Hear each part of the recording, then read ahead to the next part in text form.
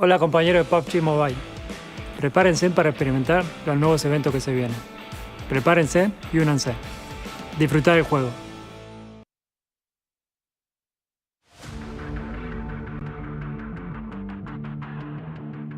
Olá, eu sou o Carrilho da Alpha 7. Nós estamos jogando a Liga de Classificação da PMGC e a sensação é de dever cumprido. A gente vai trabalhar muito duro para conseguir E o meu jogador favorito nessa PMGC sou eu mesmo, porque eu sei o quanto eu trabalhei por isso. Vou dar meu melhor para deixar. Bom, eu estou muito animado por jogar contra o Sulkai, da Flux. Já tive a oportunidade de jogar contra ele no passado e agora a revanche vai vir, pode ter certeza. Eu acho que você é um oponente muito respeitado. Estou tão feliz que podemos lutar um contra o outro novamente. Nós respeitamos sua perseverança, mas esse é o dever nos enfrentar desta vez. Não temos misericórdia.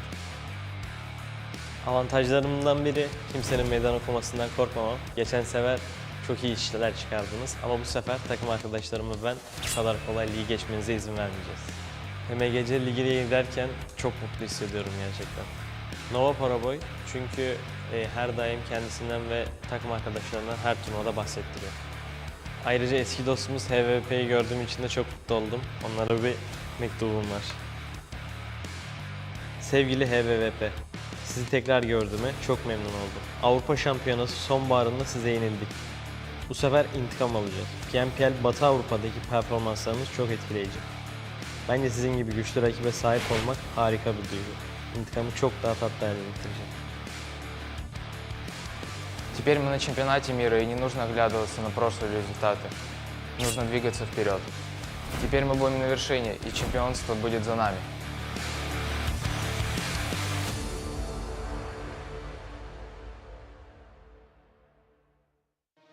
Welcome to the 2022 PUBG Mobile Global Championship. This year, we'll witness the world's best teams fight for their share of the $4 million prize pool across the PMGC League and final stages.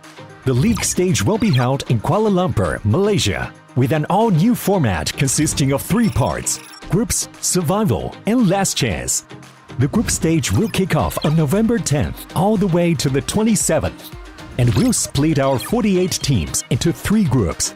The top 3 from each group will advance directly to the finals, and the bottom 5 will be eliminated. The survival stage will take place from November 30th to December 2nd.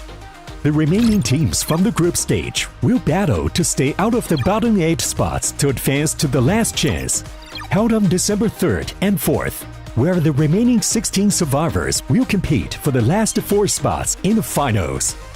The PMGC Grand Finals will be held from January 6th to 8th in Jakarta, Indonesia, where the 13 league finalists will compete with 3 special invite teams for the 2022 PMGC Championship Trophy and be crowned as the best PUBG Mobile team in the world.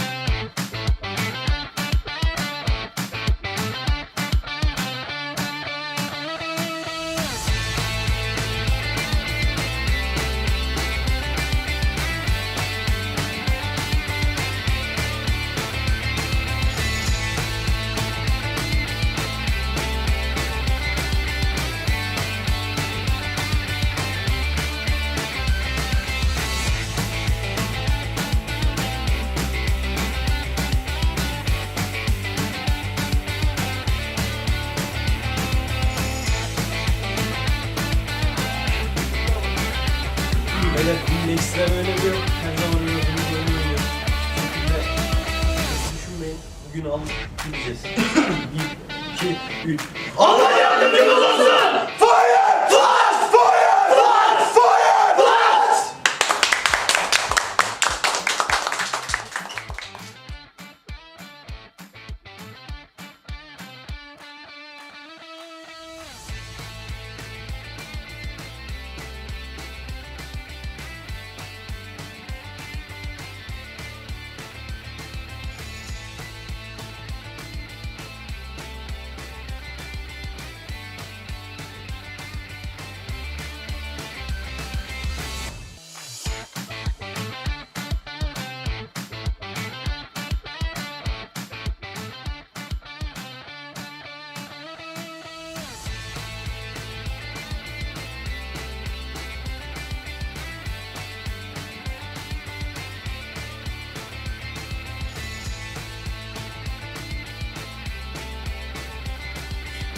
Welcome, ladies and gents, to the PUBG Mobile Global Championship 2022. I'm Tutu, your host for today, and we're heading into our last day for the Group Green in week number 2 of PMGC in Kuala Lumpur, live in Malaysia. Right now with me, we have none other than sounds very delicious team, Donut at USG, Naoto as the fragger. Now, today is going to be the last day of Group Green. Now, do you feel any sort of pressure, and how are you feeling for you and your team as well? 最後の日からどのぐらいプレッシャーを感じですか？プレッシャーは全く感じてないです。Or he feels no pressure at all because he have a plan. He gonna stick to the plan. Oh, they got a new plan today. So speaking of plans, right? So far, the past few days you've been playing quite safe and a bit more conservative, but it doesn't reflect when it comes to the results. So can we know a bit of his sneaky bit of your plan, at least for today? 今日のゲームにチェンジストラテジー何が？ゲームストラテジーのチェンジ。ゲームプレイスタイル。はい。プレイスタイルは今までは保守的守りのイメージが強かったんですけど、最終日で自分たちのプレーを全力で出してもう敵をただひたすら倒すような動きをできたらなと思います。Alright, basically, yeah, the strategy that we came out didn't work out so well, but today we're gonna improve because we've seen some players replace, and then we're gonna improve today, and then yeah, we're gonna stick to the strategy that we have today. They're not gonna spill out the bins for now as we speak, definitely. So, since we talk about the changing of plans and everything, what are your expectations when it comes to your today's performance, like placement or even how many chickens you're expecting? 今日のあなたのゴールを。目標、はい。目標はまず11位以上に上がって、そのサバイバルステージに上がれたらなと思ってます。Yeah, we're gonna get the chicken dinner today, and then we're gonna improve, and then watch for us today. Okay, we're going to wait and see if that's going to happen. Now, this is going to be a bit of a trivia question. Out of your players, aside from your players, your team, do you have any other team or player that you look up to or respect so much? あなたのチーム以外一番やばいチーム。やばいチーム。やばいチーム、そういうチーム。強いチーム。はい。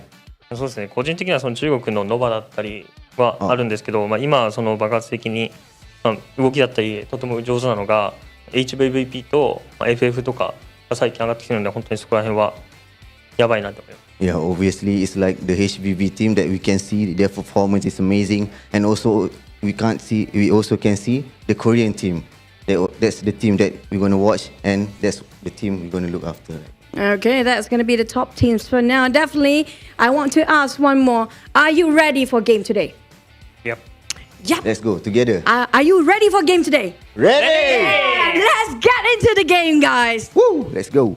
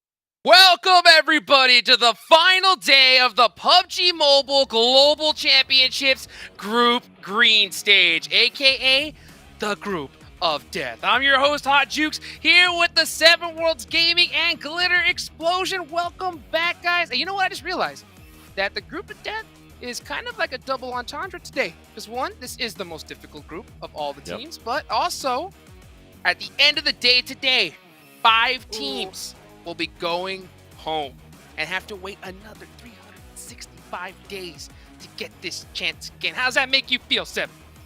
Yeah. I can't wait to see what's going to happen today, man. With everything that you just said, with how you hyped it up there, I'm pretty much speechless.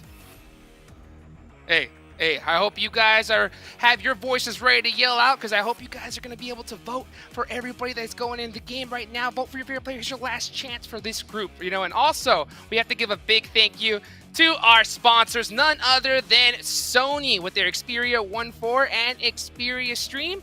They were actually created in collaboration with professional esports players. Play PUBG Mobile in 90 Hz with Xperia Stream's total cooling system and multiple ports to make gaming and streaming just a cinch, just like that.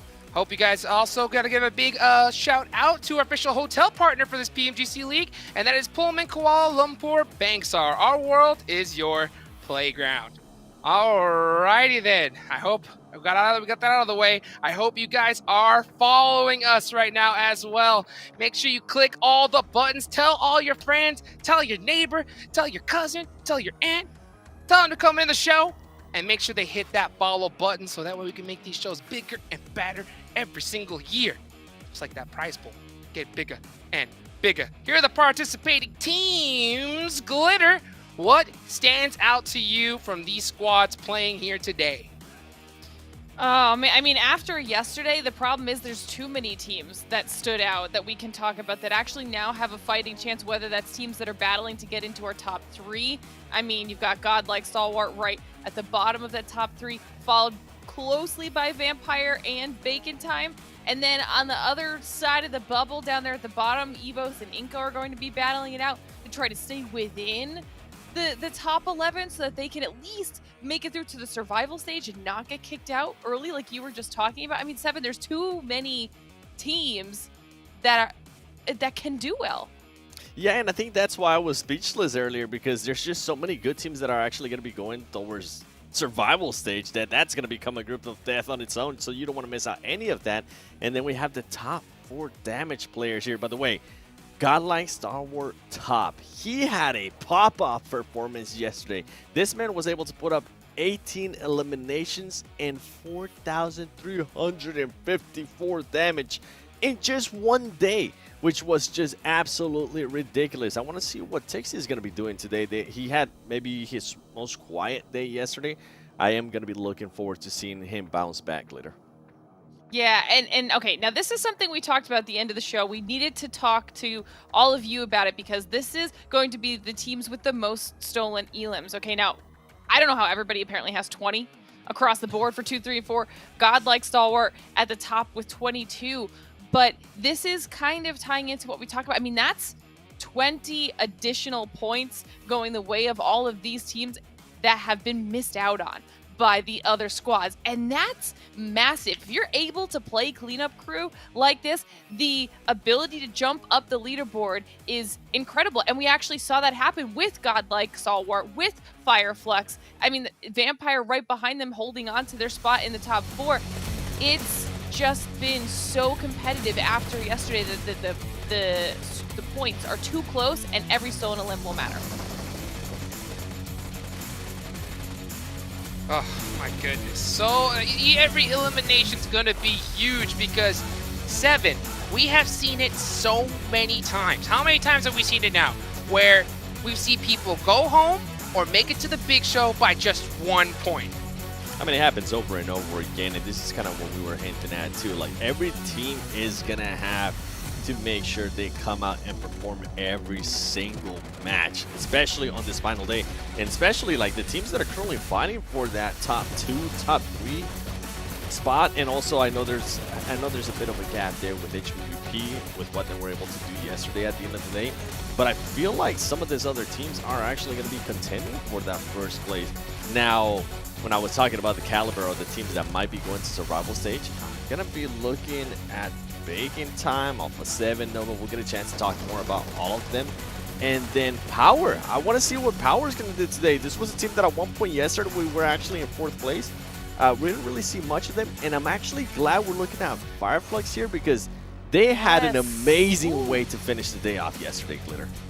I mean, the consistency out of Fireflux yesterday, the back-to-back chicken dinners, preceded by the second place finish shoots them up into second place, and they're not even behind HVVP by all that much. That's a gap that's more than closable, and we saw it closed many times. HVVP did drop down for a little bit, fought their way back up into first place after a little bit of a stall, and I mean, right now, the top 3 is nowhere near set in stone, like you were just saying, Seven. Yeah, nowhere near. And then when you have 8th place, 7th place, I mean, they're currently tied. You could probably add 6th place. It's a 2-point difference. You know what? Technically, they're kind of tied in a way. And then from all of this, you have other teams that are going to be looking to kind of spoil their way in a little bit more, right? You're going to have some of the teams like Power Esports that I was mentioning, Skylights Gaming, Evils Reborn, Inco Gaming. I mean, these are 2 squads that yesterday were absolutely night and day in the way that they were able to play. And we just heard it from an interview there from Donuts USG. I would actually like to see Donuts USG showcase more of their skills because they have just been absolutely quiet this whole week. It's not the performance that I expected out of them considering how big their esports scene is over there. And then last but not least, you got Nice. I mean, they're in last place. I saw Coops being able to tweet out using hashtag PMGC 2022 saying we got nothing to lose. So I want to see them play like they got nothing to lose. And Glitter, we talked about them yesterday. We're going to talk about them a lot more, I feel like, today. Evos and Inco Gaming. You can see top 5 right is tied, right? Dang. But that's not technically true. Because yesterday alone, Inco Gaming, they were averaging about a 7th place finish. Meanwhile, Evos was averaging a 12th place finish, which is, Evos definitely needs to change that. Yeah, and that's why I mentioned it too, because they're going to be fighting to just stay alive in the survival stage. And as we take a look at some of the other squads that were slightly more successful yesterday, you can see just how much Fireflux specifically skyrocketed themselves up. And on the stark contrast, I'm glad that they're up here, is Damwon, because they were another team that had really jumped themselves up their leaderboard, then fell off, and when they got quiet, Bacon Time held their spot, Fireflux pushed up, and Godlike Stalwart pushed up as well and put themselves above Damwon. They're probably another squad we're going to be able to be keeping our eyes on to see if they can get back up into the top 3, because they were there at one point, Jukes. Yes, 1 point indeed. And I just kind of want to give a quick reminder again for anybody that's just possibly tuning in here for the first time. Again, top 3 will be getting that automatic golden ticket to the finals. The bottom 5 are going home today, and those 8 in between are only going to have another chance, a very distinct slight chance to possibly make it in again. So the stakes could not be any higher here. And, you know, for a team like the Knights, who are in last place right now, the only American representatives, you know, they are 27 points behind today. So they have dug a heck of a hole for themselves today. But you know what? Let's talk about the teams that you guys have picked to watch and keep an eye on today. Seven, why don't we start with your picks? Yeah, I'm actually going to go with Damwon. They were super quiet yesterday. This tends to be a team that can be very passive, and I feel like that hurt them in a big, big way. I think they only had one game where they actually ended up with more than 5 eliminations. They need to switch that up. And I mean, we got to go with Alpha 7. We got to go with Nova 2. These are teams that are can put themselves within striking distance, and they have that potential, right? They have that potential that they can have amazing performances. We saw it, especially out of Alpha 7 yesterday. They ended up something with along the lines of 32 points in one game. If they can come in today and do that, it's going to set them up great, Glitter. Yeah, and then, I mean, there's so many teams to talk about. That's the problem with having to pick for the top of the show. Everyone's so close. But Fireflux, like we've said a bunch of times now, I mean, they closed out the day with a second place, a first place, a first place. They are on a massive snowball effect right now with their momentum. So they might be able to carry that into today and at least keep themselves in that top 3, on top of the fact that I would then also kind of looking down towards the bottom. With Inco, obviously, Bacon was on there as well. Bacon has just had a stellar performance, and they got a little bit quiet, fell out of the top 3, but they'll probably bounce back, and then Inco needs to make their way into that bubble, Jukes. Well, let's see if they can here. Let's get game 1 started. I hope you guys are ready. You got your popcorn yesterday. Glitter let you know, so you had to notice in advance. Let's take it on over to our casters. So much on the line for so many of these teams coming into today's games. It is the final day of Group Green, and we are so ready for this first Erangel, Zute. Oh yeah, anything can happen at this point. The table spread, it is tight for the top 3, also for the people or for the teams trying to get into the survival stage to continue on. But like Hotjuke said, this is the group of death, and there are going to be some teams meeting their demise and getting their bags packed home, and this is going to be the end of the tournament for them.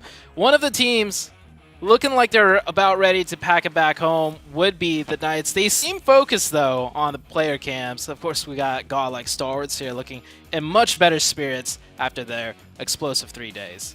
Yeah, godlike stalwart now in 3rd place on the overall standings with 189. 9 points ahead of Vampire in 4th place. So they have got that little bit of a buffer, and they're definitely in contest for some of the top spots. So good news for them on yesterday's games, taking control of one of those top 3 spots. And we are off. First map of the day, Erangel. Now this map order, this sequence, right, it is as normal as can be, right? Pretty cut and standard. We've seen it all across the different, tournaments leading up to here. But man, this week, this second week in particular, the circles and the shifts have been anything but normal. Yeah, it's been pretty crazy. We've seen some wild hard shift zone 1. We ended up near Stalber, I think, last time around over on Erangel, so it's really been quite the loop throwing. Yeah, north of Stalber, right? It's very, very unlikely to end up out there. We're on with a plane path, though, that's quite deep cut south here. Going to be struggling potentially to get up to that north side a little bit early on. I imagine this might prompt some hot drops. Yeah. We saw yesterday a very far eastern path, and that led to 2 casualties. Teams stretching towards the west, got caught on parachuting for like a vehicle, and another team got the better of them. So we might see the same thing happen here for teams trying to stretch up to the north. Big change. HVVP, Military Island, normally dropping up in North George. Yeah. That's probably the biggest change that I'm seeing right now, certainly the one that I've noticed. Tournament leaders currently changing their drop spot. Normally they're dropping out the vehicles and heading all the way up north, but I mean, they smelt all the teams dropping out early. Yeah.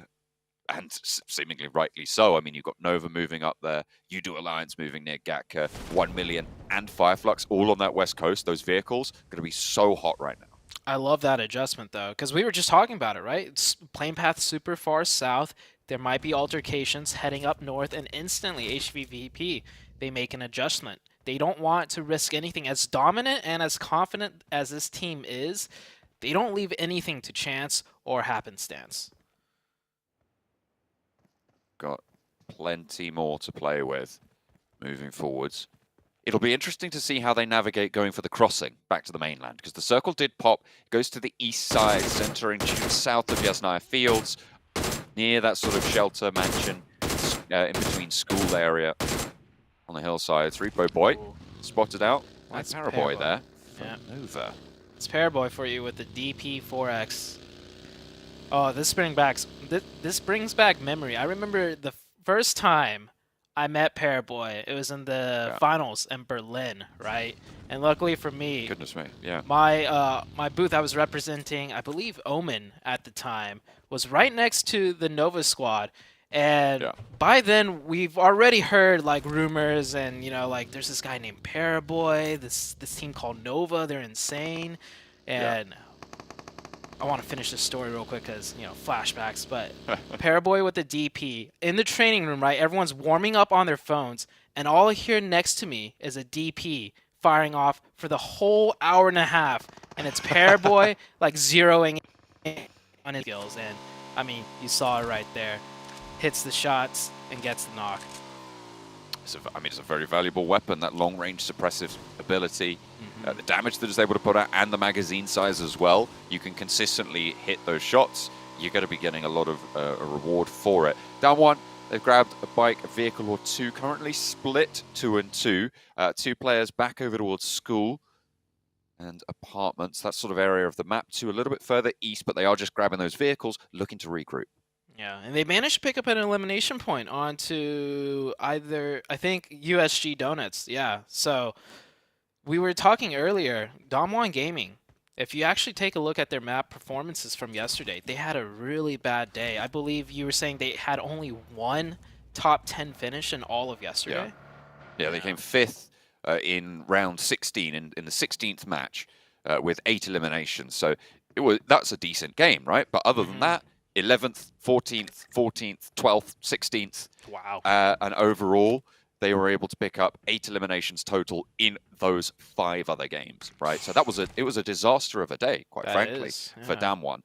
This was a team that was in the top 3 and is still in the conversation, but 156 points to the bubble of 189, it's quite the hill to climb today. They can pull it off, though, like you said. I think teams from the 4th position down to the 8th position, doable. Definitely doable. It just depends on how these matches go, and if we can learn anything from days 1 through 3, you can't count anybody out. Like, for example, Fireflux, I think after day 1, they were like, what, definitely bottom half, but like deep down in the bottom half, and now look at them, 2nd place, right? Yeah. Bacon won the very first game of the very first day, and then they dropped down. So by the 2nd day, they were also in the deep down bottom half. Now they're in 5th. So anything could happen here. It's high volatility. I mean, these circle changes really have, I would say, changed the dynamic of these lobbies. We saw it in Group Red. We were thinking, oh, maybe it's just the dynamics of this group particularly. Maybe it's just how these teams interact. Maybe it's a little bit more volatile. Seemingly, no.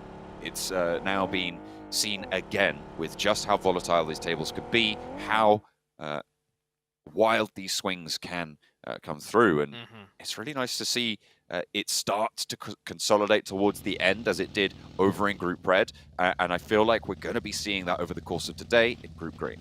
Yeah. I like that you mentioned the word volatile, but I don't want the audience to get the wrong idea. It's volatile in the sense that it gives everybody a chance, like a fighting chance. Yeah. To get their win in towards the late game, as long as you can make it into the late game. So the circles make the leaderboards volatile because any decent team towards the end game, could really get a good shot at winning the match because it's not like super huge shrinks where it like hard shifts even more. Like we still see drastic hard shifts, but because the circle doesn't shrink as much, you don't have to, YOLO it across like multiple teams to just get sight lines of where you want to break into the next circle. So it gives everybody a good fighting chance. So with that fighting chance, we've seen teams constantly get a chance to go up and then go down and go up and go down. Probably no more important position for that to be able to happen than the bottom of the tables, right? It's going to be a little bit closer there as well. Seeing if those teams can jump up is going to be one of the running themes of today. EVOS obviously on the bubble right now with 102 points. And seemingly one of the very few teams that are at risk. Skylights Gaming, 124. I mean, sure, there's danger there, but it's a lot less than teams like, well, for EVOS specifically. Power, again, a little bit further up. So that survival bracket looking pretty good for them at this stage. Teams above them as well, looking very, very solid into the survival bracket. I'm just looking at last week's 11th place bubble, 153 points, which was Box Gaming coming in last week for Group Red in 11th place. So if you're jumping up and pushing over that, I would say 160 mark, you're going to be very, very safe to be confirmed into those survival brackets, no matter what, pretty much. But those teams that are over that scoreline already are the teams fighting for the top 3. The other thing with the bottom of the bracket, I feel like those teams generally down there just, won't have explosive games. So EVO's not very safe, only 12 points ahead. But that 12-point difference is kind of a bigger gap than like a 12-point difference around the 3rd and 4th place team, right? Because the 4th place team is very strong. They could easily get more than 12 points in a single match. But as for, bottom of the leaderboards, if you have 12 points ahead of the next team down below you, chances are that team isn't going to, close that 12-point gap as likely as, the top end of the leaderboard. The scoring potential and in general, the average scoring at the top, you're right, it's just much, much higher on average. But there is always that little glimmer of hope. We'll have to wait and see if anyone's going to be able to realize that. Circle pops down, centers up towards Shelter, just to the north of Farm on that southeast side. It's a fairly hard south shift, but a lot of those teams were already south side of the river. No one really playing in the area north of Yasnaya. So, quite frankly, a lot of teams are already in this one. Yeah. I love what HVP is doing here. They come in from the very south because, you know, adjusting to the plane path, but they'll still wrap around and rotate all the way to the north and work this circle from north down, because, I mean, that's what they do every single time. So even though they change up their drop spot, you know, they're going to stick to their game plan, and they just come in from the north once again. So they can go back to their basics. It will be a little bit slower in terms of getting on the road there, but you're right. I mean, they'll know exactly how to handle this. They'll be used to it, maybe coming off the back of a fight that they've been embroiled in. Obviously, being ticked away by the blue means that their armor and stuff will be still there, but they will still have to have expended those meds. So it's kind of a similar situation to if you get hot dropped and win it out. Oh, Nova. Things heating up, though. Nova onto EVOS, our current bubble team. Nova, a team needing a good day today to try and move up towards those top three. Paraboy spotted by Schweppes with the SKS. Has to go for the reload there, or it's not quite landing it just yet. Order up onto the roof already. Lizo down, Microboy down. The building already cleared by Nova, and now they can turn their attention over towards the backstop. The other duo from EVOS. Redface puts a nade in through the window, a reposition from Order. This isn't going to be good enough. He's not quick enough on the feet. Will go down to it. Yeah, Order saw that nade coming in and tried to juke it. And Nova, not a team that usually just takes engagement straight up, especially this early on, but Nova knows their backs are against the wall and they need to pick up points and chicken dinners here. So it works out for them as one of the EVOS player going to help gets third party. We have a team Molly going out, just confirming the pretty much knock of a down teammate. So EVO's now down to 1, and Nova's going to be able to full reset. They're fighting like near center circle. This is risky. Definitely risky for the Nova team. But they know what they have to do, and they have to take some risks now at this point to get up to the top 3. There's 2 third parties coming in. Godlike Stalwart on the eastern side, and on the south, it's Vampire, both of whom are looking the way of Nova versus EVOS. Lapar, the last player now standing for EVOS. It's not looking good for their game. A hard northwest shift, though, and that's going to move those third parties away from those sight lines. Vampire trying to break up north. That's a big shift up to the northern side. Vampire is going to go ahead and rotate, swinging by the Nova team. I do imagine Nova might just decide to hold down this hillside. Yep, where Paraboy is. The EVOS fight not fully done quite yet. There's still 1 player left of EVOS, and I think Nova might be staying down there to finish up that point, potentially, because I don't see any better spot for them to rotate to. There is that dip smack dab in the center of the zone that no team have taken just yet, and Jimmy always being, you know, the little bit riskier scout to find better positions. Jimmy might end up sniffing that one out, but he's going to return back, and they're just going to play it slow from this position. Maybe they have readjusted and made that change, because, I mean, we saw Jimmy make some quite wild plays yesterday, once or twice, to be honest. With rotations. Uncharacteristically dangerous, I would say, and with a bit of a lack of foundation there. But it is, of course, Nova, and I'm sure that there's something that we don't know about it. Maybe it was a little bit of a misstep, but the road to hell is paved with good intentions. EVOS, 1 player left, looks for the shots, doesn't even really get a lick of damage in there. I think Paraboy didn't even take damage there either. Yeah, that AK close range, like if you can hit the shot, it does a lot of damage, but it just fires so slow.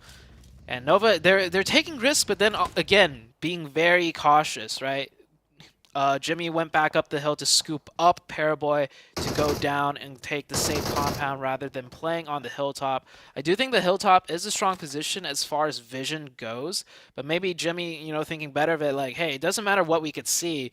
We could kind of assume almost everything's already taken. So let's just see where this circle goes, and we'll plan our next step as a 4-man team, then potentially losing Paraboy, you know, up there by himself. But once they take care of EVOS, downhill, they might go back to a more comfortable 2-2 split, which is what we're kind of seeing right now. Meanwhile, everyone else just been chilling in the circle, waiting to see where the next shift goes. That middle gap pocket still open, a very strong position that nobody's taken up just quite yet.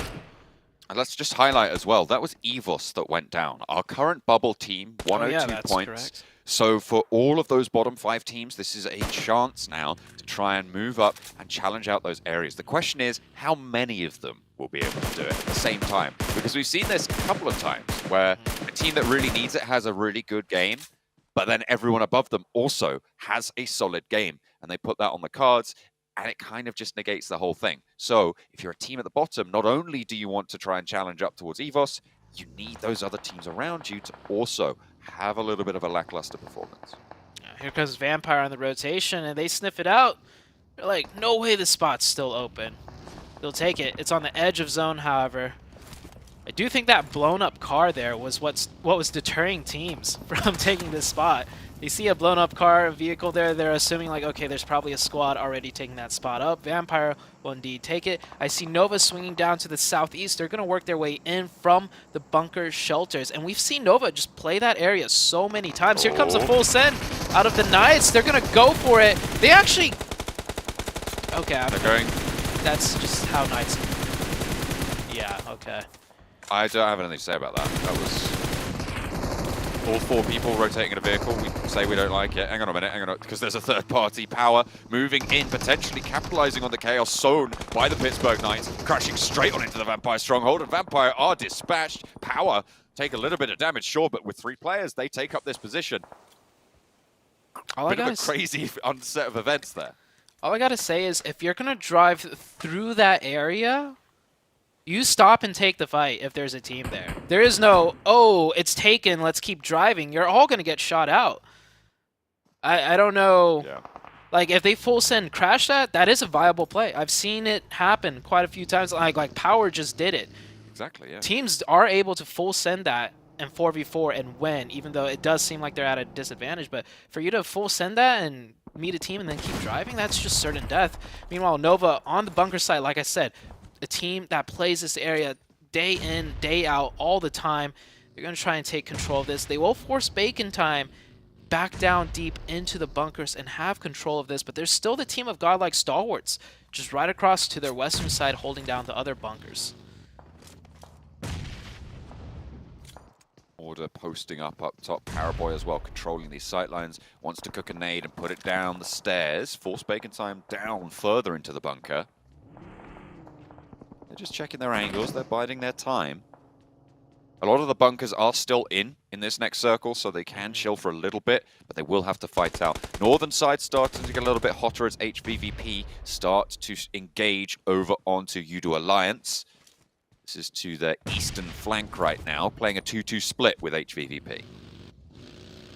HVVP, I think they have the 2 players in the back to, you know, manage their flanks, the backfill as always. Now that they got 2 openings, they're going to go straight in and go for the kill. Udo Alliance now down to 1. HVVP about to pick it up. I can't fault that. I mean, you even saw they were on a 2-2 split. The 2 who took a fight said, we've got a knock, we've got some damage in. The other 2 around both flanks with the vehicles just came in. A beautiful pincer maneuver. It's a ballet. And there's that flank that they were worried about. USG Donuts take up that position. Luckily for HVVP, though, USG Donuts is only a 3-man team, not as much firepower to do what HVVP did to Udo Alliance. And the next circle is about to shift, too. So that leaves less time for them to be aggressive on. The circle goes down to the south. Good news for Nova. They're in zone. Star Wars Esports also in zone. Another team right now trying to hold that top 3 position. Meanwhile, Damwon Gaming on the back foot of things, needing to push past Alpha 7. They're both with the blue to their side right now, so everyone has to move south on this. Alpha 7 have the advantage in that they've got a knock over towards Osal. And that's going to mean that Damwon Kia have to figure out how to get this one back up. Or if they can at all, or it looks like they aren't. Carrillo puts that nade in. And Osal will fall. Down 1 on 3 players. They're very close to HVVP as well. Taking shots over towards Donuts USG. Bacon Time. Illusions of grandeur potentially going up against Nova. The buggy in the way. Are they actually fully trapped here? Yeah. I was surprised Bacon Time went all 4 into the bunker, because that's such a standard play. If everyone goes into the bunker, you just park a vehicle in the entrance and you just trap them in. I do think maybe Bacon Tom has an exit though. If they navigate the bunkers, they could come up and fight out through an open bunker. We'll see if that does happen as HVVP just doing HVVP things. Godlike Star Wars picking up to 5 eliminations too though, so they're actually putting in work as well. Donuts USG, 3 players. HVVP want to fight out to the south, but there is potential for down one to backstab here. It looks like they're going to try and take that opportunity. HVVP turning and adjusting, going for that alternate fight. Kitsune, though, still wants to suppress Lufa in that shack and will do so beautifully with a nade posted right through the window. Not a lot you can do there. It's not like you can shut that letterbox. Down one. Out of the Alpha 7 frying pan and into the HVVP fire. Actually, Alpha 7 getting lit up as well. HVVP will need to move in further. Down one taking heavy casualties. Donuts USG also suffering from their sightlines. So much chaos right now happening on the northern side. We have 3 teams trying to just make their way slowly creeping into the circle. Another full send by USG Donuts here. Forced to try and take this dip when they lost Lupa, and it's not working out for them. Down to just 1 player, and that is Donuts out. Teams on the bottom of the leaderboard, not really making much, leeway into the Evos going out early. There is still Inko and 1 million, however. Bacon Time did find an exit strategy, and they found their exit strategy right into the jaws of Godlike Star Wars. Seems like it's going all right for now. They have managed to get out. None of them are fully flushed just yet. It's like Isis is going to stick this res. Mobstyle caught. Top not answered on towards. One of the top damage dealers in the lobby right now. And he's fragging out with the rest of his team at the backup as well. Pika swings out wide. Top does finally get fallen. And there we'll see actually Godlike Stalwart backing it on up into the entrance because there will be other teams looking this way. Nice nade coming through from Action to seal the deal. There's actually HVVP on the northern side going to be trying to move on through. Alpha 7 giving them health for it. Kitsune will be one of the 2 players remaining. Flush is actually going out towards HVVP. This is a brilliant game for Inko. The top team in those bottom 5, we're going to try and leapfrog on out of that red zone, of that danger zone. And playing from a really solid central compound. Look at that circle as well for them. HVVP Action taking a beating right now from Alpha 7, but Alpha 7 make a slight mistake. We'll lose a player unnecessarily. It is a 3v1. Alpha 7 should be able to finish this up. Kitsune, the IGL, last man standing, goes for the run over, and there we go. They do knock their own teammate with that.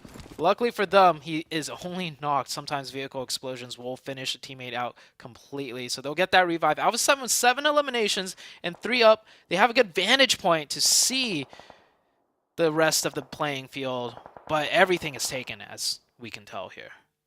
Well, that's not only good news now for Inko, but good news for Godlike Stalwart.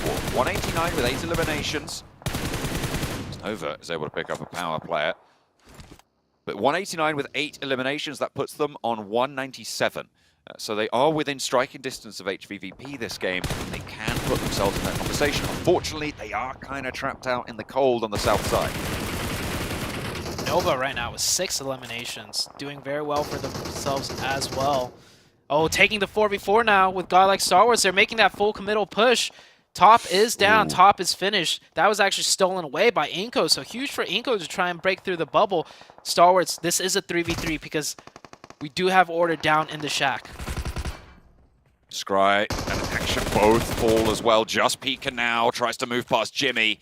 And with an M249, it feels like Jimmy is just a beast with this gun. It is so impactful when it's in his hands. We saw it yesterday over on Miramar. Seems like Erangel will feel its wrath too. Yeah, he's been rocking that M249 a lot. Last game on Erangel in that Wizard Tower, he was nailing shots with it. Speaking about getting pinned down though, Alpha 7 getting pinned, but a good nade right back. Skylights Gaming, they only have 2 players up. This could be the chance for Alpha 7 to go in and take this position over, this fortress of a position. Only the 1 player up now as Mythic leads the charge on into the building, looking for the flushes. See if they can pick up the rest of it. Just Nima on the outside, actually, by the wall, by the vehicle. They know he's there, spots the ankles, and in comes the swing. Revo does go down, but Carrillo's there for the backup. Revo, again, the only casualty here for Alpha 7. They'll have to res him one more time. What a takeover. Skylights Gaming was here first, and Alpha 7 down to 3-man was able to successfully make that push and take the position over. Inko still with 4 up, 1 million, crashed, playing on the walls, just laying prone, laying quiet. And Nova, we've seen them funneling players back and forth. They're setting up for their potential next move. Still got quite a few teams left in here, quite a few players. 5 teams left. Fireflux, Solke, last one up. Still hanging in there, this team. Just so resilient right now the longer this tournament goes on. Nova, 4 players, 10 eliminations. We said today needed to be good for them. This is how you start it out. Look at the split that they're going for right now. This is a statement. Beautiful positioning. Alpha 7, 4 nades, going back and forth. That's right on the windowsill. Does not go in though. How did that not hit him? Goodness me. Just finds the edge, but I don't think I've ever seen it so perfectly placed with the camera right there and the nade just landing right on the windowsill. I love it. A nade never looks so big on camera, right? I know, right? It's crazy. It's right in front of your face. Oh, new zone has shifted. It will go up north, giving Nova partial zone. The fortress right here, though, however, Alpha 7, 1 million will be sitting cozy. Inko looking to edge in, I think. They won't go for the full push, and that's a good nade for Alpha 7. Alpha 7 up to 11. All the teams that need to start popping off are really picking it up already in terms of eliminations. And wow. This one. So close. Inko spotted by Order. Nova moving in from that south side. 1 million really struggling. They're just trying to hold out, but a 5th place finish is great for their chances. Over towards the bottom side of the table. Inko as well looking to strike out. Or rather the opposite, not strike out on the tournament with this performance. Every team jockeying for positioning right now. Inko's trying to see where they're going to play next. And if the pressure out of Nova is strong enough, they might end up just crashing the wall side. Inko looking like they're actually going to try and slowly move this in with all 4 players of Nova focusing. But good cover fire from the back 3 will return some fire onto Order. No knocks just yet, but Vitali feels the wrath. Order is traded up onto wards for Nova, so potential readjustment needed to try and get that res. But Inko are going to stabilize. They have the hard cover of the wall to go for the res. Jimmy drops those smokes, lines up that cover, and gets Order back to his feet. Well, he will do in just a moment. But then Ebete gives them that little foothold for Inko to try and move across this road. Yeah, gotta watch out for Solke, though. This man is about to cause trouble for Inko. Nanabete up close, trying to get some more nades in to confirm that knock. Frozen right now, can get a third, or get some shots into Alpha 7, but Nova really need to watch out for this other team right now. Ooh, it is really dicey here as the circle, again, shrinks onto the fortress. 5th place, 1 elimination for 1 million. It's not much, but it'll do. It will put them, well, rather it will keep them towards the top of that elimination bracket. Not be happy about it. Inko with a little bit more impact here. 5 eliminations and 4th place guaranteed, but Order lands the nade onto Nanobete. Can't volley it back. Solke, solo player, still undetected in the grass. He's going to wait for one more player of Inko to fall before he starts striking it. Oh, I was just going to say, Frozen was able to spot out Alpha 7, meaning he should move away from that position. He was going to get caught eventually. And he does get found. Nova lose a player right there. Alpha 7, look at that split. They have all the sides of the circle covered. They're looking to win this match, but Solke now decides to strike with his grenades, and Inko taken out. Did anybody else notice that it was Solke there? Do anyone else feel that there's a player in this direction? Nova potentially looking to scout out that way. I think Jimmy might have a little bit of an inkling that someone's there. They might have heard a nade, but might have expected it's just one of their other players. Solke, actually a real chance to sneak across this road. No, Revo spots it. Order spots it. Yeah, Revo does take care of that. Order was knocked in the meantime. Now it's Alpha 7 versus Nova. 13 eliminations on the cards. Paraboy tries to dip out wide, and Jimmy now trying to hold it up for Nova. The only player remaining, Alpha 7. 1 versus 3. Jimmy left alone, but he's on the inside. Has got the building and cover. Rio is first to go down. And remember, he's still got that M249. There's plenty of bullets. Gets the flush. 1 versus 2. Jimmy, Playing from the door frame, will spot Revo on the run. I think the nade is there. 3 nades to put into this building. Can he find Jimmy? 17 eliminations, by the way. Jimmy in a 1v2.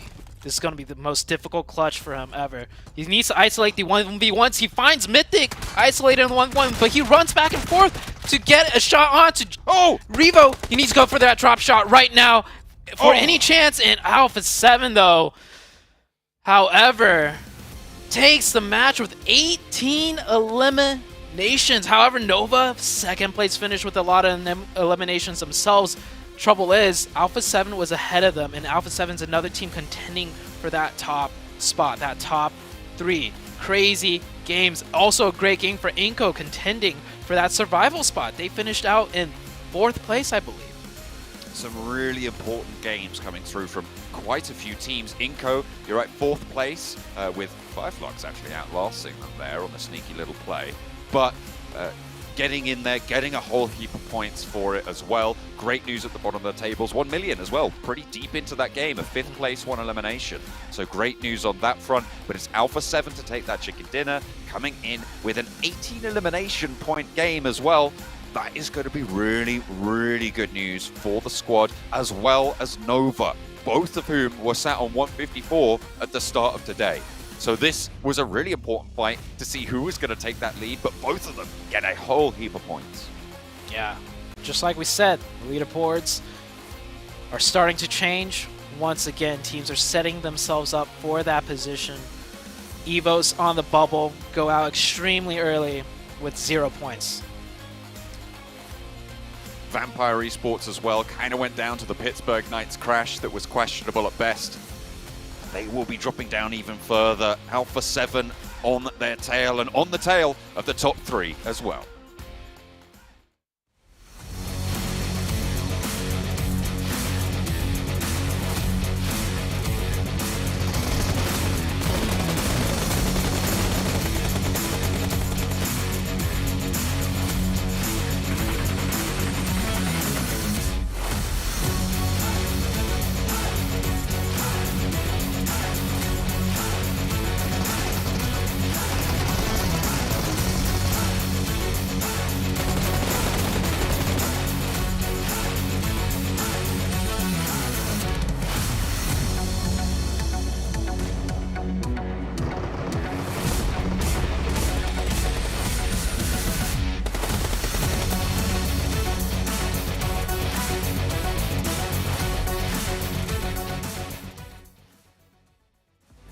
We talked about it at the top of the show, how much Alpha 7 needed to start off strong today. They were 7's team to watch.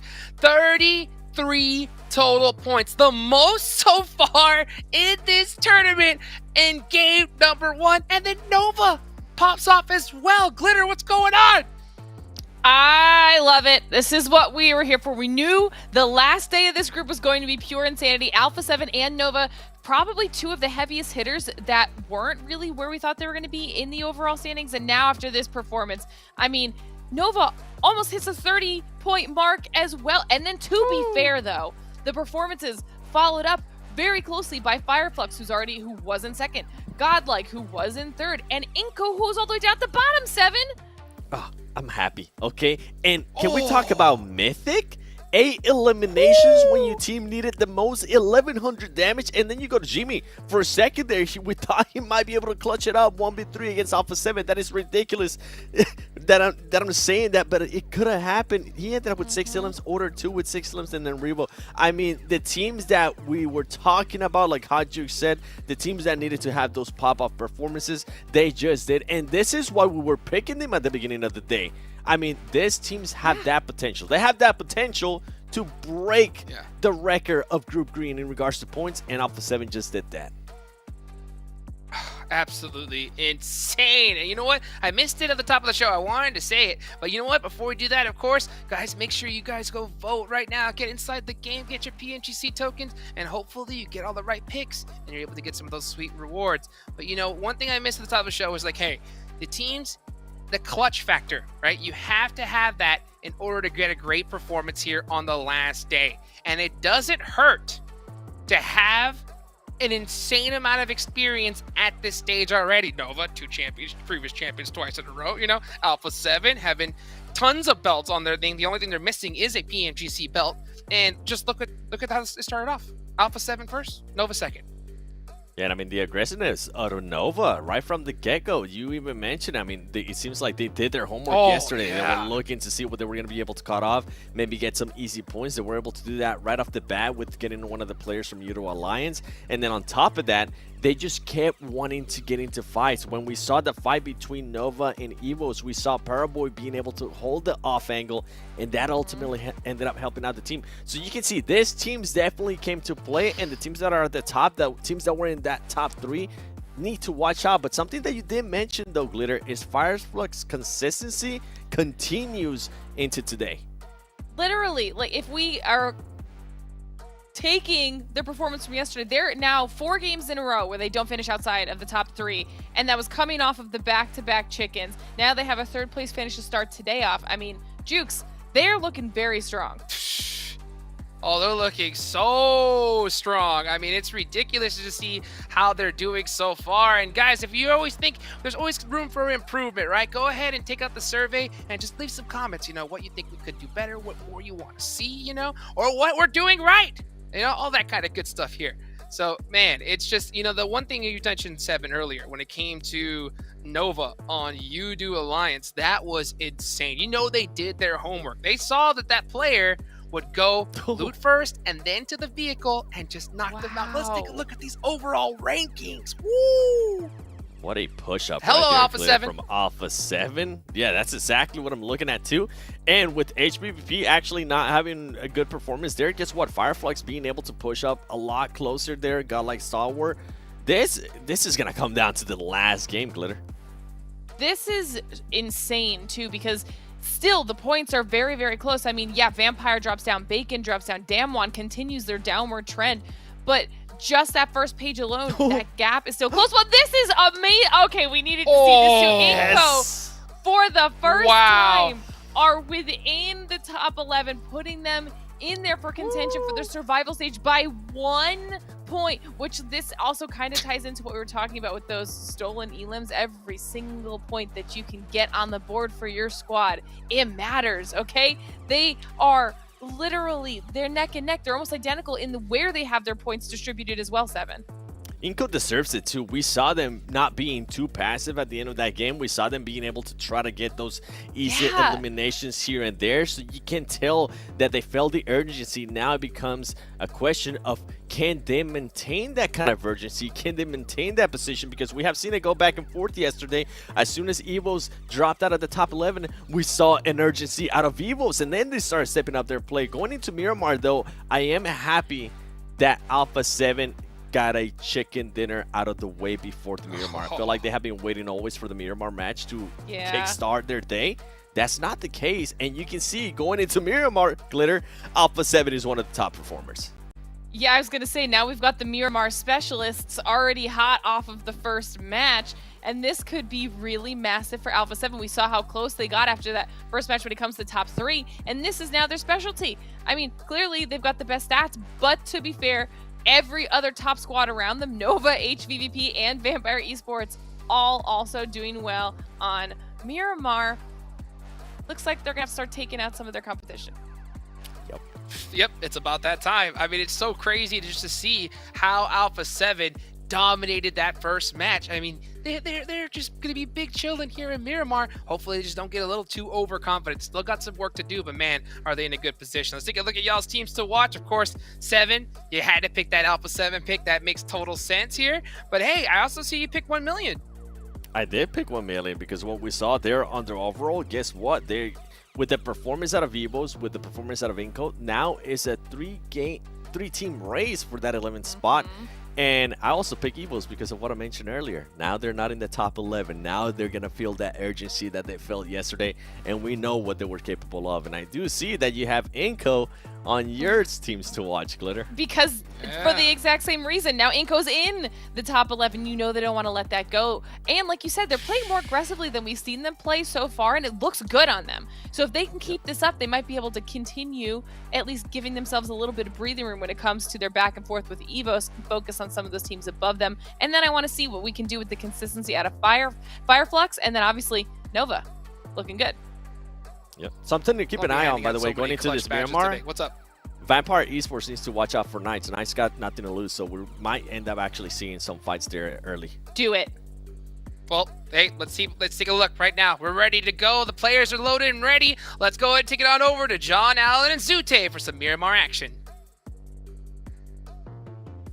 It's time for Miramar, an Alpha 7 special, potentially, on the cards coming through for this squad. And it couldn't be at a more vital time in the tournament. We are starting to see the teams that are willing to go that extra mile start to step up. Yeah, I think everybody has been just stepping up constantly, besides the teams towards the bottom, right? But even teams that started out in the bottom have found their way near the top, or at least in the mid-pack at some point. Now, this is the very last day for this group. First game's done and out of the way. That sometimes does set the tone and pacing for a lot of these teams. And some teams that really needed the points, you know, they kind of fluffed it. EVOS in particular, they were on that bubble and they got knocked out. 0 points gained, taken out early, and a team also just passed them up. That could do a lot of, you know, mental stress for a team like EVOS.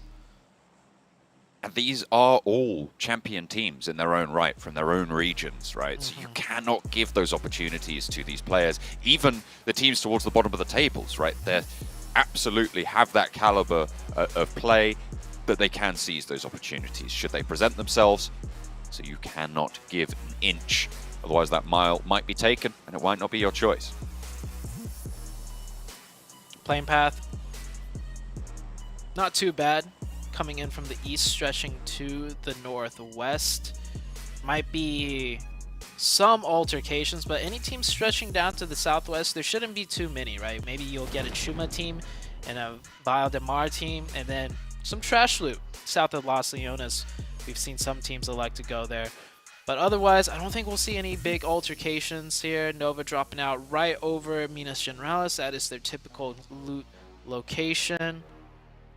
Picado being taken up by the Knights, and everything does look pretty normal to start off this Miramar match.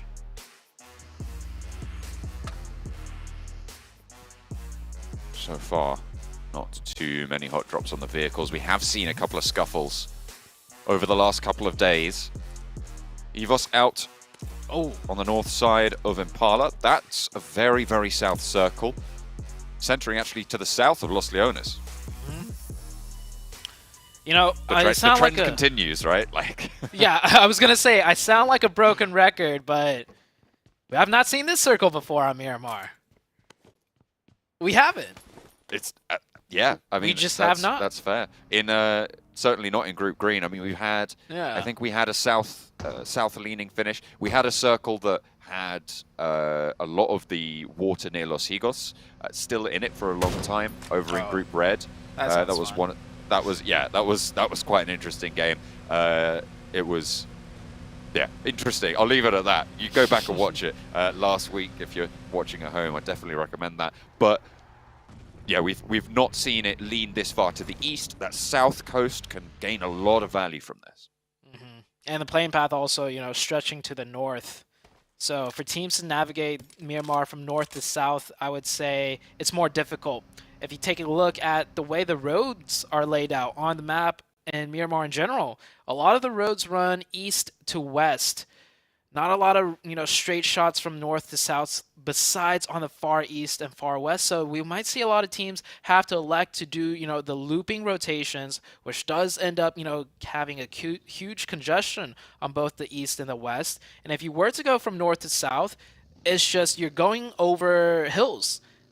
Like, there's no straight shot road from the north down to the south. And if there is one, there's usually some central choke point where a team on the high ground could really camp it out. So this is probably going to be the most difficult Miramar game in terms of rotations, given the plane path as well being so far to the north. So potentially that direct approach route is going to be tricky. So teams like Damwon could have a better time of it. You could see them moving down that west coast and coming in from the side, right? Moving past Bahia de Mar and playing that south coast road to come in from the side. So I imagine that we might see a couple more teams follow suit. I'm looking at Bacon Time and El Pozo and even HVVP up north. Although, to be fair, you can't count them out. Just sort of slowly moving in with the circle from that north side. I think depending on how fast they rotate, they might just go for the straight shot, like straight down the middle.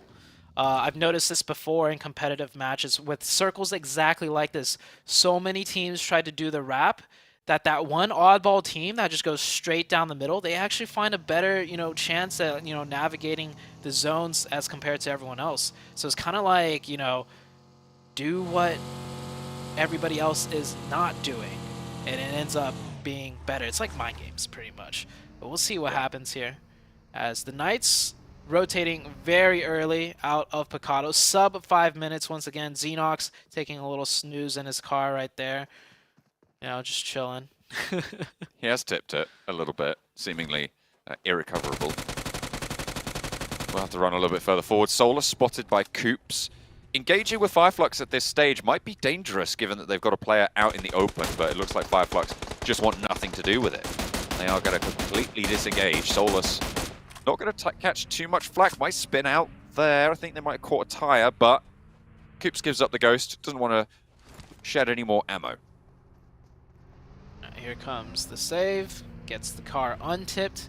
The Knights just having a lot of vehicle problems today. We saw in the last game a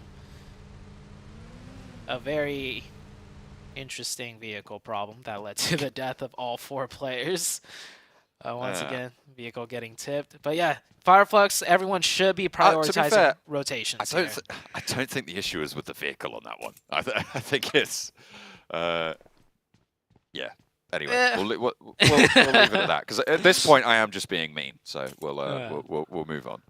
Yeah, as poor as the Knights' performance are, though, you mentioned something earlier. Like all of these teams that are here competing in this group are champions in their own right, and that's the same for the Knights. It just goes to show how much the competition skill level ramps up once you hit the global stage and you take the best of the best from all around the globe. It can make some regions look like they don't even know what they're doing. Yeah, which is odd, right? It's kind of crazy, and I mean, those microcosmic metas do develop over time. It seems like maybe Pittsburgh Knights are finding out all about that, but you're going to be watching other regions, or well, certainly you should be if you're playing at this level. You should be watching all of those other regions. It's just necessary to do that, to research, how do I think those dynamics are going to impact into the games that we play, or the play style that we generally try and implement for teams that are coming in from a region that haven't done that. They will just be blindsided by it. Yeah. You got to keep in mind, though, no matter what lobby you play in, there's always got to be one team that's last, right? It's true. It's true. Yeah. There's always got to be one team that's last, one team that's in 15th. Saw some risky rotations coming out. That player from 1 million almost getting taken down by Evos. I'm surprised he did not go down. He was like, there's 4 players of Evos really close by. And he managed to just, drive right by and not get taken out. Star Wars Esports coming in, doing the straight shot approach, I believe, from the north, coming in very slow. Same with Inko. Inko actually just playing on the edge of this first circle. They're in Graveyard, like right next to them. Star Wars going to rotate right on by. Do see a few teams doing that wrap. Bacon Time, Damwon Gaming, Skylights, Alpha 7 coming in from the eastern side. HVVP looking like they're going to do not a straight shot, but they're just going to edge in near the top and see where the first circle shifts before deciding on what to do. 8 teams so far have made that south rotation. Power probably the team that is most likely to move a little bit closer. They're all the way on the east side. Inko over in Graveyard might spot Godlike Stalwart on their march south. Scry Under pressure from Becker, but has to go for the reload. Top is there as well, a little bit on the broadside, but none of those bullets really landing on the damage. Might have done a little bit to the vehicles, but nothing more than that. Yeah, just a little bit. Here comes the next circle shift. You see how fast teams... Oh. It's Los Leones. Oh, yeah.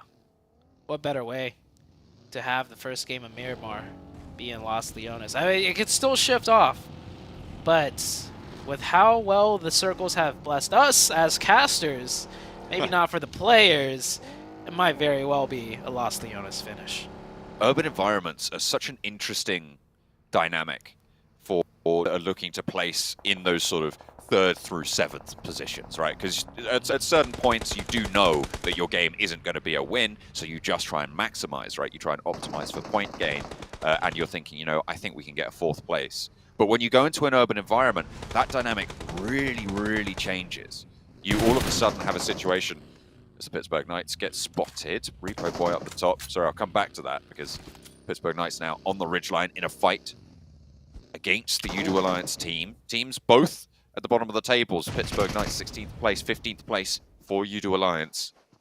Nade being cooked around the side. Not going to find the damage. That was a nice long nade there from Repo Boy on the top rope. Wants to put another one in behind. Coops is getting rezzed right now, but the bounce is there. Not quite going to find the damage.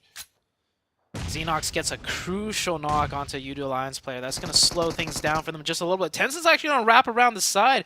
That Overwatch player just reloading, leaving that one Udo Alliance player to fend off a swarm of players. And the Knights, I mean, it's very, very aggressive. It could go very bad if the Udo Alliance played a little bit tighter, but USG Donuts now in the backside going for a third party. Xenox does go down. Udo Alliance might be able to get this revive, and yeah, just unnecessarily aggressive there. I know the Knights feel the pressure. They feel like they need to get things done, but you can't just throw caution to the wind entirely. This is how you lose players, and this is how you get taken out. We saw it in the Erangel. We're seeing it here again. Pittsburgh Knights get a little bit too big for their boots. Will be busted back just a little bit. 3 players still active though, and they do pick up a point for it. So, you know, they do get something in this scenario. Only Xenox going down. It was Donuts USG third-partying onto that as well. They were behind Udo Alliance's position, so it was sort of 8 barrels pointed towards the Pittsburgh Knights in that spot, and you know teams are going to be surrounding you at this stage. Yeah. I understand the urgency, definitely, for the Knights. I think they wanted to push Udo Alliance off or get deeper, or at least make it to the high ground, because that position is very strong in a circle like Los Leones. Unfortunately for them, they will not be able to do it. Not a lot of teams actually centered in Los Leones, as you can see. Starwoods Esports on the northern side. HVVP actually wrapped down to the south to work their way in here.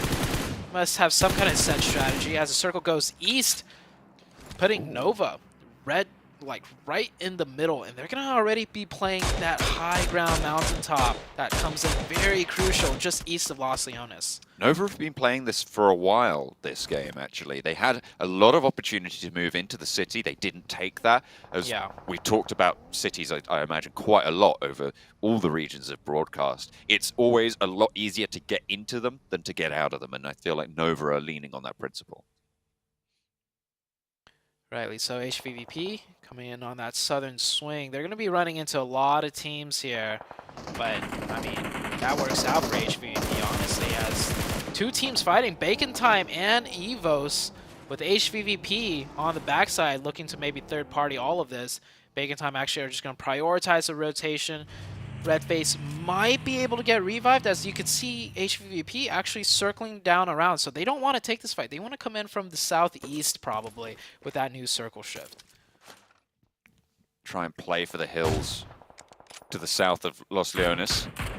Maybe even leapfrog this engagement, because Bacon Time, this is a really solid position for the current circle, but they're right on the edge of this next one, and they will have to move in most likely. HVVP roll up. Pick up a nice little flush there, add the first point to the tally. And keep on trucking, split into the vehicles. It just seems like it's so easy for them to find eliminations. Like, that one player Should have been rotating in his buggy, but instead, I guess he steps out on the ridge line, which is a great spot to take shots at HVVP. HVVP are in vehicles, and then they somehow knock him and get a point. So they stalk their prey. They stalk their prey like a pride of lions. I'm telling you, this is pack hunting right now. These wolves are out and they are hungry. They find a straggler and they isolate it and they control the ground around it. They wear it down. It is brutal. It is brutal. HVVP certainly living up to that. They should not be able to survive this one, John. As good as they are. I was just singing their praises and all of a sudden they roll up this hillside. Hang on a minute. Meku's there. Oh, Linked of it away. course. Red face. Of course. Flushed out. Only Kitsune down. I mean, it's HVVP. You can doubt them all you like, but sometimes it is just going to go their way. Kitsune does get flushed, however, and they're down to 3 on the south side. They have got a little bit of an opening. But there's Damwon Gaming out over the top and Bacon Time out over the top, and that was a messy entranceway in. Surprisingly, they pick up 1 and only lose 1 player. And if Tixie somehow fends back Bacon Time on his own, but yeah, here we go. Damwon Gaming from the other side. Now HVVP is feeling the brunt force of everything. As good as a team as they are, they can't get away with everything. We'll probably check back in on them like in 5 minutes, and they're probably 3 strong with like 7 eliminations somehow. But Nova sitting very comfortable. It has shifted off Los Leones. It could go back into it if we get a Western shift. Well, this could be a big game for Nova now. Matic taking shots over to Lapar from Evos. Microboy is there as well and will need to be careful of that cover, but Tixie has the back of Matic. Lyzerg as well down the hill, so it's Microboy and Lyzerg both playing the same angle. They know that Tixie's there now. They're worried about the really high ground, as Tixie actually might be able to just swing out low and deal with it. There's shots as well coming in on the side swipe. Matic has the line up, needs to hit the deck and get out of dodge because he's super low on HP right now. It's time for Tixie to come through. Microboy is low. Tixie rolling up the hillside, wants to wind up for this final blow towards Evos, but he puts the weapon away and might come across before it. Microboy now operating on all cylinders. 1 player left standing, has to turn his attention out to Matic. Won't be able to sneak it in. HVVP survive once more, but they need this res and they need to get going. I don't think they could get the res. But I was saying they're going to somehow make it out of that with 7 eliminations. Hey, they picked up 5. I mean, so HVVP doing HVVP things. But that's once again Evos out early, this time only with 2 points. They already dropped out of the bubble, and now they could be dropping more as Inko right there with 103 points. USG Donuts in the city trying to stay alive here. So many teams right now in the city. We do have some teams out on the eastern side, east of Nova. We do have Alpha 7 and Damwon Gaming. Alpha 7, Miramar specialists, as they have been dubbed. U2 Alliance, shots over towards Fireflux. This is all inside fighting in Los Leones. And with Los Leones occupying probably about, I would say, 30% of this circle, there's going to be a lot of teams looking to fight out of it fairly soon. Fireflux dead in the center of Los Leones, so they're going to have a tough time fighting through everything. Luckily for them, though, HVVP, right? Very hurt, just down to 1 solo player right now. They're on 2. No way. They got the res. Tixie's back up. Oh. I guess they carried it. Fair enough. All right. More power to them, right? 5 limbs, 2 players, HVVP. Don't count them out, I'm telling you. Yeah. Got Stalwarts on the northwest, sitting more comfortable than all the teams in the middle. They could navigate this a little bit more easily as they aren't in the dead heart of things. Scry with that Scar long range. Ravenclaw getting really banged up here. This is a 4v4, though, for Damwon Gaming. And Damwon Gaming, I feel like they're feeling the pressure, which might make them play a bit more aggressive. Now, this isn't fully isolated, since you do have Nova in the distance right there with really great sightlines. There's a chance that if Damwon Gaming can get 1 opening, they push this in and try and pick up these points. They just don't know it's Alpha 7, however. Alpha 7 Nova is a real big roadblock. It's a very big problem. Next circle, just about to pop. It goes north, keeps a little bit of Los Leones in, but it cuts out 3 teams from those Los Leones positions that they currently hold. That's Fireflux, you do Alliance, actually 4 teams as well, because you've got the Pittsburgh Knights on the southwest there, and Skylights Gaming coming on that south side as well. So every one of those teams going to have to either leave and swing around or try and move north through the city. It's going to be tricky for them. Yeah, definitely tricky. Nova right now, the biggest thing on their mind is what is their exit strategy once it shifts off of them, and then also they need to be able to pick up some points. Very difficult. This is almost HVVP. What? They just rolled straight in, and they're going straight into the middle. Power are right there. Tixie's super low, and they're just going right through everybody. Somehow, they've managed to stay alive for it. Tixie, sliver of HP, managed to get cover. They're in the circle. I like how you ended that with, they're in the circle. I mean, that's the most amazing thing about it. They are indeed in the circle. What? Like, as center as they can get without driving into a 4-man team of Inco also, right? Or 3-man team. This? What is this? HVVP, you can't be doing this. This is PMGC. They're playing the game You can't on just easy do that mode. and get away with it.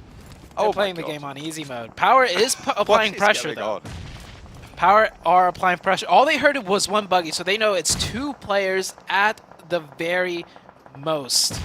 And Power, right now, in a comfortable enough spot in the leaderboards, like safety-wise in the group of survival, to be playing a little bit bigger and louder. So they're throwing those nades, trying to get something done. One of their players is knocked, though, on the other side of the road. I think they were trying to finish this fight before going for the revive, but none of the nades are connecting. And they will send one over after applying pressure, but this could work out for HVVP if they get that next knock. Grenades coming through, though. Maddox's going to hit this. I just have a feeling. There's no way he doesn't, just because it's HVVP, right? To the window, launches it. Is it going to be on target? Doesn't quite find it, but does give the vehicle a little bit of jip. You do Alliance in the meantime, taking a fight with the Pittsburgh Knights. Pittsburgh Knights, 3 players strong. 3 versus 3 for the bottom of the table spot. Will be going all guns a-blazing. It's Pittsburgh Knights to win that one out. Maybe with this game. They have, in fact, look, they are in 15th place now, not last place. In the meantime, by the way, Nova and Alpha 7 are clashing on the eastern side. A crucial fight for the table spots right now, as Nova want to try and convert their previous good game into another solid one. This duo from HVVP, though, still grabbing our attention. It's a close fight here. Nova has 1 player knocked. They did confirm one onto Alpha 7, though, so Nova's kind of in the lead in the fight on the east side. As far as the HVVP Valiant stand, hey, I predicted 7 eliminations. They could get it. Matic goes down. That might prompt the entirety of Power to push in, and HVVP falls short. 5 eliminations, however. Fireflux, a team that could really capitalize off this, is getting into a roadblock themselves, so into the form of godlike stalwarts. And stalwarts are looking to finish this fight out. 4 strong and only 1 up. It is Catch, though. Catch is pretty clutch when it comes to the Fireflux team. We'll see what he could do here. Godlike Stalwart, 4 players alive. I mean, Fireflux better watch out on this one. You're right, it is Catch, but imagine that Godlike Stalwart are just going to try and move forwards. I'm glad that HVVP did go down there. As much as I kind of wanted that fairy tale story for them, playing with that duo sailing right through. They should have gone down in that scenario. That is necessary for me to remain sane. Otherwise, I might have. For competitive integrity, you are not allowed to do that, HVVP. Otherwise, I might have had to have been committed if they got away with that. USG Donuts here. Holding strong with 4. This is another team that could break into the survival stage. They've been struggling a lot over the course of the days, but looks like they're getting the better end of things as they pick up 5 eliminations. They take out the Knights, which pushes the Knights away from, passing them up. They still have 4 members alive. The edge of zone, however, as 1 million has wrapped around down south and causing some trouble for the Nova team. Nova's still in the superior position to win out this fight, but Jimmy gets confirmed. That is unfortunate. There's Alpha 7 shots coming through, as well as I believe either from Skylights Gaming or Inco potentially. I think I spotted some shots coming in, maybe even Bacon Time, but 1 million now having the tides turned on them just a little bit. 2 players remain, Marshall and Senke down the hill. 3 players for Nova, as Jimmy, as you said, did get flushed. That was taken away by Alpha 7. Marshall, position known, and Mythics finds a cheeky little angle onto Order. Brings 1 million into a 2 versus 2 here, with Paraboy super low as well. Alpha 7. 2 versus 2 for now. Alpha 7 coming in up the hill. Yeah, 2 versus 2 for now. It's about to be a 3v2v2 with Alpha 7 coming in for the third party. Surely Nova knows when they got third party there, Alpha 7 is going to be looking to push. They got a confirmation onto Alpha 7. They know how aggressive Alpha 7 is, and Nova should have backed off already. Alpha 7 is going to come in and swoop up these 1 million points instead. Just about missing that spray over onto Marshall. Looks for a heal. Frozen on the ball with the AKM. Is that Iron Sights as well? Able to nail those shots. Oh, and gets the revive too. Looks to drop down for the revive onto Order. Can he stick it? Marshall, Senke, both looking to revive as well. This is a 3-way dance that we have going on here. Paraboy with the great nade. Can they finish out 1 million though? They do. And now they have 1 knocked out of Alpha 7. This could be huge. Paraboy's on the top side with a great supporting sightline angle. Order and Frozen pushing in from the low ground. All of a sudden, Nova somehow turned this around onto the backs of Alpha 7, and 1 million already eliminated. And it could not be a worse time for it. Alpha 7, 4th place. They were on that chase. They were looking good to be able to step off this fight if they were able to close it down with Nova. Can they find that final opening? Paraboy does get spotted. Carrillo takes him down through the gap in the rock. Is there an answer for it? Order and Frozen were given the respite to go for those heals. They did manage to get a lot done. Mafioso and Carrillo for Alpha 7, the remaining duo for the squad, fighting off against Order and Frozen. Push over the hillside. Order leads the charge. Frozen is there for the haymaker swing out wide. And up the top rope, they're not quite finding those openings. Frozen goes low. Order still going in though. Carrillo taken out, but Frozen knocked. Order last, Mafioso trading. Carrillo's down! And it's Nova to keep themselves alive. That's the opening they were looking for. Alpha 7 are eliminated. And now it's Nova's time from the south side. Can they regroup as 3 and push on up north? Give me a second to breathe. I was holding my breath the whole time. Whew. John's breathing too. I could hear it. You alive? You have a pulse still? Yeah. Doing okay. Okay. All right. No just sudden about. heart attacks. Alpha 7 don't. But Godlike Stalwart, 4 players alive, pushing in on their fight with Power right now. Power, obviously, the team that took down the miracle duo from HBVP, but it might be a little bit too much to ask for them to take on the full squad of Godlike Stalwart. The strafe from Pika goes straight across the doorframe. Handles business. Top the only one to fall, but they'll be happy about that. 7 eliminations, 4 players alive, playing on that west side of the circle. This, again, is a chance for Godlike Stalwart to jump up a little bit further against HBVP. Same for Vampire, though. They've been on this north side the whole time, just playing quiet, waiting for the right time to strike, and given the circles, they're 4 strong coming in from a dominant position. So this could be a huge game for Nova, Vampire, and Stalwarts Esports. Once again, 3+ teams, and USG Donuts if they can finish off this Skylights Gaming push. They're up to 6 eliminations already, looking to push into that survival bracket. Nova looking strong. Frozen with the Mini 14. We saw him using the Mini 14 close range. That's how little left that Nova have to work with after holding that spot for so long, but it works out for them now as these are long-range engagements. That's a huge knock onto Ravenclaw. He will not be able to get revived. That hurts the 4-man team of Vampire heavily. As USG eliminated, Paraboy manages to thread the needle on the shot through the window. Order under pressure, Shaw on the hillside. Was that a sniper? Was that a K9? Yeah, he has I think it was a K9 in the hands of Order, yeah. He's going to be looking to rip some heads off shoulders there.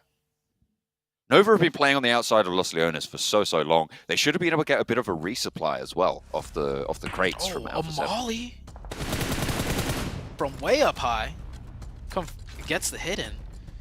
But the circle does force Nova off the mountaintop. I think that's why we saw Order getting very close. No, they could stay in the circle 1 more, but they're going to need to come off at some point. They might leave 1 player up here for support as Order tries to thread the needle. Does not go in. Now Stalwarts Esports, they have 4. They need to push, and they're looking at the side of Inco. Inco, once again, in this deep, in this late. 3 eliminations short, but this is great for the bottom of the tables as well. You're talking about those average point scoring abilities for the teams towards the bottom. So getting these 5th place finishes guaranteed, a couple of eliminations might be all it takes. But they are now under pressure from God like Stalwart with a backline of Nova taking shots their way whenever they can. Paraboy is just lighting up the battlefield. The good news is they're also looking at God like Stalwart on this push. Yeah. And they have the zone here. Godlike has to push into the open, so there will be casualties no matter what. And Order threads the needle, by the way, from up high. Wow. Gets the finish, and that gives them the low ground. That gives them the ridgeline, too. Look at that giant ridgeline that they could use for the next circle. Nova, all of a sudden, in a very, very dominant position, even if they lose that high ground. Yeah, just like I predicted, they send 2 down. They leave Paraboy up top for the oversight, and well done. Gets another point for the side of Nova. Nova are absolutely on a warpath today. I mean, it feels like this is so refreshed, so revitalized coming through from the Chinese roster that has left us wanting over the last 2 days.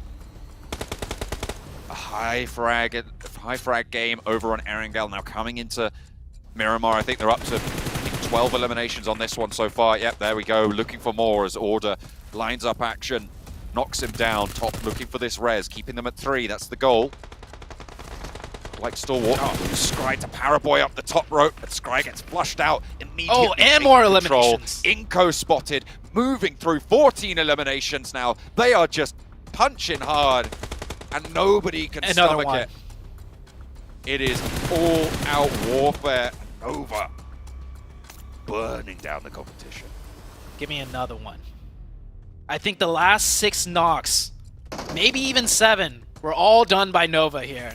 They are looking so... And Frozen's got the MG3. Inko will pick up 1, though. And, of course, now we're down to the last 2. 3 versus 2, Stalwarts versus Nova. 4th place 5 elims is good, but Paraboy just finds top somehow. A sliver steps out and immediately is capitalized on. Order rushes forwards, in with the UMP. Once the spray around the side goes down, but it's not going to matter because you step out into the open and you get ripped apart. It is Nova dominating on Miramar with an excellent performance. Alpha 7 thought they could do it. You got another thing coming. Man, I expected a bigger celebration, but it seems like Nova's just like, we've been in this situation 100 times before. This is what we do, and this is how we do it. That was not a cheer of like a, holy, we just managed to do it, we're back in it. That was a, no, we've been here multiple times, we gotta keep trucking on. And that was not an easy win by any means. Sure, they had a great position at the very end, but that 3-way fight between Alpha 7 and 1 Million got so dicey. That was probably the diciest, most crucial, important fight we've seen all week long. And just by securing and winning that fight over, Nova probably give themselves another 15 plus points. I mean, they get the chicken because of it, and then they picked up at least 6 more eliminations because they won that. That is kind of exactly what we talk about when we say it's easier to get into a city than to get out of it. All of those teams who went in early, sure they survived late, but you don't have that chicken dinner punch potential, right? Nova, they stayed on the outskirts. They stayed on the outside, controlled the high ground, stopped people from moving in. Sure, it looked a little bit dicey, but as you say, once they'd won that fight against Alpha, it was their game to lose. They played it perfectly. They left Paraboy in the best position for Paraboy to be able to play from in that scenario. They gave him long-range angles. They gave him no contest. There is nobody who can do that better than Paraboy. He was dominating from that high ground. Order, this absolute cruise missile that exploded anyone that stepped up to them. Nova are back.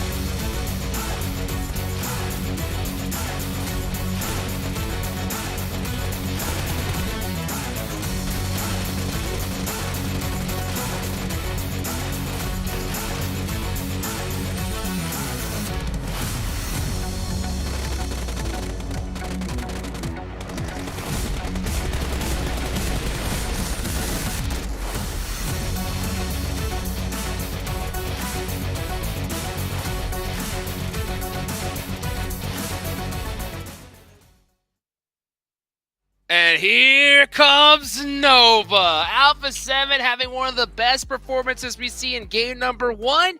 And Nova said, you know what? We're going to put a stop to that right there. Take them out and then have an insane elimination chicken dinner right in the next match. I mean, this team did their homework and they came to play today, 7. They definitely did, and this continues on with what we were saying earlier. Those two teams, the one you mentioned earlier, Alpha 7 with the first match, and now Nova with the second match, continuing with the performance that they showcased earlier in Naringo. 17 eliminations, and I love what John was able to mention there earlier. Paraboy being able to get those off angles, being able to have the high ground worked out perfectly for them. And in regards to everybody else, I mean, this team, Glitter, they had almost 3 players with 1,000 damage. Nova is back. I mean, this is insane, as we can see on the head-to-head. I mean, Order with 7 elims, but Frozen at over 1,200 damage? Are you kidding me?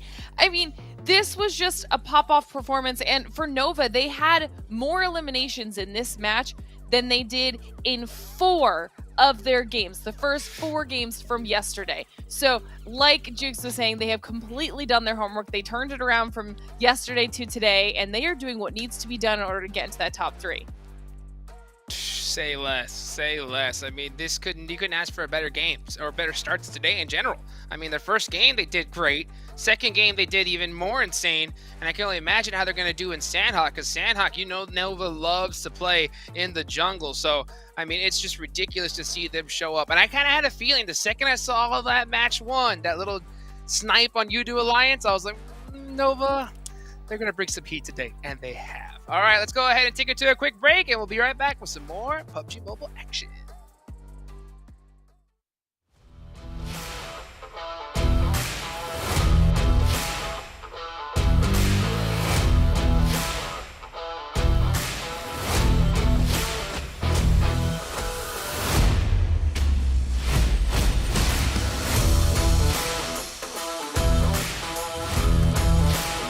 PUBG Mobile. Prepárense para experimentar los nuevos eventos que se vienen. Prepárense y únanse. Disfrutar el juego.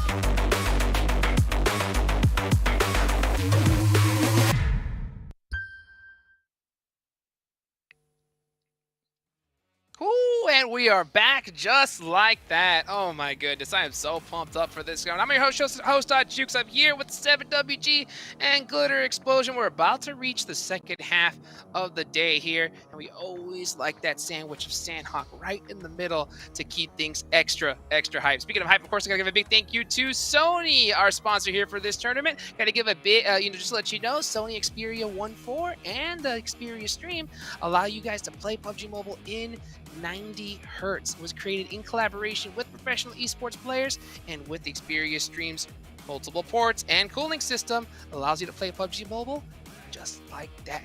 So guys, let's take a look at the overall rankings. Let's not waste any more time here. Let's see how the leaderboards have moved. And welcome back, Nova. Welcome back. Hey, where's Alpha 7? Where's Alpha 7? What happened? Wow. Forget okay, Alpha 7. Yeah. Sheesh. Glitter, And take this it is away, crazy please. because Firefox is still above the 200-point mark, which only 4 teams have reached so far. But Nova, in just these 2 matches, went from down in 8 all the way up to 3rd, and only 6 points behind godlike Stalwart, who are now up from 3rd into 2nd. So, I mean, the performances, and not by, I mean, HVVP not safe by a lot, only 3 points. But like you said, Alpha 7, who they're dropping down. And now Inko, look at the point gap that Inko has created over Evos. That is lovely to see there for Inko. And I mean, this is a team that we've been wondering how they were going to be able to react now that they were in the top 11, that we're able to showcase that, hey, they're putting themselves in such a great place every single match that they can at least are able to steal some eliminations, get some eliminations, but most of all, get those placement points, and it's working out for them. Evil's Reborn's got to wake up 1 million. I mean, if you want to get a chance, you got to wake up too. And a big surprise to it, and a team that might be looking to snipe that 11th place is going to be Donuts USG. We actually saw a little bit more of them on that last Miramar. I wonder if any of those teams are going to be able to step it up here in the upcoming Sandhawk. It's got to start now. It has to start now. Like, literally, this is chicken dinner time for any of those teams at the bottom, because it's really only 11th place that's in contention at this point. I think 10th on up are pretty much safe with that little gap that they have. But, you know, if you are a team at the bottom, you really, really need a monster performance here. And to be honest with you, none of their names are here on this list when it comes to top performer splitter. So they got their work cut out for them. Facts, 100%. But obviously, we've got Nova up here for top Sandhawk performance, and we actually have the entire top 3. So you've got HVVP, Godlike Stalwart, and Nova. So the entire top 3 are going to be top performers on Sandhawk. And then Vampire, though, is the one with the best performance, and they're a team that needs to make their way back up into that spot 7. Once again, we're watching teams have to take each other out. I'm so glad you mentioned Vampires there, and I'm so glad that they're actually one of the top performing teams in Sandhawk. That's why they're actually one of my teams to watch for this next match, because they need to do something to be able to react to what the likes of Nova's doing, and also to what the likes of Alpha 7 is going to be looking to do here in Sandhawk 2. We know that Alpha 7 can sometimes perform really well, even though they might not be there on the top teams. Now, the reason why I put HVBP on my teams to watch is because they don't have that comfort lead anymore. They could be looking in some crazy scenario to drop out of top 3, depending on how some of the second place, third place, and fourth place finishes off. And I noticed that you still have a Nova there. You also have Godlike Stalwart. Okay, good picks, Glitter. They're just so close, and they're both performing so well. Like you're saying, that there is the potential to overtake HVVP even, because there's no more big point gap for HVVP at the top. But also, I'm still watching Inco. All right, they have been like a brand new team today. I don't even know what's going on. They now have a double-digit point lead on Evos in just these first 2 matches. So, I mean, that feels good for Inco, right? That's strong. And I mean, something to keep in mind there with what you're saying with Incos is, yeah, they might have right now a 12-point lead, but that's not enough. We saw what happened to Evil's Reborn when they actually had some kind of lead. We're still going to have 4 games left. After this one, it's going to be 3. Quick little math there for you. And you can see Evos is feeling the heat. They have made a switch in their roster, and I'm wondering how they're going to be able to react here in Sandhawk. We're not seeing those smiley faces. We're not seeing that relaxation anymore. They're going to be feeling the pressure. You can see Euro Alliance, they're maybe going to be looking to do some kind of a switch here. Samil, remember the guy that was always looking and smiling at the camera? That's not the case anymore. These teams are trying to make some kind of miracle happen here. Well, let's see if they can have a miracle coming up right now. Let's take it on over to our casters for some action in the jungle. It is so close. It is all down to the final couple of games, and I mean, I thought it was a one-time thing back in Group Red, but I'm so glad to see it again here in Group Green, that there are so many teams fighting for it and definitely in with a chance. We are starting to see a couple of teams in the middle, though, Zute, who do have not really too much to worry about, but also not much to gain in these scenarios. I'm looking at Damwon Kia, at Power Esports, and Skylights Gaming. Yeah, it's also sad for me that you mentioned Damwon Kia, right? That was a team that we were talking about all throughout the week. And now, by this point, I gotta kind of agree with you. It feels like they've just don't have any gas left in the tank. And they've had just consistently, not even bad well, I guess it is bad if they're not getting any points to go up the leaderboards. But they're just, slipping down. See Paraboy there, doing a quick little neck stretch before he gets into the start of this game. And by the way, this is like typical Nova fashion. They always show up towards the very end when they really need to get it done, but I don't want to jinx it just yet. They could still easily not make it in the top 3. Anybody near that, 4th, 5th place area could still break into the top 3. So things are still wire tight right now. Yeah, we're looking at, I would say, 7 teams that can make it into the top 3 at this stage, with only 4 maps left to play, including this one. That is really, really close. Bacon time, 182. Probably an outside chance at this stage, but still very much within striking range of Nova in 212 on the third place bubble at the top. It is quite the gap there. It's a 30-point gap, but I mean, these are the teams that can do incredible things, right? They're the top of the table performers. They can make those things happen. Taking a look at the map right now. There's a little bit of congestion towards the southern side, but everybody should be okay. Paraboy, I think Nova are trying to, split and get more control.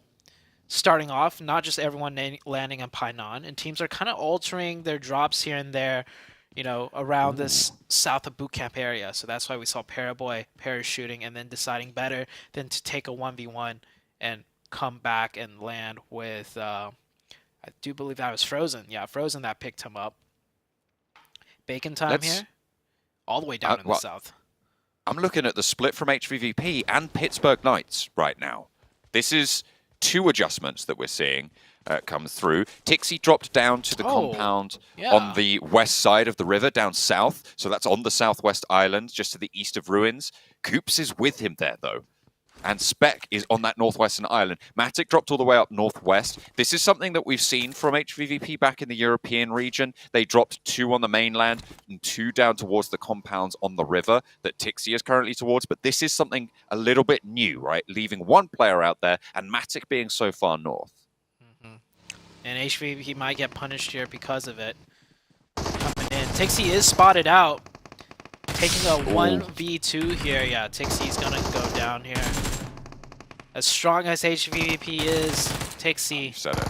Yeah, he can't manage the 1v3. Tixie will go down. Yeah, a lot of adjustments being made on the very last game of Sandhog. I think teams are like trying to pull a quick one, almost, right? Last game of Sandhog, no more being played. They've done the VOD review. They're thinking like, okay, imagine if we could also get a foothold in Trifecta, plus the Northwestern Island. No one drops there. The Knights have been changing their drop here and there every now and then. But unfortunately for them, they will get punished for it. HVVP down to 3. Very good news for Godlike Stalwarts. They're only 3 points behind HVVP. I have to feel like maybe a little bit of a misstep there. I mean, maybe you don't expect the Pittsburgh Knights to do something like that. Maybe you're not reading too deep into it, but before, when we've seen HVVP have success with this sort of a drop, they've left 2 players down towards the south, and they just didn't have that backup. With 2 players, I think HVVP could probably take on the Pittsburgh Knights at this stage. They are just that good. But they just don't have that sort of prowess. Inco move in fast onto the south side. This is the east shoreline that they've managed to take up in Trifecta. Xenox will be the only player from the Pittsburgh Knights on this side of the river. This could play in big for the Knights. They don't know Xenox's position. So if one player... I almost want to say if one player of the Knights gets knocked on the other side of the river, it might actually work out in favor for them. Because that might prompt a push for Inco, but I don't think Inco's going to push. Inco did a really fast rotation here from the quarry area to get dead set center. This is the center of the zone. Oh, Xenox throwing a nade. That will let Inco know there's a player on their side of the river. Unless I think someone could chuck a nade from all the way from the other side of the river with that much accuracy. They should be a little bit more aware now. Spec is going to put one up. So maybe they're going to see that and think, oh, it was just that. It was just the wind. Don't worry about it. Just a creaky floorboard. Xenox proning around here. Meanwhile, rest of the map, everyone else is playing it slow. Inco, the only one playing it fast, making that quick rotation.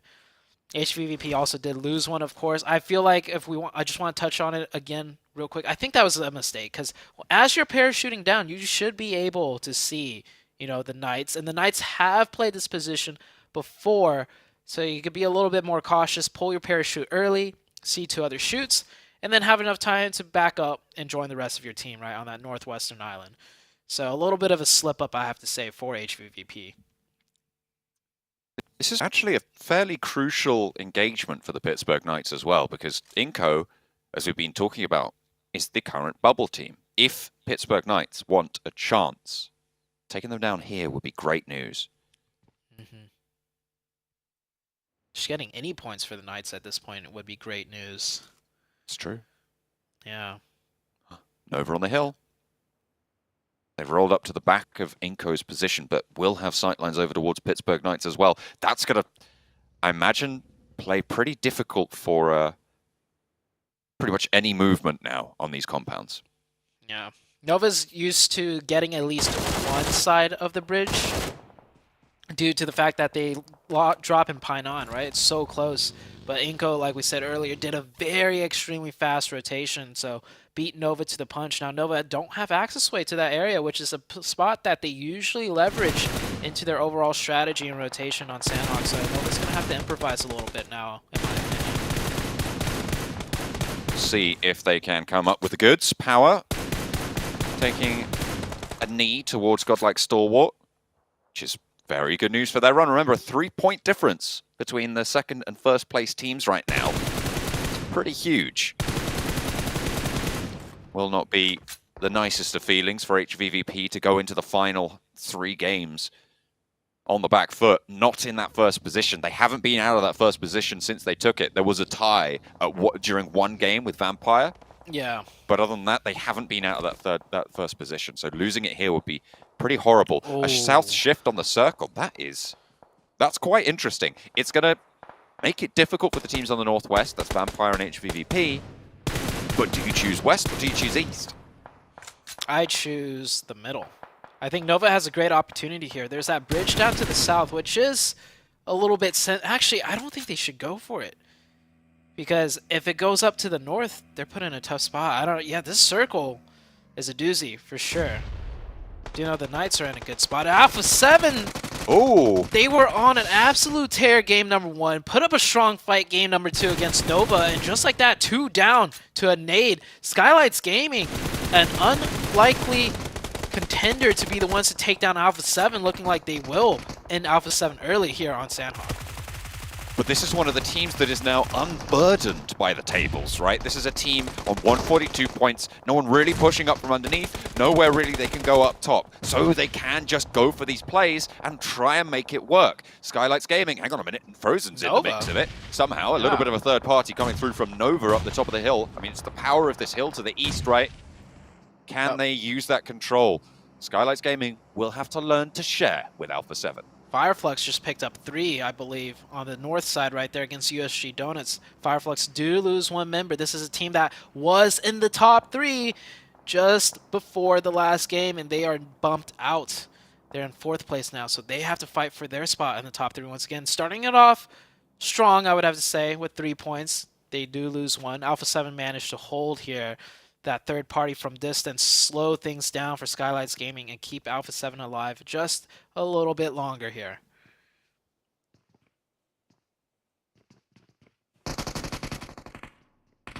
We'll be locked into this engagement.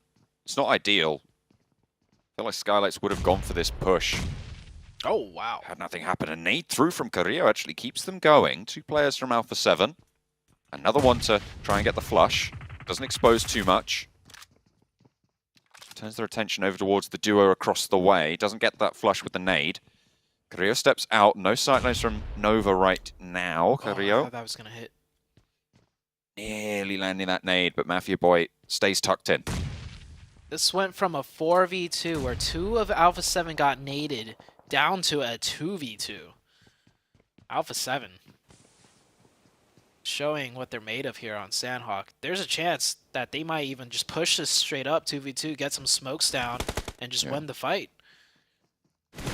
I'm looking at some rotations coming through now as well. Ooh, Carrillo gets spotted. That might be it for Alpha 7. We'll have to wait and see. Vampire have left that northwest island. They've managed to get over to the coast near boot camp. A little bit of a pre-fire. Takes down Alpha 7. The last player will fall. AJ can get res, so Skylights Gaming will be on 3. Vampire Esports managed to cross that river. HVVP looking like they're setting up. Remember, they did lose a player early to the Pittsburgh Knights, so they are as 3 on that northern side. They can wait a little bit longer, but they won't have much to play with when they need. Yeah, and the Knights are well aware where the HVVP team is going to be coming in from as a 3-man team. So the Knights should be a little bit prepared for that. Next circle about to shift. Power on the east side with Evos taking shots back at one another. Next circle comes out and it centers right on up. It will be the eastern side. That giant hill that Nova has control of will come in huge here. They will be taking it. Meanwhile, the teams on the south, Udo Alliance, Bacon Time, and Damwon Gaming, and 1 million will have to move in a bit more. The question for me on HVVP's side is, do they go and cross and try and sweep through Pittsburgh Knights with Damwon Gaming coming in, as you say, from that western edge, or do they try and move to the north of Boot Camp? I mean, it'll be bold, but they could even swing up to the north bridge and come in that way. It's difficult for HVVP no matter how you cut it, because they can get an easy rotation into the north side, but moving from the north down south through Boot Camp, right, is really difficult. I mean, every option that they have here is not an easy one to make, especially being a three-man team. So losing Tixie early on, I think, especially on Sandhawk, really impacts your punching power and your maneuverability on the rest of the map. We've seen stranger things happen, though. Godlike Stalwart now 1 point behind when you add in the eliminations from second place. This is a team that we not necessarily had discounted earlier in the week, but hadn't seen what we wanted to from the squad, and they have since impressed. They have been here to play. They had their step up yesterday, and they seem to be continuing it today. Nova, though, obviously the new addition to that heavy hitters today has been mental for them. And with the position they have, it's a potential for yet another really good game. Yeah. Weren't they 8th at the start of the day? 7th or 8th? I think they might have been. Yeah, somewhere down there, like barely hovering in the first page. And after 2 massive games, they're in first. Another knock coming through. I don't know if he'll be able to get that confirmation, but Nova playing a 1-1-2 split. 2 at the compound south of the hill, 1 at the top of the hill, and then 1 in a more forward position out of the form of order here. Nova are just maximizing control, maximizing point opportunities, most importantly. And that is how you win the game, right? In the end, it is all about how many points you're able to get out of it. Do whatever you can to get the most possible. Molotov forwards from the party. Voss yet to go for this committed push, but you know how many third parties are going to be coming through. Fireflux are out to the west of this engagement. Godlike Stalwart currently controlling Boot Camp. And that river crossing out to the west of it still a little bit fraught with danger. Kitsune from HVVP is trying to make a cross right now, actually making it to the cliffs underneath Boot Camp. The other pair from HVVP just providing a little bit of oversight. Next circle is going to pop. It goes down south, but it stays on that eastern island. The bridge still in zone. Bacon Time, Damwon Gaming, 1 million. Multiple teams, HVVP as well. And on the northeast side here, we finally have a fight breaking out. Both of these teams need to move in. They're going to take the fight with each other, and that's good for Evos. 2 duds in a row when they were the bubble, dropping out of the bubble, finally showing signs of life and fight to try and break back in. 3 eliminations on the game, keeping all 4 of themselves alive. It is, as you say, a good start, but they're going to have to fight through Fireflux and Skylights Gaming ahead of them. Nova will be looking out every direction the entire time as well, because this circle did go right on top of them once more. Maybe not a super high frag game. They can just suppress everyone back, but it is going to be a lot of pressure to push through. Man, just look at the different sightlines Nova has everywhere. You have Order on the north side peeking into Boot Camp and that ridge line where they got a knock onto Vampire. You have Frozen watching the trifecta compound. And then even from that position, you just saw Paraboy taking sightlines on the southern bridge. Here comes the push now for the Knights. They have to push in as they do lose some of the circle. They know they got to make this push eventually, and they do it now. It's a 3v3, I believe, as one of Inko is down. Xenox gets the heal off. If they could get this revive onto Spec, it'll be a 4v3. They need to do this quick, though, because Damwon Gaming coming in on their backside. This is a very important fight for Inko to try and hold out on. They've lost a player. That'll take the wind out of their sails a little bit. Shot through the window from Coops, but takes a lot of damage, and the final blow from a nade from Squash. Inko are moving in, looking good. Damwon, as you say, they are pressuring in this entire time, but there is still a lot to do. Squash falls down, gets flushed, and the Pittsburgh Knights playing with these shotguns. This meta is so brutal in these close-range engagements. They just need to try and hold it on, but with 2 players left, they might have EVOS biting at their heels, falling down here. Damwon Gaming pushing across the river now, getting involved. The Knights feel the pressure. They're just going to go ahead and go forwards and take the 2v2 instead of worrying about Damwon down to the 1v1. Oh, no. They'll clutch it up, but Damwon Gaming coming in strong here. Unless if Tensa pulls out some insane clutch, this should be the end for the Knights. The Knights will pick up 4 elimination points, however. Nades raining in, multiple angles being taken. It is not looking good for the Knights. Damwon Gaming coming in strong here, picking up 3 eliminations. If they get the chicken, maybe they could get a shot back in top 3, but highly doubtful. HVVP, however, yeah, difficult zone. They're just down to 1, I believe, and not even showing much, capabilities of being able to fight back. New circle right on to the likes of Nova. This could get tricky for them as multiple teams will be looking their way now. I mean, this is a chance for Nova to jump up. This is a chance for Godlike Stalwart. Currently, Godlike Stalwart only that 1 point behind. They just need another elimination to draw level, and they lose. And HVVP lose the tiebreaker. They've only had 1 chicken dinner this tournament. Godlike Stalwart looking to push in. Nova looking to push in as well. Fireflux down to 1, unlikely that they can take that push. But Vampire with 3 eliminations on the north side. They also have a little bit of potential, as you say. Nova has readjusted to this new zone, but still playing split as always. It seems like Nova just understand the map dynamics so well and just understanding other teams, what they could get away with in terms of playing split. Evo's taking the fight with Godlike Stalwarts. One of them is knocked. That nade might knock a player or at least do some massive damage. Microboy tosses it. Will he get it? No, throws it towards the wrong tree. Lappart is down. Only 2 of Evo's is up. Stalwarts Esports can get the full reset and then take the fight to EVOS once again and eliminate them here with numbers advantage. That is an if, though. They have to make sure that they can execute on this. And such a tentative position, especially with Nova still alive. You do not want to be losing out and dropping down to that 3rd place. Although potentially it's even HVVP that drops down to 3rd after this game. Oh yeah, imagine. Yeah, Nova's in a great spot to get a lot of points. Stalwarts only need, like you said, or Stalwarts actually did pass them up. They've done it. Yeah, with the tiebreaker and chicken dinner. Nova can't lose Jimmy here, though. Lutz, if he goes for this, he can get the confirmation point as well pretty easily. But with the circle being so centered on them, I think he's going to do that a little bit later and pick up some more placement points first just by surviving. Fireflux seem to always have just a lone survivor going on. And it's keeping them in the top of the tables, to be fair. I mean, come on. As if Nova weren't having a good enough day already. Look at that circle.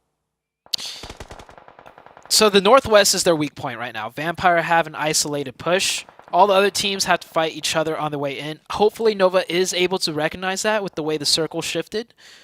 It could get dicey, though. That hilltop, just one little slip up, one little, angle that you're not cautious of from distance because everybody's looking your way, and the whole defense can fall apart. Bacon time, 2 knocks. Damwon want to try and move over that way.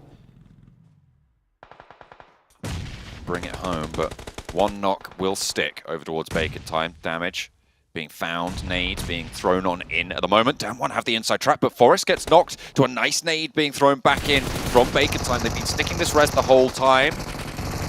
Shots aren't quite landing. Hang on a minute, there's something going on the bottom left of my screen as well as Godlike Stalwart taking on EVOS will be able to pick it up, and with that they are fully in the lead now. HVVP have been dethroned. 5 eliminations on the cards. They should be able to look for that res, but they're right on the outside. We'll have to move up the east ridge. Yeah, just like that, because EVOS was taken out, Nova have to worry about an isolated team on the east pushing in and Vampire now on the northwest. So Nova gets the zones, but it's going to be difficult for them for multiple teams pushing in. And Stalwarts Esports, they're going to pick up more eliminations from down the sightlines onto 1 million. 7 eliminations now for Godlike Stalwarts. Nova are taking shots, though, as Jimmy finally gets a sightline onto Godlike Stalwart on the east side of the circle. Damwon still embroiled on this southwest edge. Lutz is just keeping his head down. So close to Jimmy for so long. Jimmy's been taking shots. Lutz is just vibing on the tree. Godlike Stalwart are going to push straight past this, and Lutz is going to go down if Jimmy doesn't hold off Godlike Stalwart. There's a chance Lutz might actually pop up, take Jimmy, confirm the point, and then go out. This is going to be really tricky. Lutz looks over this way. No, neither team knows of Lutz's position. And, gets found out. They have to take a back seat. Down one, going hell for leather against Bacon Time right now. Both teams towards the middle of the tables, and it's bloody all over. Wow. Down one, just with Fabian left. A nade over the top, that could be beautiful. It's got to take down Noise on the back, brings Ormstyle very, very low. Ice is low as well. Another cook, is it good? It goes a little bit long and will not find the damage. Fabian falls, and down one will once more take the knee. Shirty is down, but they're on the edge of the circle. They might just have the cover to go for a res. Godlike Stalwart, potential to go down to Nova here. They've been on a warpath so far, and it might just be a little bit too much. The DBS shots ringing out. Top in the grass will be the final one to fall, and it's only Frozen who's answering towards. You do Alliance as well. Oh my god. Over a run for the money, and it's 8 eliminations, just like that. Lickety split, only Vampire to deal with. Nova looking so good, but Vampire has 4. They need to get a revive onto Frozen still. Bacon Style down to 1, so they can't stall off Vampire for that much longer. And Vampire, they know they're 4 up. They just heard the giant fight that Nova had. They're going to try and push this advantage. Pairboy needs to get an opening knock to slow things down so Frozen can get a revive. He doesn't just get an opening knock, he gets 2! Both Fluke and Schweppes fall. Ravenclaw and Stoned active for Vampire right now. It looks like they are going to leave Stoned back. Look for some reses. Paraboy in the meantime. Moving over to deal with Bacon Time. No first aid, so we'll just be relying on this gun skill here. Has a bandage though. Might top himself a little bit up on the health bars. Stoned being allowed to get these reses. Stim is there. Alm style for Bacon Time. Crawling up to the rock now, as Paraboy will be his marshal to keep control of him. He goes down. It's so unfortunate for Nova's position. Ormstyle, can he get taken out? He can. Vampire in the meantime, get back up to 4. Yeah, Nova didn't do the push because they have the position. They know the circle's going in on them on the high ground, but with Paraboy going down, things could change. 1 down for Vampire, though. The order goes down, however, 2v3 situation, John.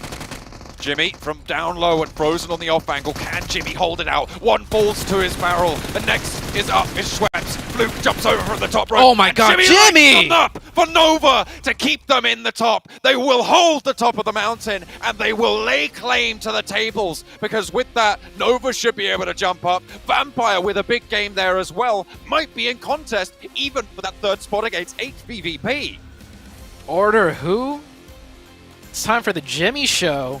Jimmy, the close-range clutch player coming in this time. Order didn't even need to get involved in that fight. And once again, look at how calm and reserved they are. They do this. This is incredible from Nova.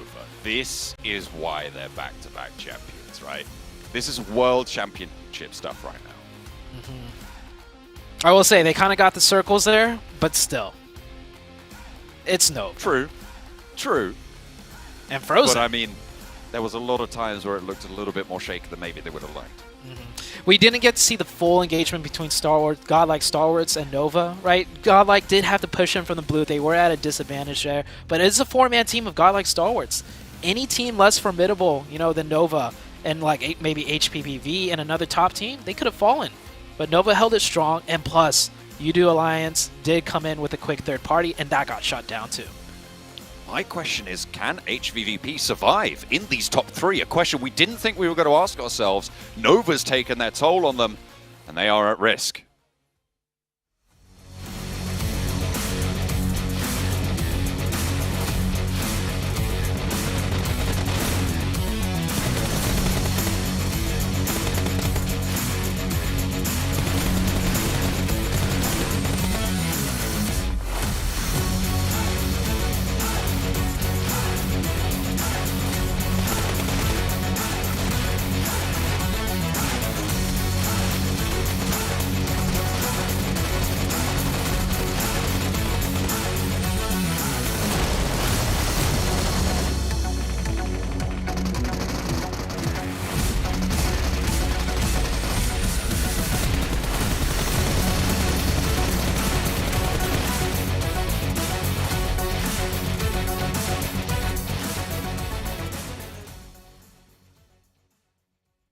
And just like that, the back-to-back champions, when it matters most, get back-to-back chicken dinners. 27 total points on this store. You know that this squad is hunting for that first place 7. This is why they are that back-to-back champions. 12 eliminations, 27 points total. I cannot wait to see that overall ranking. But you know what? We got to give some credit to some of the other teams too. Vampire Esports, when they needed to step up, they stepped it up in a big way, Glitter. They got 20 points, and Godlike Star Wars, 15 points for them too. And look how far down HVVP is, only being able to get just 1 point. Yeah, this has got to be a little bit scary for HVVP, knowing that they had first place, and then the ones below them had phenomenal performances. And speaking of those phenomenal performances, okay, first of all, Mafia Boy. Skylights Gaming was another one of the teams. I think they had 9 elims as well. 5 of those go to Mafia Boy. Okay, then Godlike Stalwart, 2 players up here top yet again, always in the conversation, and Action up here. But we got to talk about Jimmy, okay? Because the clutch from Jimmy at the end of that game was insane. I mean, he was on the low ground, and he just... He made all the doubters shut up, okay? That's what Jimmy just did. Jimmy's always looked down upon his stats, and he's always not looked like a big clutch factor player. He just looked at everybody in the eyes and was like, oh yeah, I'm in the Nova team for a reason. Great performance. Big, bad Jimmy. I mean, just great performance from Nova overall. We were talking about it backstage in the green room, right? Just like, you see the way they control the map, it's ridiculous. You know, there's the pressure fire that they have for it. Not to mention, they have that Nova factor, the fact that their name is Nova. You know, if you get eliminated by that squad, no matter where you're at on the leaderboard, I mean, Glitter, you said this yourself, right? No matter where they're at on the leaderboard, they have to be careful. You don't want to take that fight early on, right? Right, if you don't absolutely have to fight with Nova, or if you don't 100% know that you have the advantage, you're going to avoid that at all costs, because it's just not a certainty, and we're too far into the last day, the last opportunity for these teams to get points on the board. They just don't want to risk that.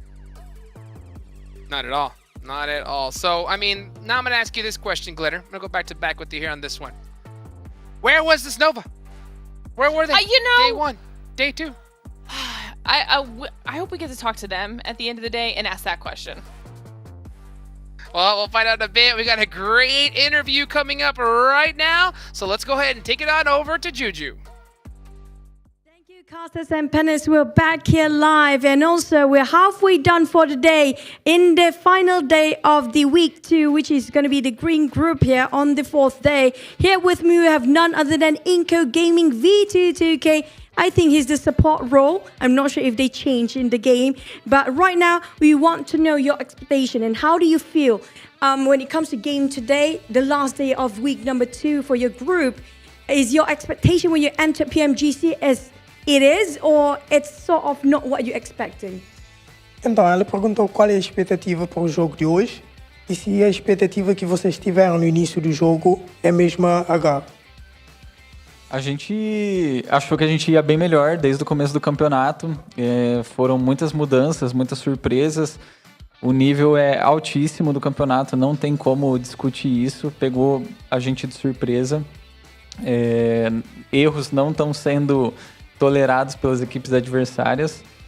Mas a gente está confiante e a gente espera ir para a fase de survival.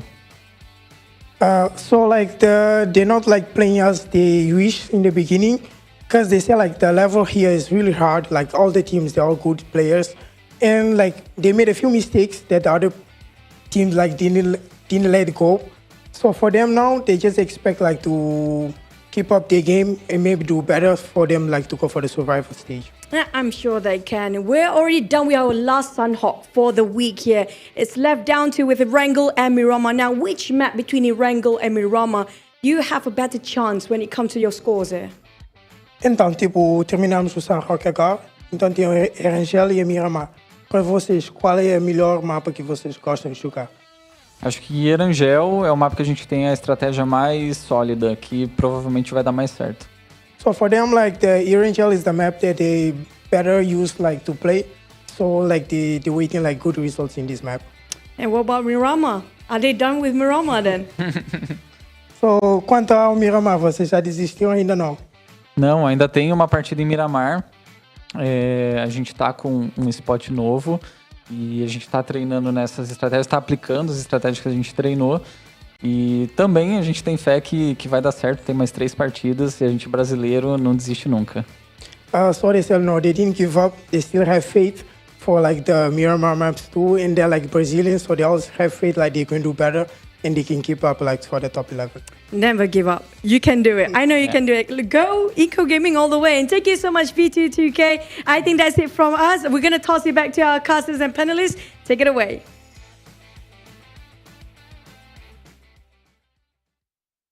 Great to hear from V22K. I mean, he's looking pretty calm and collected, but I know that man is stressing on the inside because, I mean, his team's back is up against the wall right here. Literally every single team below can catch them if they take them out earlier and get a chicken dinner. Of course, I got to give a big thank you to our hotel partner for the PMGC League here at the Pullman Kuala Lumpur, Bangsar. Our world is your playground. So, having said that, we saw Glitter, right? Inco go out a little bit early there in that one. But let's take a look at the overall rankings and... Woo! Hello. Okay. Hello. You know what? We'll be able to see what happened with Inco in a second because we got to talk about the fact that 3 games in a row Nova decided to dominate and now they're back. They are at the top where everybody kind of assumed they would be. They're above godlike Stalwart, who's still holding on to that second place 7 because it's HVVP that drops down into 3rd, followed very closely by Vampire after that performance. Remember earlier that when I told you that HVP could slightly just slide down to 4th place? It's looking that way if they're not going to be able to wake up. And Inco Gaming, I mean, currently with the 7-point lead, you do see Evo's Reborn, you do see 1 million. Donuts USG had a chance to make that gap a little bit closer and get themselves in contention there. They weren't able to really do that. I am going to be looking forward to seeing what Inco Gaming is going to be doing in this upcoming Erangel because we've seen them getting very, very stuck down the middle of the circle, putting themselves in great place, and it's just a completely different team that we have seen, Glitter. This team puts themselves in just such a good place, and then they start trying to frag out. They're not too passive. You can see that they're going for those placement points, but they also want to get the eliminations.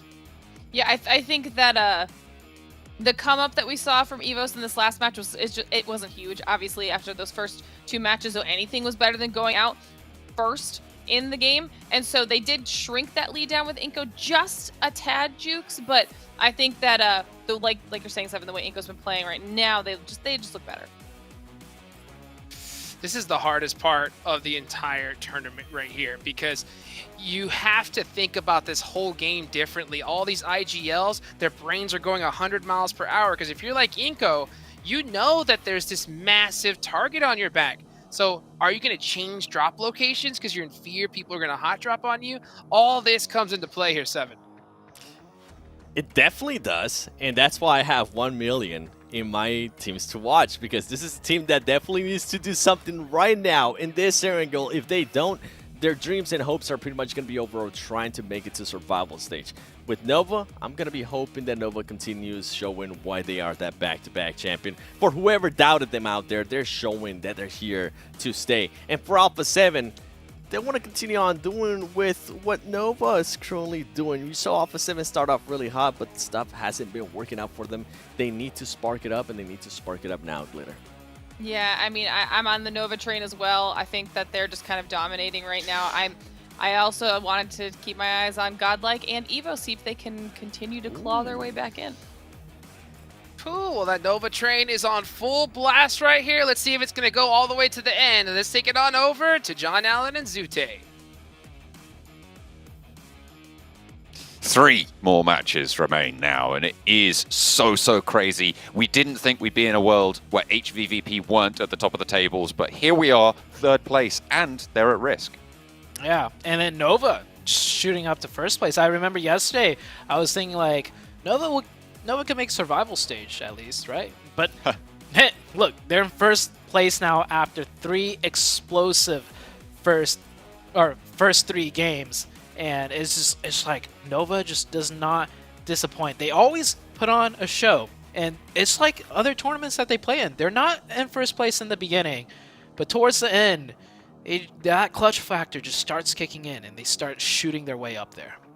EVOS continue to chop and change their roster a little bit. Redface is back in full apart. So EVOS gonna see if that'll work out for them for the time being. Everybody's just gonna feel the pressure at this stage. It's now that mentality can really save a team. If you have that strong mental game, it can carry you through situations like this, especially for a team like HVVP. Oh yeah, I think HVVP might be a little shooketh.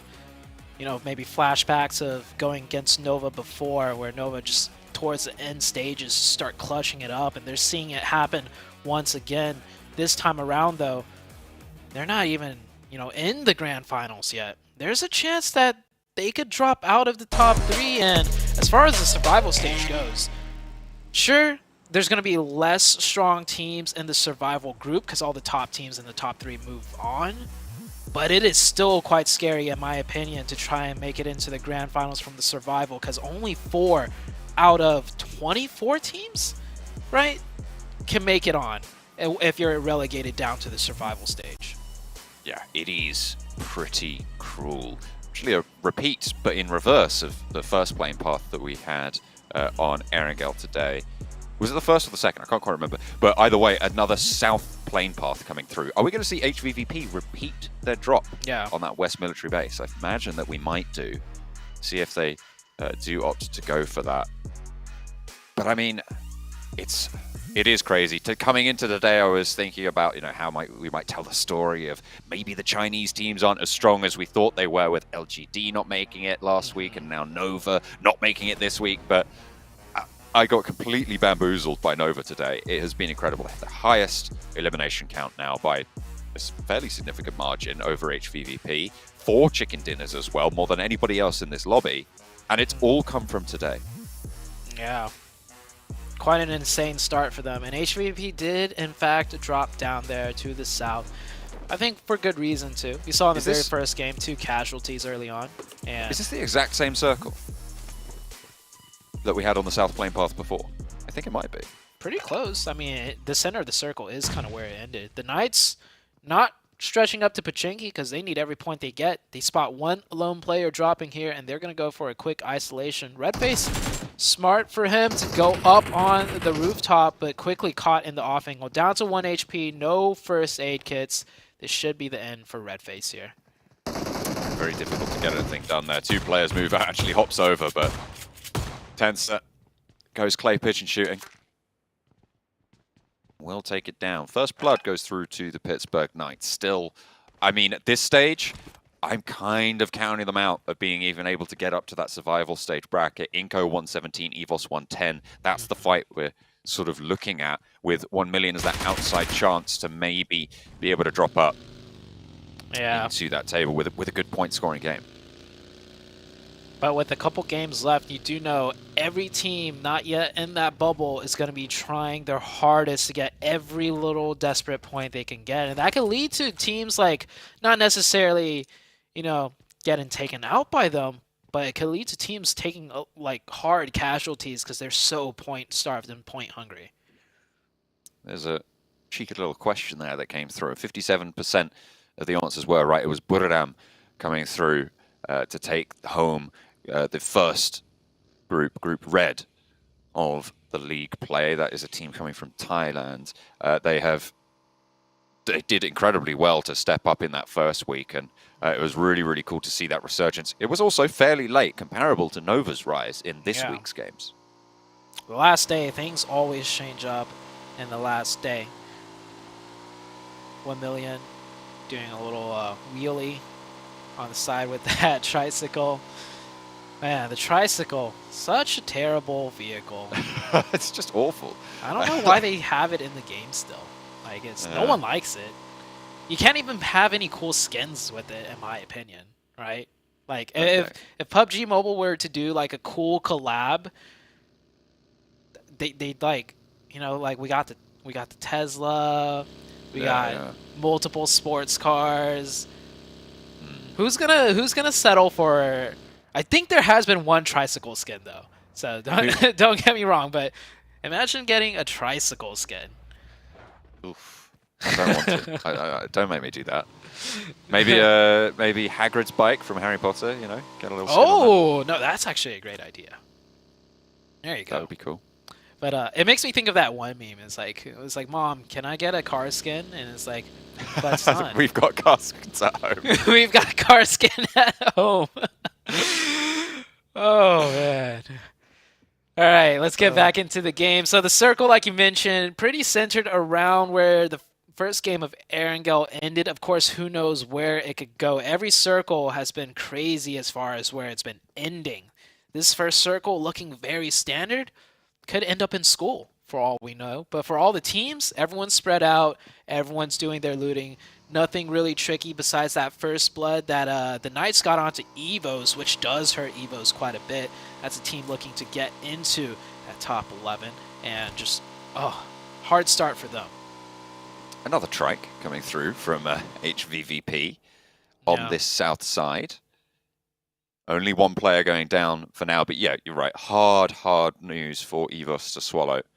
As well, with Redface just coming in as a substitute. Yeah, they just subbed him in too, yeah. Yeah, it's kind of nasty, really. This might sound mean, but you know, he's getting subbed right back out.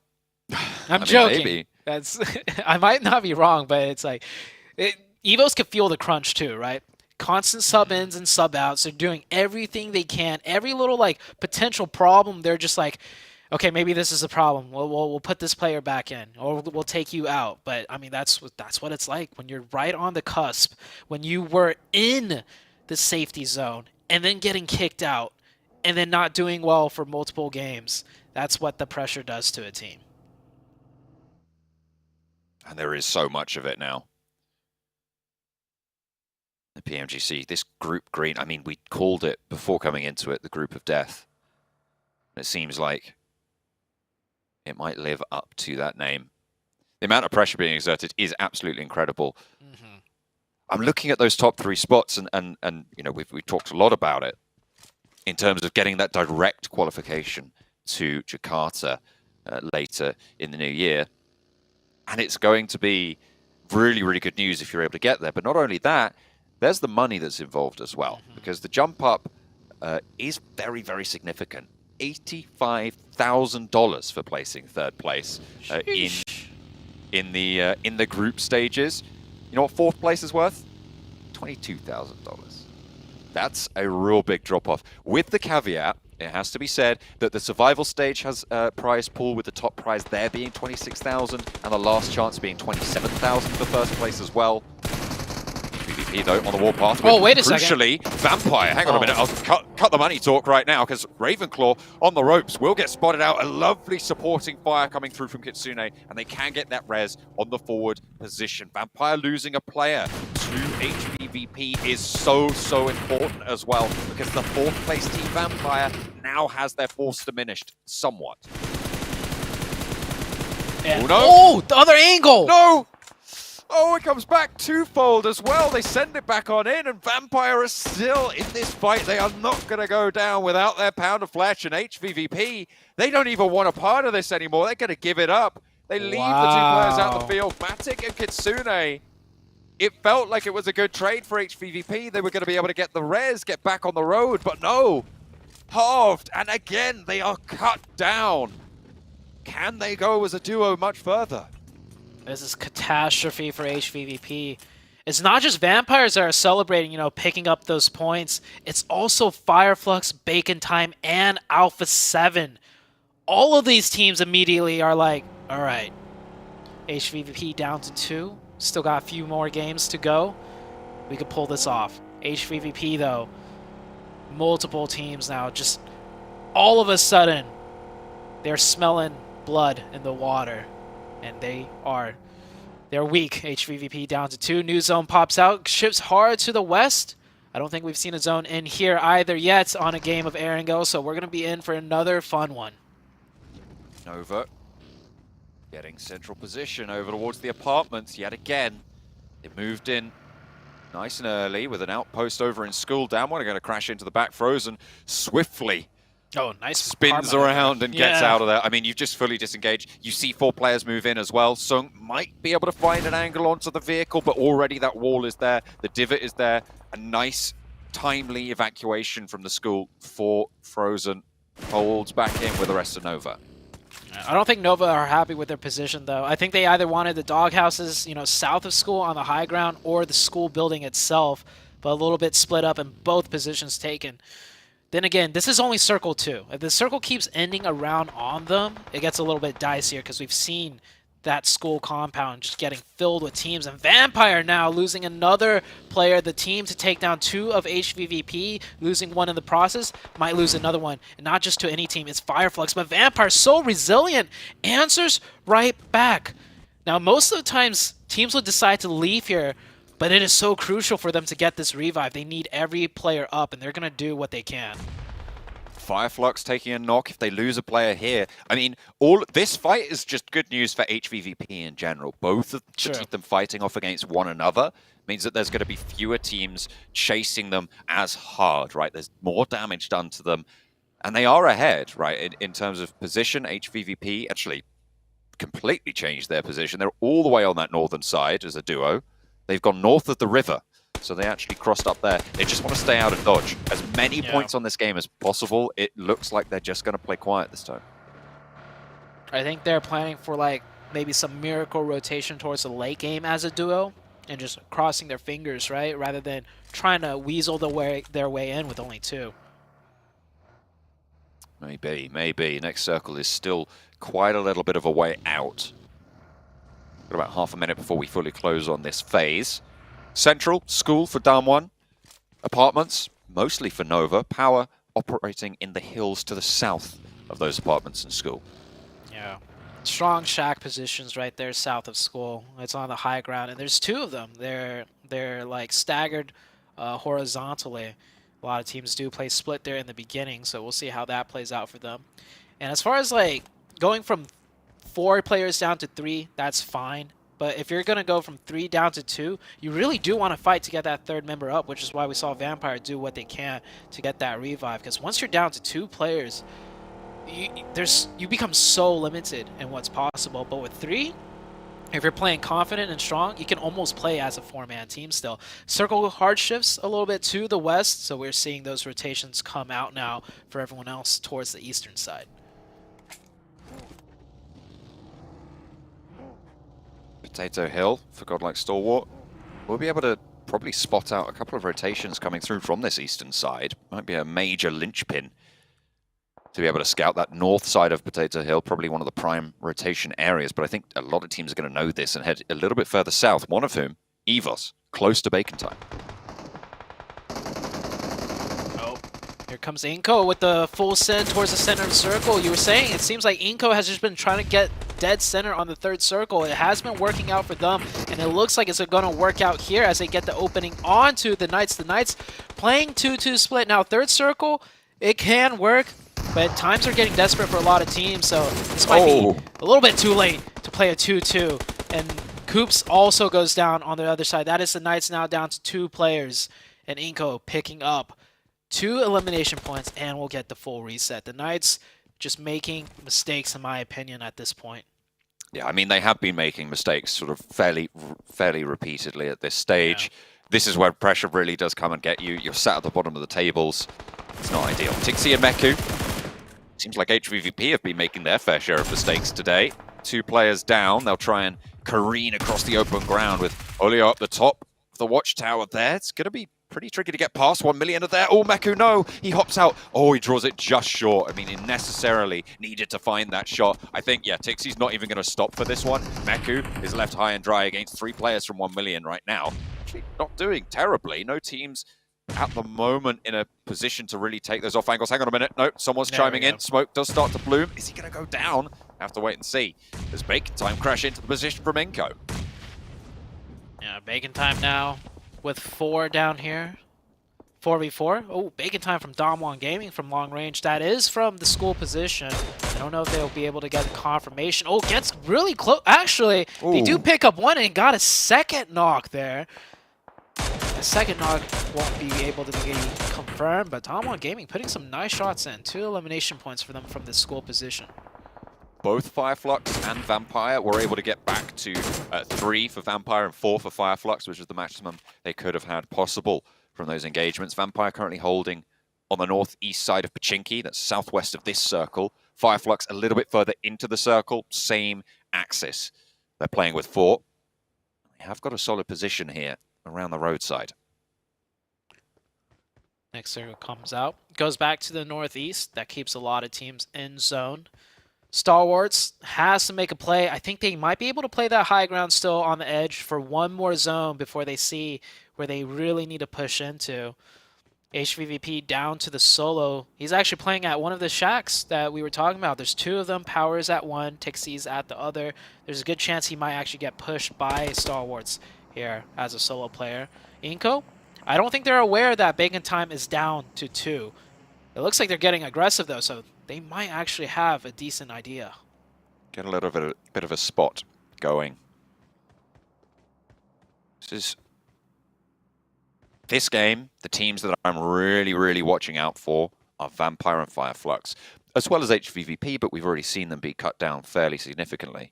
You never can fully count Tixie out. It's very unlikely he's going to be able to get too much further with 16 teams remaining and only a solo. You've got to imagine your luck is not on your side. Alpha 7, if they could end up winning this northern side from this position, it's going to be a difficult fight against... Actually, Donuts is only down to 3. So yeah, if Alpha 7 can take control of the circle on this northern edge, it does prime them for a huge game. I've seen this type of circle multiple times where the team from the north side, from Razak, end up getting a huge chicken dinner in. And Alpha 7, if they get this one in, they could be in that top 3 contention once again. Well, I mean, they currently are in the top 3 contention. That might actually shoot them up to 4th place if they could get a well-executed chicken dinner here. Vampire are notching up the frags. They do lose a player and actually get flushed out. They are down to 2. But every point matters when the tables are this close. Alpha 7 pinching away the final elimination over towards Skylights Gaming, out in 16th place. Udo Alliance on the northwest edge going to struggle to get in, really. But their forward position knocked out as well. Will be very tricky. Vampire further out on the west as well, down to 2. Fluke, Schweppes, actually shots coming through from Udo Alliance. Right down the middle of this valley as well. They can't move up to the hillside. There are teams looking out that way. They just have to keep moving forwards. Mafioso, the off angle for Alpha 7, the one that stopped the first Udo player, gets knocked by USG Donuts actually, and he's out of zone. And it doesn't look like Alpha 7's going to go back for the revive.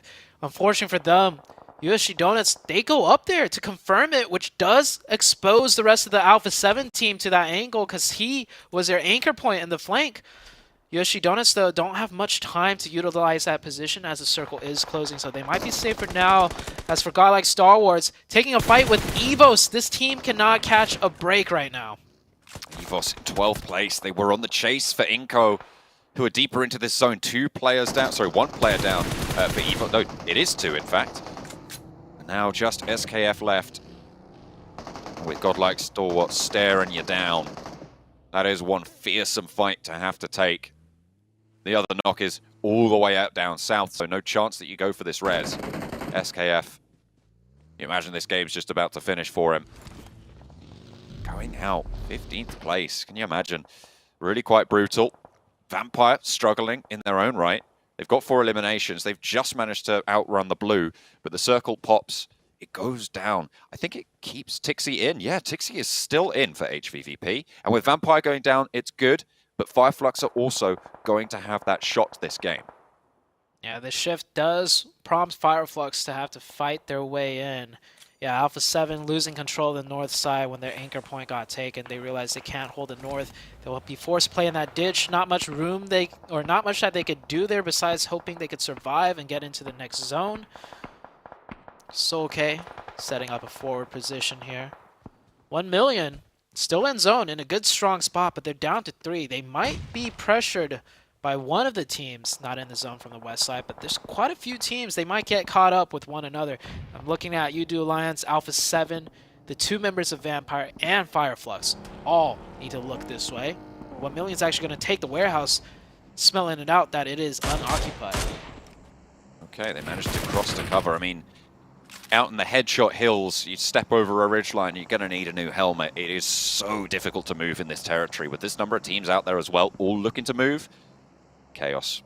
That's the only thing that's going to happen. Pittsburgh Knights getting crunched in as 1 Million make that cross, and they are going to force their way through.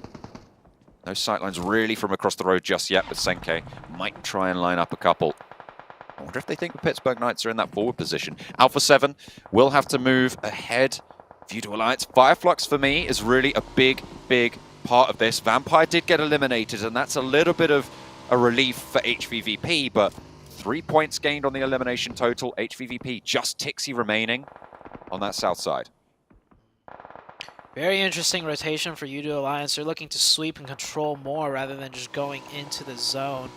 Good pressure play by them, though. It forces Fireflux back into a corner. This could have been Fireflux's position, but that small maneuver by Voodoo Alliance will pressure them away. Meanwhile, Damwon Gaming still just putting in massive amounts of damage everywhere. Already impressive, in my opinion, for them to pick up 2 points from in here. Nova has been in the elimination feed, taking some shots, and yeah, Fireflux forced into this crash, into this push. 4v4 situation. None of them go down on the initial crash, though, but here comes the util, the nades, and I spoke too soon. Let's us find out, and confirmed. It's not even a 4v4 as well, because you've got Bacon time to worry about, playing a little bit further up the road in the garage. You've got shots coming through from across the road. Squash gets spotted, and Solke manages to get a really crucial knock. A nade to follow it up, gets the instant flush. And Fireflux are not done just yet. I mean, they're powerful. In these engagements, they go for the crash. Unfortunately, it might just be too much for them. The knock goes through over to their squad as well on the south of the wall. Ketch is trying to crawl on back through towards the rest of the roster. Might be allowed to do so. That smoke on the windowsill will bloom on out. In the meantime, Voodoo Alliance are just being forced up to these horrible ridgelines. Just trying to find anything. Look at Tixie, still going, by the way. Still alive and will be in the next circle. Unfortunately, Godlike Stalwart, they've been swimming around for a while, and finally they might jump out the water and snap him away. Nova, I just realized, actually won a crucial fight with Power. They lost the zone in school, but they took over the doghouses up here, which is very strong. They run into Tixie, though, and Tixie takes out one of Nova, but it's actually Godlike Stalwarts that confirms the point. And now Godlike Stalwarts is here with 4 strong. Nova has a really tough fight ahead of them. They do somewhat have the positional advantage as far as this position being a better spot to rein in nades. But this is 4 members of Stalwarts we're talking about, and they're not going to all clump up for free for the Nova team to nade. There are now 3 teams, by the way, on the south side of that compound on the road. They are playing in 3 separate buildings with 3 separate teams. It's really chock-a-block. No one wants to make that step. Nades over from Frozen towards Godlike Stalwart. Find that opening knock after losing their player. They do need to try and even those numbers. Over the side, Missile launches the nade. Wants to put the damage in action. Top both fall down, but 2 from Nova are answered towards. Just Pika left for the squad. Lit up, flushed out as well. Coming through, I think. Yep, that is going to come through from Pika, and now Jimmy moves up. The man of the hour for Nova. Last player standing, but Osel is just on such a brilliant sideswipe. Jimmy, however, can get it done. Time and time again today, he has stood up. Even over the course of yesterday, Jimmy has amazed us, and once more, he pulls it out the bag. Keeps Nova the only team now alive in the top 3. Great clutch for Jimmy once again. Jimmy has been absolutely showing up today on the last day of all days. Alpha 7 gets finished out by USG Donuts. Damwon Gaming with their prime spot in school. That's the position that Nova wanted, but we saw them hesitate just for a split second, and they lost it. But now Damwon Gaming with 4 up, full control of the western side. And the only teams up that could contest Damwon Gaming are all caught on each other on the west. Someone may be in for a little bit of a treat here. I'm still paying attention to Fireflux, by the way. One of the teams, well, the only team really now at the moment that has a solid chance, I would say, at overlapping HVVP's 3rd place position. They're currently on 210 points total.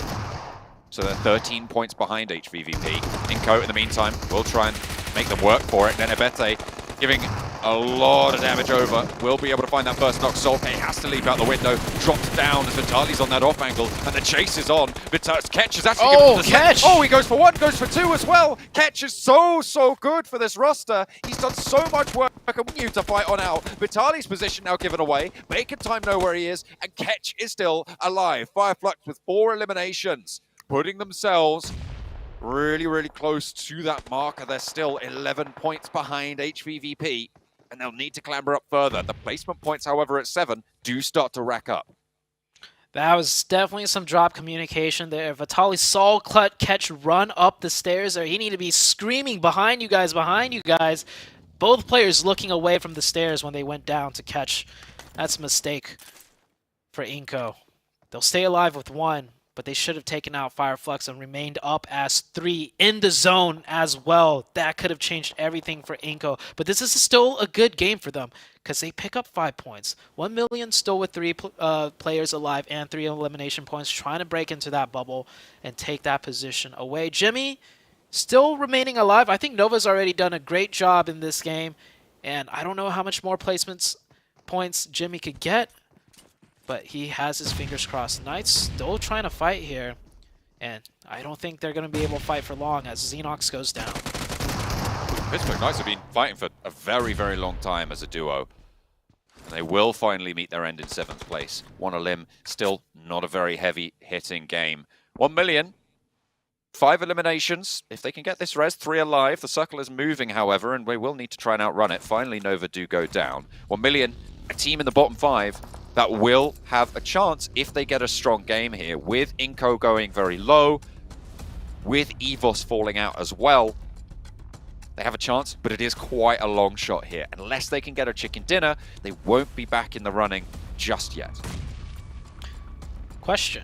What if Damwon wins this game? Do they have a chance?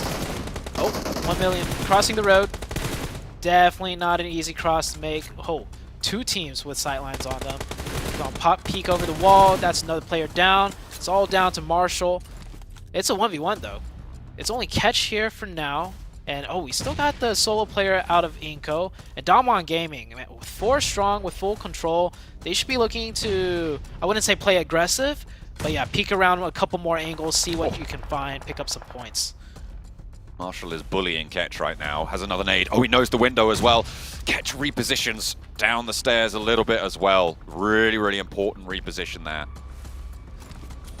Look at Damwon just stretching their legs. Ketch does finally fall, and Fireflux will not have the full pressure to make it up, but I mean, that's a lot of points that they've been able to earn on this game. That 3rd place still so tenuous for HVVP. It's a standoff right now. Everybody's just basically fighting for 2nd, 3rd, and 4th as Damwon Gaming pretty much has secured 1st place outright for this match. They're just trying to secure more points, as much points as they can. They probably don't realize it's actually 3 teams they're against. Oh. Another nade. And there we go. There's a finish. Ooh. Oh, actually, the last one's stolen away there.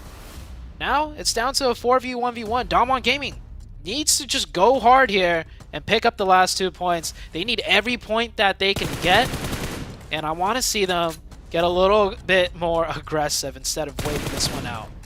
I mean, they're over the. I think they were over 50 points behind the bubble at this stage.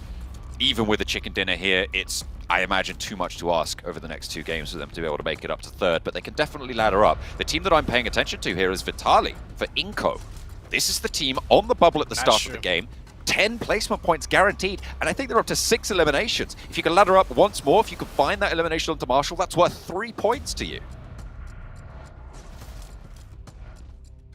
Is Inco gonna survive into 2nd place? So that nade getting dangerously close. Neither player even going to move. They all want that 2nd place. Damwon Gaming now realizes, okay, these guys aren't going to move. We're going to have to move in on them before they go out to the blue zone. That grenade I thought was going to connect, but bounces off a little bit to the side. I think he's on the outside. I think he's on... No, he can't be. He can't be. Damwon would have seen him. Yeah, Marshall. Oh, he's in the He knows Vitali's there. But what can you do about it? No way. One more. No way is he not in the blue there. Oh my goodness me. I think Vitaly's going to be found out first. Yep, he's going to be found out first. That's unfortunate. Marshall is in the building. Okay, yeah, the zone will just crunch him away. Down one, will take that one to very few people's surprise. And right at the end there, Inco stay alive with one for so long. Fireflux don't quite make the run all the way up for HVVP's spot, but they do put a dent in it. As well as Vampire Esports keeping on going, they close that gap slightly. Going into the final two games today, Zute, it is all to play for. Yeah. I like this. I like how we kind of slow down the pace here right before the last two games, right? I don't think my heart could have handled any more huge drastic changes. This is a little bit of a breather game. Damwon Gaming, get a great chicken dinner, but like you said, they're a bit far away from the top three. Unless if they pop off the next game, I wouldn't say they could make it into the top three. That's a decent win for them, but Inco Gaming was the one to watch out for. They secure a couple more points, good placements, good eliminations to keep themselves in that bubble. Not only that, 1 million with a pretty solid late game there. I didn't quite keep track of how many eliminations 1 million were able to pick up during that game, but they were on 97 at the start, which was 20 points behind Inco. They might have put enough work in to overtake EVOS on their position with a 13-point difference between the two of them, but still, really good stuff coming through. Down one, get a chicken dinner. It might not be enough for third place just yet, but it's still good news for the tables.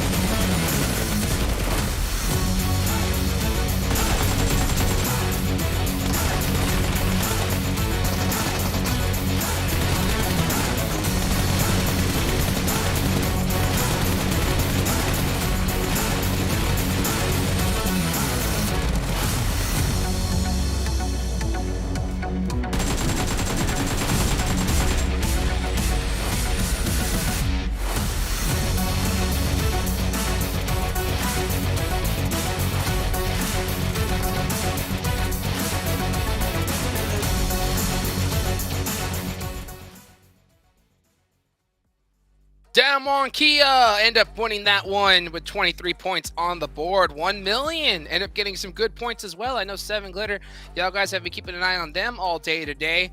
And then Inco Gaming.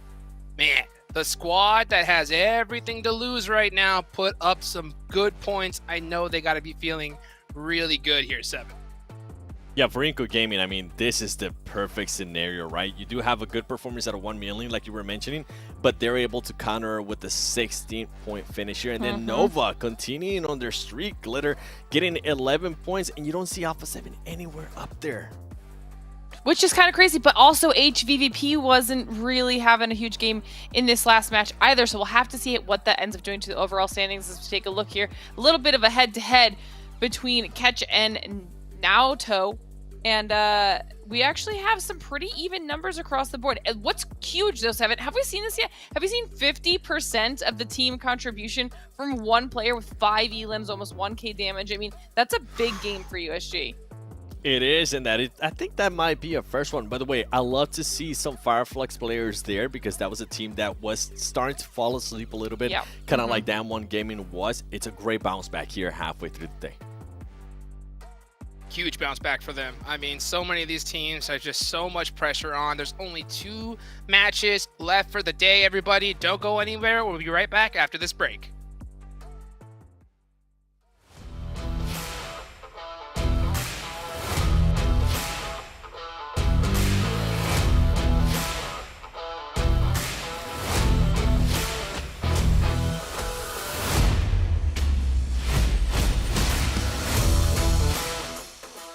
Hola compañeros de PUBG Mobile.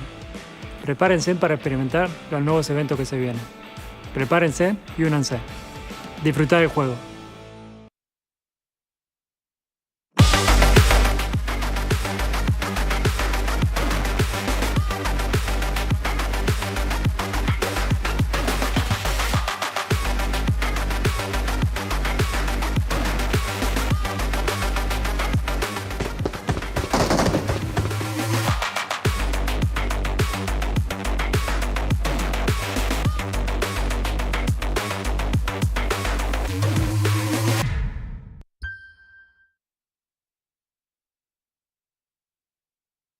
And we're back, everybody. Man, 2 more matches left here today. 5 teams going home and have to wait a whole year before they get this chance again. Absolute madness. This is one of the best shows when it comes to PUBG Mobile. And of course, it couldn't be done without none other than our sponsor, Sony. Sony with their Xperia 1.4 and Xperia Stream, they were actually created in collaboration with professional esports players. Play PUBG Mobile in 90 Hz with Xperia Stream's total cooling system and multiple ports for intense gaming and streaming. Man, I'll tell you what, speaking of intense, it's time to take a look at the overall rankings. And I think it's now time to also start coming up with our conspiracy theories here. Glitter, 7. Look at this board. HVVP is in 3rd place. And you know they have a massive target on their back here, Glitter. They absolutely do. And after that performance, a little bit of a comeback like you were mentioning earlier, 7, Fireflux is only 6 points behind them. So if I were HVVP, I would be starting to get a little bit nervous here. That forces Vampire Esports down, but only 3 points behind Fireflux. I mean, this is a tight race. You see that Damwon after that performance. They're up here on this first page now. And like the casters were saying, it's still a big gap for them to try to close in 2 more matches, but they can at least shrink it down. Meanwhile, Inko kind of maintaining a decent spot, though, like you would also mention, 7, because of the matching performances. Yeah, the matching performance helped them out in a big way. You can see them being able to keep a little bit of that lead that they do have. We have seen some of the other teams. I mean, Donuts USG, they just have Naoto up there for the top players head-to-head. I wonder if maybe those teams can have a pop-up performances, because that's what 1 million Evos and Donuts is going to need. A pop-up performance. What they have been doing is just not going to cut it. And I honestly don't know, Glitter, if any of those teams can have a pop-up performance. It's probably too late for that, Jukes. I mean, how are you feeling about that? Well, you see, this is the question. Okay, so if you look at the next person down from Inko, they have 18 points in difference, and it only gets bigger from there. So you have to think, what is the strategy coming from these players at this point? At this point, some of the teams at the bottom, they probably feel that they got nothing to lose, and they're just going to have fun. And you'd be surprised, they'll probably do pretty good here. But, you know, my question is this to you, 7. You know, with that 18-point gap minimum, okay, I think that now at this point, right, obviously having a good performance is huge, but I think if you don't, like Inko Gaming, I think you have to take them out early here. What do you think? Yeah, I 100% agree with what you're saying there. This is kind of what I was alluding earlier. Yeah, a team could have a good performance, but if the other team that you're trying to catch up is also having a good performance, it's pretty much pointless. Yep, and that's why I'm going to be looking at Fireflux and Alpha 7, because those 2 teams are truly fighting for that 3rd spot. HBVP stuff has not been working out for you, and I think we got a perfect example to Glitter in the earlier Miramar match when they just fully send it to the middle of the map. You could hear John having pretty much a stroke, wondering how that had worked out for him. That stuff is currently not working for him. They need to do something different. Which is crazy, too, because they were at the top of the leaderboard until, I don't know, 4 games ago. So this is got to be really, really rough. They need to clutch up in these last 2 matches and kind of regain a little bit of that former glory. I'm keeping my eyes on Nova and Inko. All right, Inko still needs to maintain themselves just inside that bubble so they can at least make it to the survival stage. And then, of course, a Damwon. After the performance they just had, they tend to snowball a little bit and see if they can keep it up. Yep.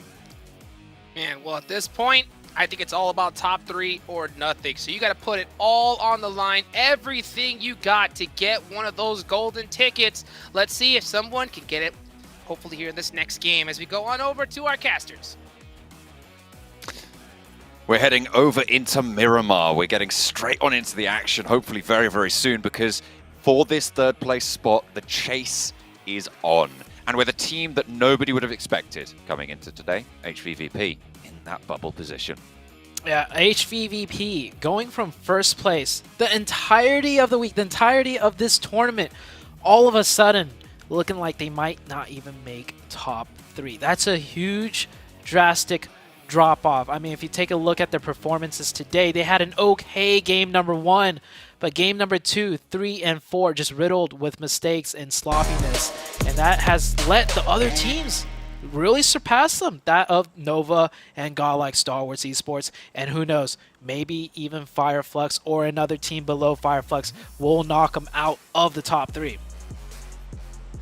Definitely possible at this stage. It's still 2 games to go, and in general, profiting more than 10 points a game over someone is going to be very, very tricky, which means that teams like Alpha 7, Damwon here at this stage, I don't think have that much of a chance to go through. But for Fireflux, Vampire, and Bacon Time, those are the 3 who I think could knock that spot and take it down.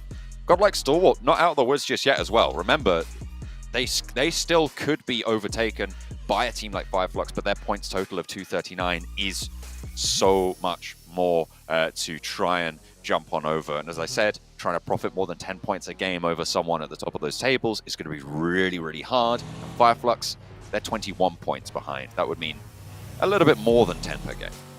Yeah. Worst case scenario for Godlike, it'd be HVVP and Fireflux stepping up, right? Which would essentially knock them out of the top 3.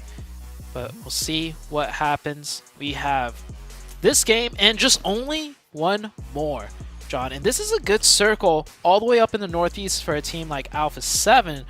So if Alpha 7 wins this one, hey, it can come down to the very last game, and Alpha 7 all of a sudden, right, has a chance at that top 3. But this is only the first circle. Who knows what's going to happen? But it looks at least a favorable start for the team of Alpha 7. I'm also looking at what HVVP are going to do. I mean, we keep talking about them because they are in the crucial position. They're going to move up to La Cooperaria. They can move in along that northern side and take some control there. Miramar is the map where they have their only chicken dinner as well. And playing from this north side, it can give them a little bit of confidence. Hopefully, they can get there without losing a player or making a little bit of a mistake. Hang on a minute, Fireflux. Uh-oh. Having a bit of a scrap with Nova, but I don't think either of them really have the weaponry to go for this engagement. Solke moving forward to the micro Uzi. I like it. Spots the back of the bus. I like it. I like how Order was also so cautious to the point that he didn't even get back on the bike, because then he'd have to drive forwards just a little bit. And if Soke found the gun in that first shack, you know, that could have been the end for him. But both teams just on a scramble for any sort of points they could get. You know, Order, he probably picked up that bike about 500 meters away, found a pistol, saw a player parachuting, stretching a little bit, and just gunned it. Try to get those shots in. I mean, you do go for those. And if Fireflux had lost a player there, that could have essentially cut down their run for this third place as well. Oh, yeah. They're currently 6 points behind HVVP. Absolutely within striking distance. Vampire, 215, 9 points behind HVVP. Oh, it is so, so dangerous. It's kind of all I'm paying attention to, I'll be honest. I also like how Nova, you know, they went from like 8th up to 1st, and they got so many good games. They have an 11-point lead, but you still see player like Order pulling stunts like that. And it's not, you know, I'm going to say it's not exactly a bad idea, but it's like, it's calculated risk. And he's got the confidence enough, and he knows the second he misses the first few shots, he needs to get out of there. And that's exactly what he did. And he still took the precaution of not getting right back on the bike and, you know, being forced to drive a little bit more forwards into the other player. So far today, Nova have earned 96 points. 96 points in 4 matches. 4 matches. That's almost a 25-point average today. That is insane. It is unlike, I think, anything I've ever seen, to be honest, especially at a PMGC level. 6 points. Let's just say they got 100 points in 4 games, right? To make the math simple. That means in 4 games, they have done almost more, like half of what they've done in 3 days. Yeah, that's, I mean, 154 was their total after the first 3 days, right? Uh-huh. So they are currently what is that? You put me on the spot now. 58 points less than they've been able to earn over the 3 days in the first 4 games. There's a lot of percentages and maths that could be further done with that, but I'm going to leave that to you if you want to. The bottom line is it's really bloody impressive is what yes. they've done. To put it in simple terms without all the numbers. But yeah, first circle, teams are starting to rotate 5 minutes in. This circle we did see the other day, except it ended way, way far in the north in a very familiar area. I'm thinking this one's going to pull back a little bit more central into a spot that teams probably have already played. I can't even remember if we've seen a circle in here. We definitely have a couple in the northern side to start off with, though.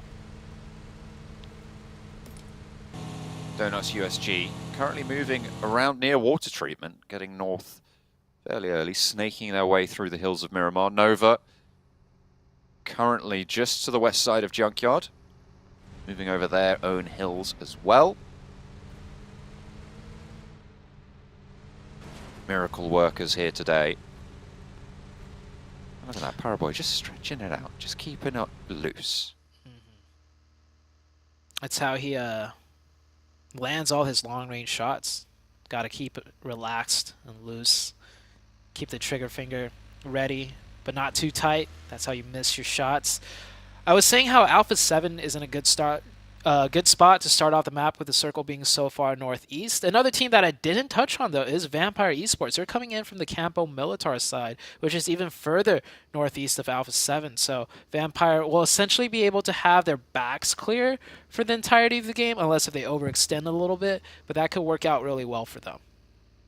Certainly could, and especially given their position on the tables, it's going to be nice to have a little bit of a peaceful game to start things off, get towards those top sort of 7 positions without too much of a problem, and then start to light things up. Top 5 rate for the map, notably lacking HVVP, but Vampire Esports are there. Fireflux aren't there either, but still, it's good news for the Vampire squad. Definitely so. Taking a look at the rest of the map here. Nothing too out of the ordinary. Teams are playing it pretty standard. Damwon Gaming might run into Fireflux, so Fireflux taking a very long time to rotate all the way in the southwest here. Yeah, Damwon Gaming driving by. Should be a straight shot for them through, as there's no one in Picado to slow this down. Fireflux, though, we'll see the team of Damwon rotating ahead, so gives Fireflux a little bit of a heads up that there could be a team very close by to them as they come into the circle. I think Fireflux is, I mean, we talked about it a little bit yesterday, but the power that Fireflux have been able to find comes from almost emulating the playstyle of HVVP, and maybe that's a little bit disingenuous to say emulating. I mean, it is still their playstyle as well on Fireflux's side, but that's the sort of style, right? Playing back, playing for those edges, and just crunching, sweeping, controlling. We haven't seen that from HVVP today, and Fireflux were able to capitalize on it yesterday. Yeah. Today, it's really been the story of Nova getting center and fragging out their mind. Speaking about getting center, the circle centers almost perfectly, probably actually perfectly right into the middle. It does make it a little bit tricky, though, with that road cutting the map in half between the north and south side. Teams will have to figure out which way it'll go. It looks like it's going to favor the north slightly more, though, but you can never be too sure with the circles out on Miramar. Vampire on the northeast side do have a slice of this, with 1 million pushing in on their eastern edge. Ravenclaw will be able to hold that off, or certainly gather the info of this location, if nothing else. Further in is Evos ahead, near El Azahar. Godlike Stalwart on the western side, moving into the stables. Yeah, this is on the western edge here. Godlike, another team to really watch out for, see if they can maybe overtake Nova. It was 2 years ago, I believe, that this Godlike team got second place to the likes of Nova in PMGC Grand Finals. So A lot of similarities happening here. This is almost like a grand finals because of the caliber of the teams, right? We already have so many championship teams in this group, and this is just a group out of 3 groups. There's still heavy-hitting teams elsewhere that's all going to congregate into the grand finals later down the line. And oh boy, we think this one is neck and neck, tough and tough, back and forth. Can't imagine what the grand finals are going to be like, John. I mean, not even the grand finals, the survival bracket at this stage is going to be absolutely mental. Because we are going to see some strong teams go in there. We can't fit 6 in 3. It just doesn't work like that. I know we'd love to, but it's just not the way it works in the end. So 3 of these 6 teams that we currently have vying for the top spots will have to go home. We're going to not go home, go to the survival stage and start with their revision for the rest of the teams going over there. It's not going to be nice. It's not going to be pretty. But I can tell you what, it's going to be exciting. Yeah. Just to correct something I made a mistake on earlier. Actually, 2 years ago, it wasn't Godlike Stalwarts Esports. It was a different Mongolian team. It was Zeus, I believe. Yeah, but that's what really put the Mongolian region on the map. And then it was last year that this current iteration of the Godlike Stalwarts team overtook that Zeus team, and they became the shining pride for Mongolia, and they're keeping it strong here, staying in the top 2. They also had a difficult climb back up into the top 3, right? They were struggling quite a bit, falling down, having a lot of rough games, but they've proven their worth as well. Absolutely. It's been really, really good to see Godlike Stalwart come back into this engagement, into this fight, with the strength that they've been able to accrue. We spoke about how many points Nova was able to get over the course of today. 96, really, really heavy total. When you turn that around and look at what HVVP have been able to earn today, they started on 209. So they really have been lackluster today, only getting 15 points in the first 4 games. That's such a vast ocean of difference that we just need to see HVVP step up, because they can do it. We know they can. Good start for Evos. They really need it. Can they confirm the point? On to 1 million, too. The team that's slightly ahead of them in points. And stolen by Vampire. Oh, those stolen eliminations. We brought it up in the very beginning how it will have a big impact. And that 1 point right there, that's gotta suck for Evos. And the circle, by the way, did shift up further north. It's very similar to that one Miramar game we had maybe yesterday or 2 days ago, where Alpha 7 ended up getting a huge, huge chicken dinner with a lot of eliminations. Would be great. I mean, so many teams would love that right now. So many vital positions being vied for. The middle of the table is looking a little bit more secure. From 7th through 10th, it's looking pretty chill at this stage. With 2 games remaining, you imagine you're going to be stuck in these brackets. Using this as a scrim opportunity for the survival stage. Still trying to maximize your earnings and maximize your points. But you must feel a little bit resigned when you're in one of those middle spots at this point. I think Alpha 7, with this position in the zone and this being their map, they're not going to lay their weapons down just yet. If they could get a chicken here, they have a chance at the very final game. Nova on the south side, Fireflux on the very southern edge of this zone, meaning they definitely will have to cross the road at some point. This could be a difficult game for Fireflux to close that gap and break into the bubble. HVVP, meanwhile, sitting pretty comfortable on the north side of things, but they're also on the edge. So if it centers on up, both Fireflux and HVVP will have to fight their way in. But that's where they shine for HVVP. I want them to have that performance today. I feel like this is a team that deserves to get a direct qualification spot. We've seen the power that they've been able to bring to the lobby. We've seen the power that they've exerted. But today it just has not been there. And in the final 2 games, they'll need to pull it out of the bag to keep themselves going, or they'll be bumped down to the survival stage, which would be bad news for them and even worse news for everybody else. Even worse news for everybody else. The amount of teams that HVVP can take advantage of in the survival stage compared to this current group, oh yeah, there's a lot of teams that they can just take fights with. The circle has shifted a little bit more to the north, keeping HVVP in zone. Fireflux, however, do have to cross this road. They do have buggies, at least, probably the best vehicle to have in a game of Miramar. But it's going to be a difficult cross either way. Look at this. To their left, Damwon Gaming, the Knights, and Godlike Star Wars, all on the edge. To their east side, Udo Alliance, Evos, Vampire Esports, all not in the zone. This rotation for Fireflux might be the last one they make here on Miramar. Into the Valley of Death they ride. They ride strong and pull up on the position. Damwon yet to find an opening knock as Pittsburgh Knights taking shots out this way as well at both of the teams. Solus, Ketch, Lutz, all at the backside of the building. One does go down, but Sung is answered on towards, and Damwon lose the longhouse. Osal there on the hold, sprayed around the corner, and this is the push from Fireflux. That's so smart. They needed it to work, and it has. They've taken control of the building, but they still have to move up north. The disengage comes through from Damwon, and they'll need to push in. In the meantime, Godlike Stalwart from the west side, moving in past Skylights Gaming, trying to take this fight, doing so fairly well. Unfortunately, though, on the south side, Nova have the bead over towards Damwon, and they're going to force them into the push over towards Venom, towards the rest of 1 million as well.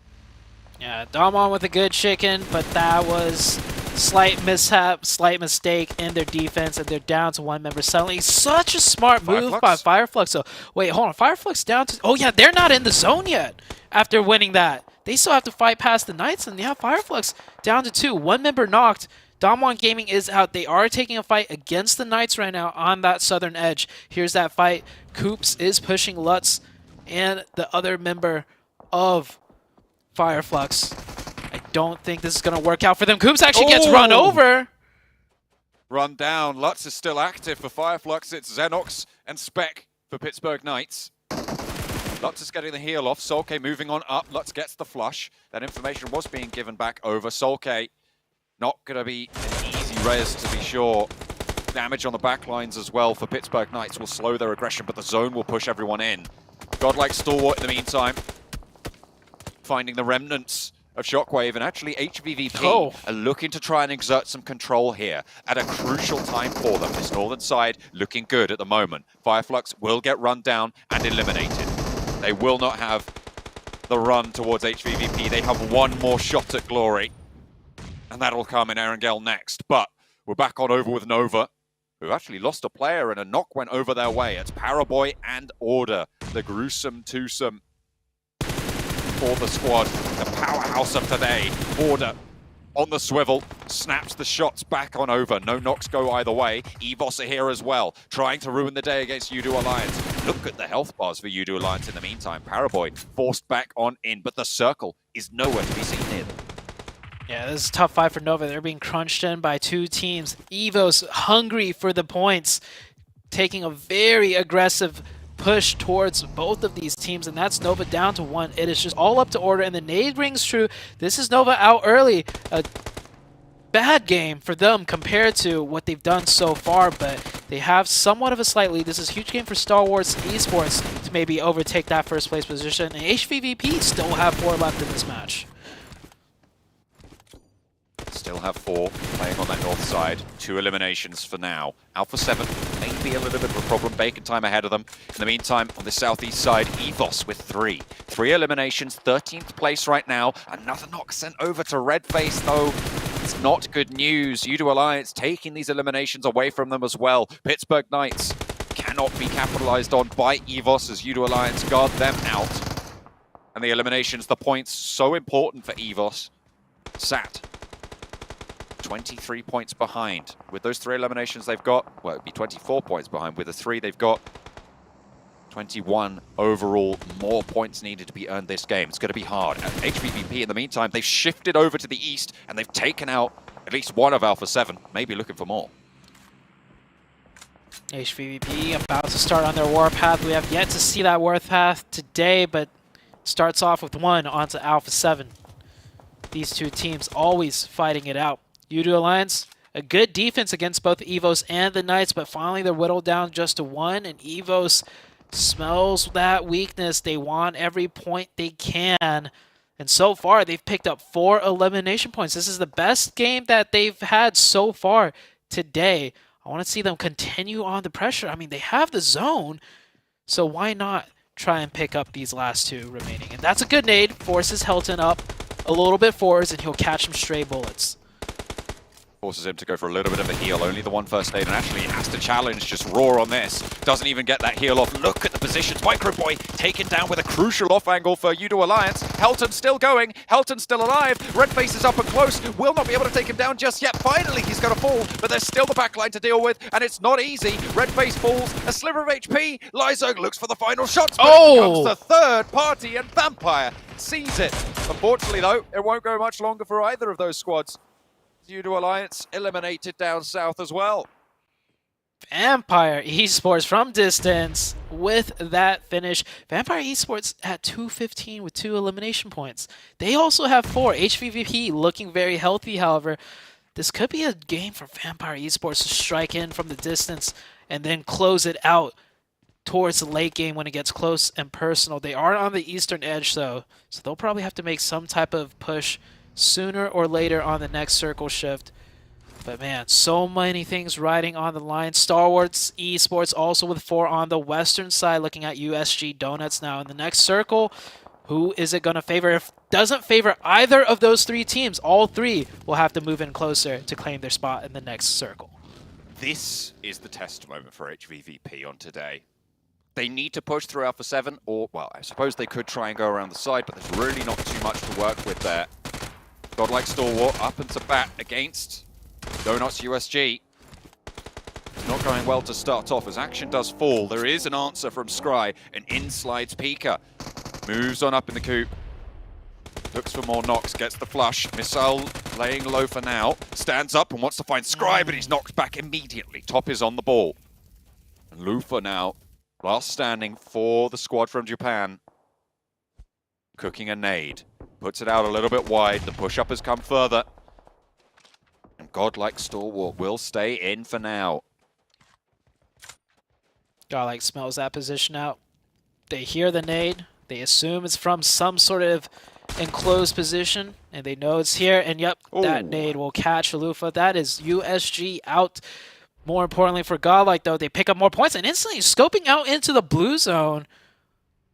Spotting out another player. I don't know if they managed to get that knock, but Vampire Esports continue to pick up points, getting a nade knock on to Spec. The Knights down to 1. Xenox last up, and Vampire has the read on him. Yeah, Xenox probably going to be going down here. Certainly not safe by any stretch, but Vampire will need to move further north. Power are looking their way.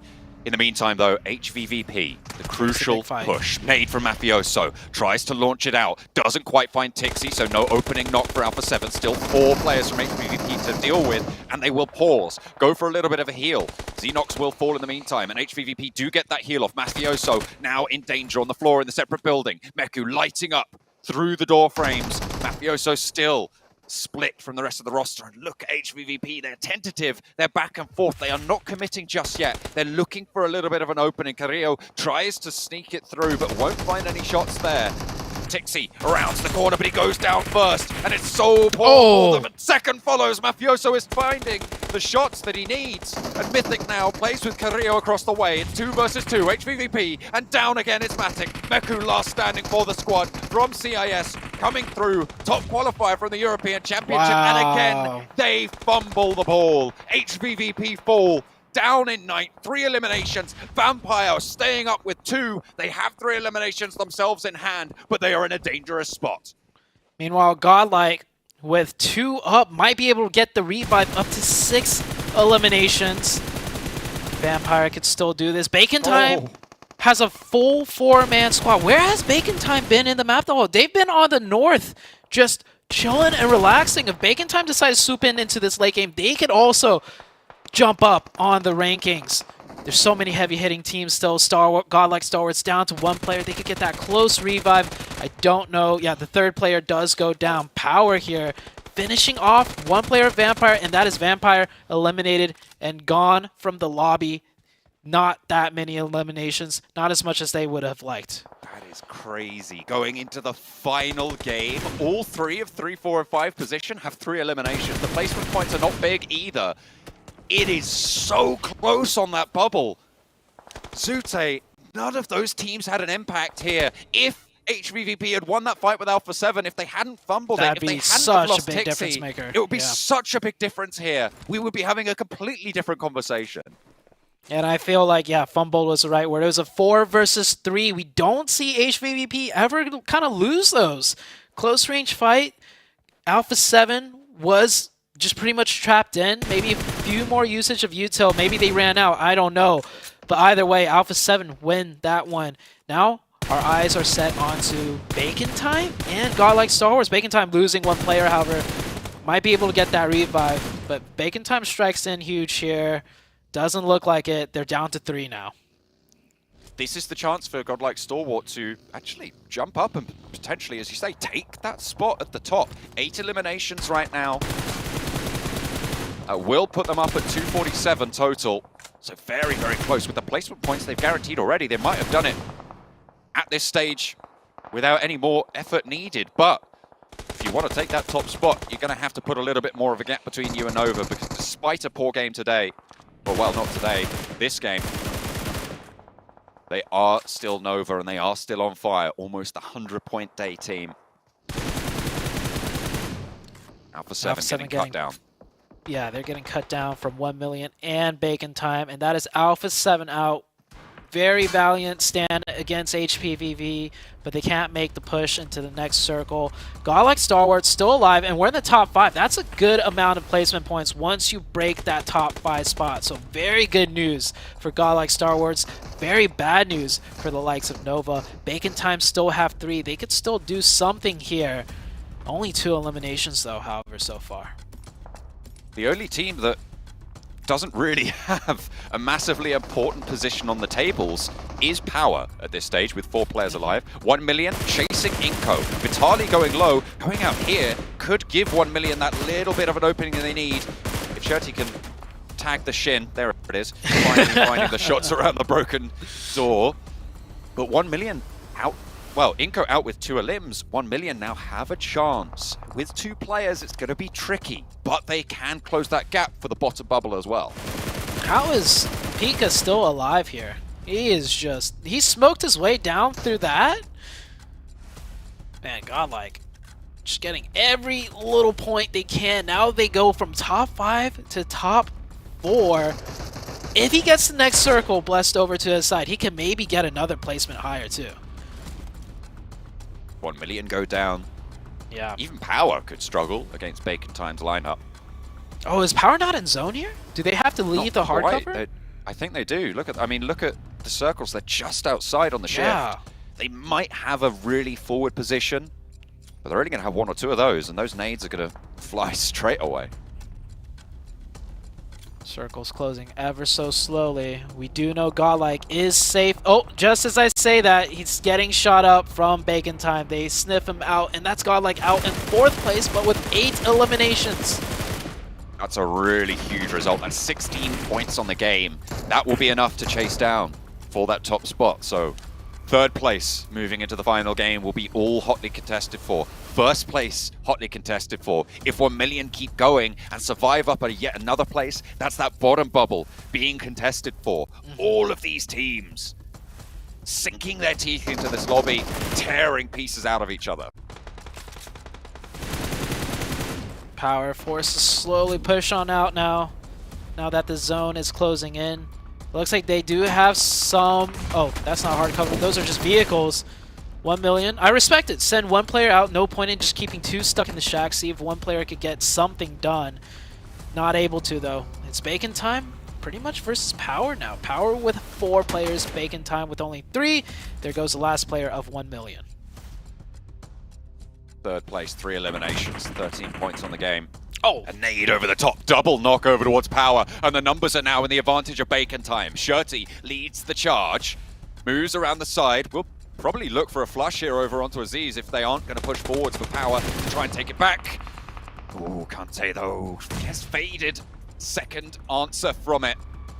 Bacon Time now playing against one. The nade over the top to try and keep them alive. There was one answer. Shimmies around the rock. Aziz will fall. 2 players alive for Bacon Time and active. 5 eliminations total. Picking up a chicken dinner could add a 4th contender to that 3rd place chase. And the nades start to fly over towards the back lines.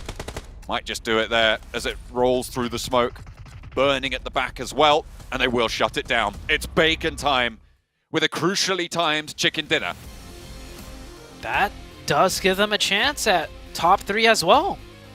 Especially with HVVP fumbling there, not being able to create that much needed point gap between them and everyone else looking to take their 3rd spot to directly qualify. It all comes down to the last game as we all predicted, but I don't think anyone could predict what's going to happen in the very last game today. I think with that game, Bacon Time might be in the top 3. They No might way. I think they might have just overtaken HVVP. Do you think so? I think they get at least. We'll have to wait and see, John. I think they get. Yeah, I think they get a couple of eliminations. It's all down to how many eliminations they were able to get. No Bacon Time way. from 6th place could have jumped up into 3rd with that. We'll see. But oh man, John, we got one game left. So much riding on the line. The top 3, the survival, the top 1 even. I can't wait. It's all to play for now. One more chance to shine through the lobby, to take control, to get those direct qualification spots, or even stay alive. It's all coming down to the last. Make sure you stay tuned.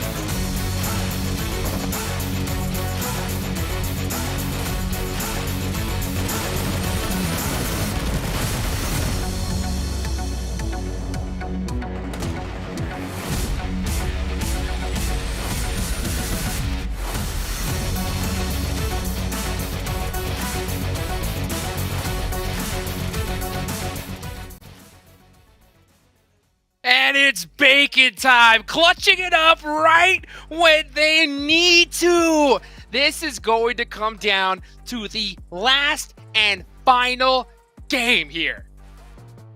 It definitely is. I mean, so many teams that needed to perform have definitely performed here. You mentioned it perfectly.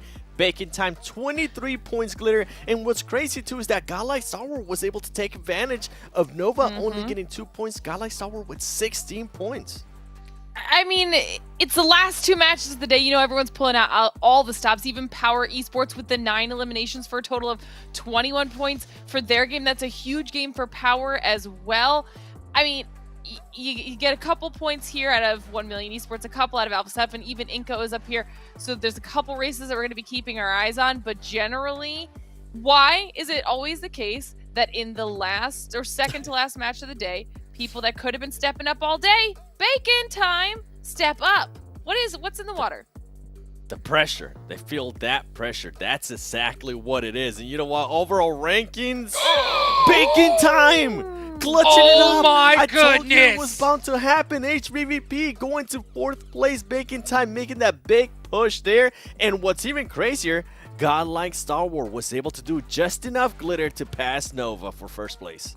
This is the first time the entire weekend that HVVP has not been in the top 3.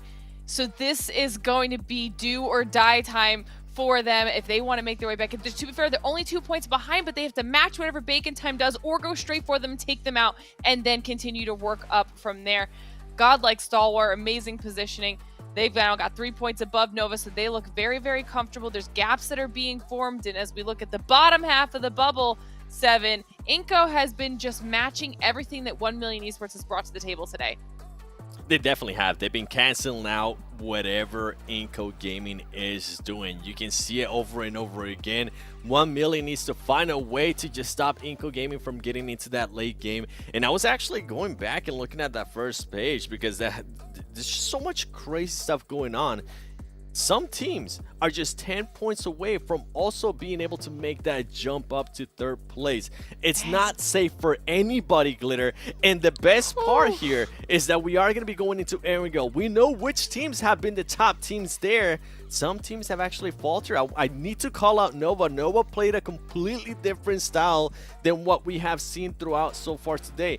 Whenever Nova is actually split and they have their players kind of doing their own thing, they do so much better. In this last game, they were all together and it was just a completely different Nova. I'm hoping that we see a Nova that is going to be split. And talking about top Erangel performance, Fireflux. That is great to see because that's a team that can definitely jump to third place. I was just going to say that that's another team that is 1,000,000% in the running. If Fireflux have a pop-off performance, they are skyrocketing right back up the leaderboard. So you know that Nova, Godlike Stalwart, and now Bacon Time, who apparently is also a top Erangel performer, is going to be keeping their eyes on them.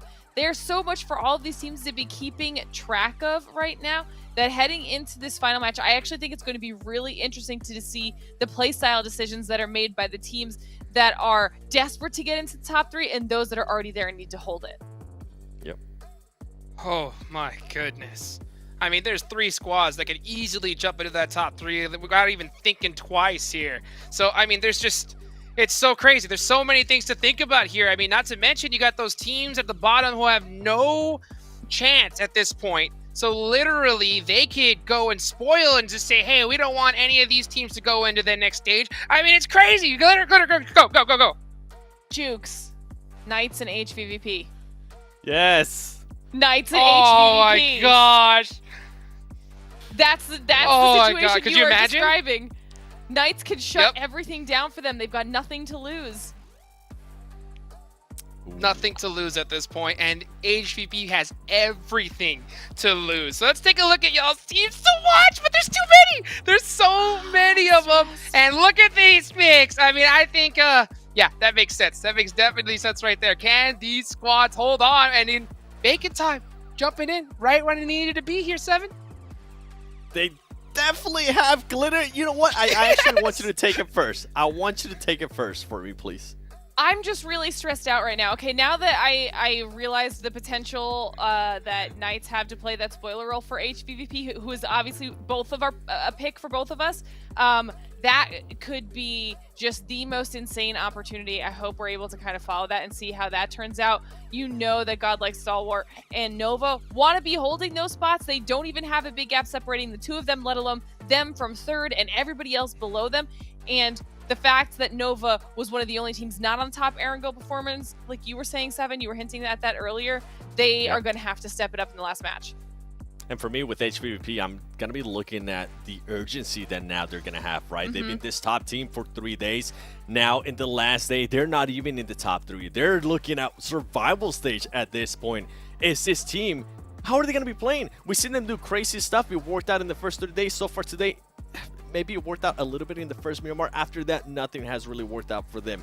Are they going to be trying to be the aggressive team that we have seen in the first 3 days? Or are they not going to be seeing that aggressive team? With Godlike Stalwart, are we going to be seeing that patient, right? Waiting for the right moment to strike and being able to third party because they do currently have the lead. And with Nova, you heard me mention it earlier, if they are going to be playing split, that is when we end up seeing the best Nova. That is when we end up seeing the likes of Jimmy, Order, Paraboy, and everybody else being able to just clutch up and put up those performances. But the big question mark, Hot Jukes, you alluded to it, is that spoiler role from the bottom teams. We saw a little bit in this past Miramar. I think it might happen here, and a lot of the teams that are currently fighting for the top 3 need to watch out for that.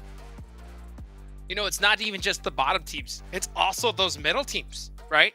They can do whatever they want at this point, and not to mention you may have a middle squad who's got a huge, you know, a pretty thick jump, and they may try to do his miracle shot and take out these squads early and go nuts. I don't know what's going to happen, but here it comes down to this, the final match here of this group. Let's take it on over to our casters for one last time. I'm so jealous of y'all.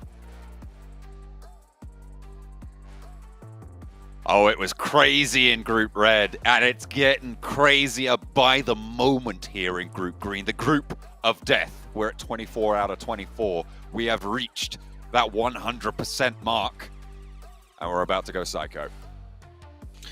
Imagine the story, the tragic story of HPVV. First place the entire tournament, and then on the last day, not even making the top 3. That could be non-fiction very soon, not just a story, depending on how this last match goes. And as a joke, I was saying, John, and it's all because of bacon time.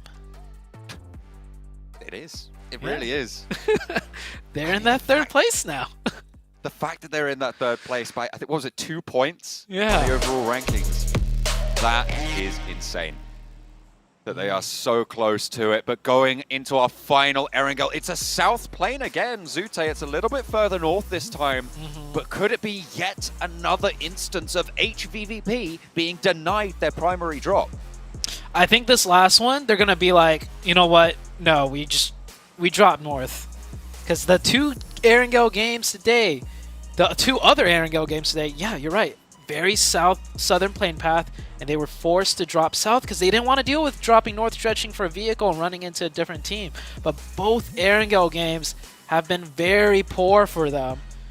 So this being the last one of the day, and this plane path being slightly more north than the other ones, I think they might take the, slight change and just drop north for the vehicles and go up to North George Pool.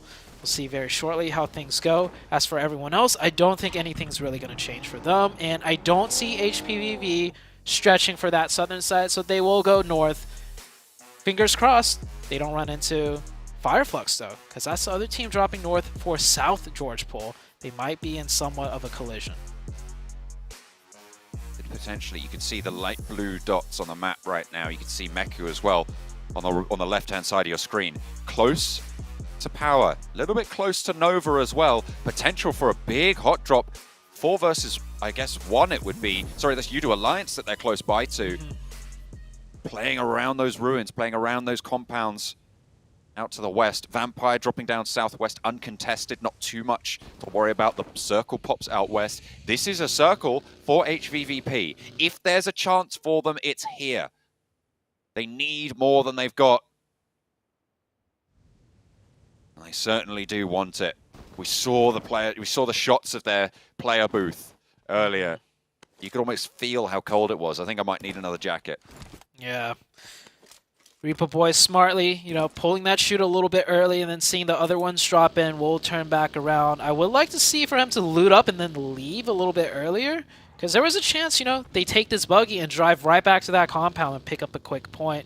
But with such a bad performance today, I think HVVP is just going to stick to their game plan, not change it up at all. I don't blame them. They went from like the best looking team in the lobby to all of a sudden dropping out of the top 3. So the nerves, as experienced as a team that HVVP is and as dominant as they have been, they must be nervous. There's no way that they can't be nervous here. You've got to feel it at this stage. I mean, it's all coming under pressure. Can they stay the test? Because they put a buffer between them and everybody else. They elevated themselves beyond the quality of the rest of the lobby. But today has just been crazy. Team after team stepping up. Doing so much for themselves. Bacon Time leapfrogging them 2 points in the lead. They're only 7 points ahead of Fireflux. They're only 8 points ahead of Vampire. Yeah.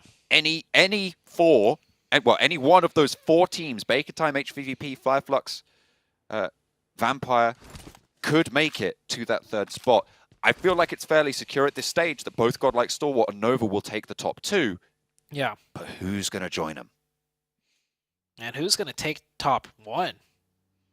That's also something to keep a very close eye on. 3 points, right, separating them. And then on the bottom half, right, you need to make that top 11 in Inco with 141 looking comfortable to a degree. against the likes of 1 million. We were saying the desk was talking about hot drops and everything. We were talking about maybe 1 million could hot drop Inco, but that is not the case. Inco's going to try and play their game and just get a lot of points and hope, or 1 million's going to play their game and hope Inco falls out early. I'm wondering how long HVVP are going to be looting in North George. Their general rotation on a circle like this, I'd imagine, would be to go to the compounds just to the southeast of Everest, or maybe even try and play on Everest after they've looted up in North George. So the quicker they can get there, the better, because teams will start to be moving now. We are reaching that 5-minute mark, so the early movers will be on the road. Yeah, they'll be on Everest, or I think they will stay on Everest. Some teams will come behind them, but they'll continue to stay on Everest to clear their backfill. That's most likely the situation. Or they'll play that cube compound just right on the bridge to cut off rotations and then move on later. But the first circle being so big, there's a lot of options. HVVP might even just stay in North George Pole potentially for the first circle and play for the second shift. The Knights, however, will rotate early. Nova playing the compound that they really wanted that one game that Power took over. But with Knights rotating so early, Jimmy might get caught out here if the Knights chase this lone player down, but the Knights instead will just make their rotation center and play from this compound here. I mean, we said that the top two are likely to be Godlike, Stalwart, and Nova, but I mean, it's not outside of the realms of possibility that one of the teams could jump up over Nova, because at the moment, Bacon Time, they sit 22 points behind, HVVP 20 points behind. Those are big chicken dinners. Sure, absolutely, they are, but that's a big chicken dinner.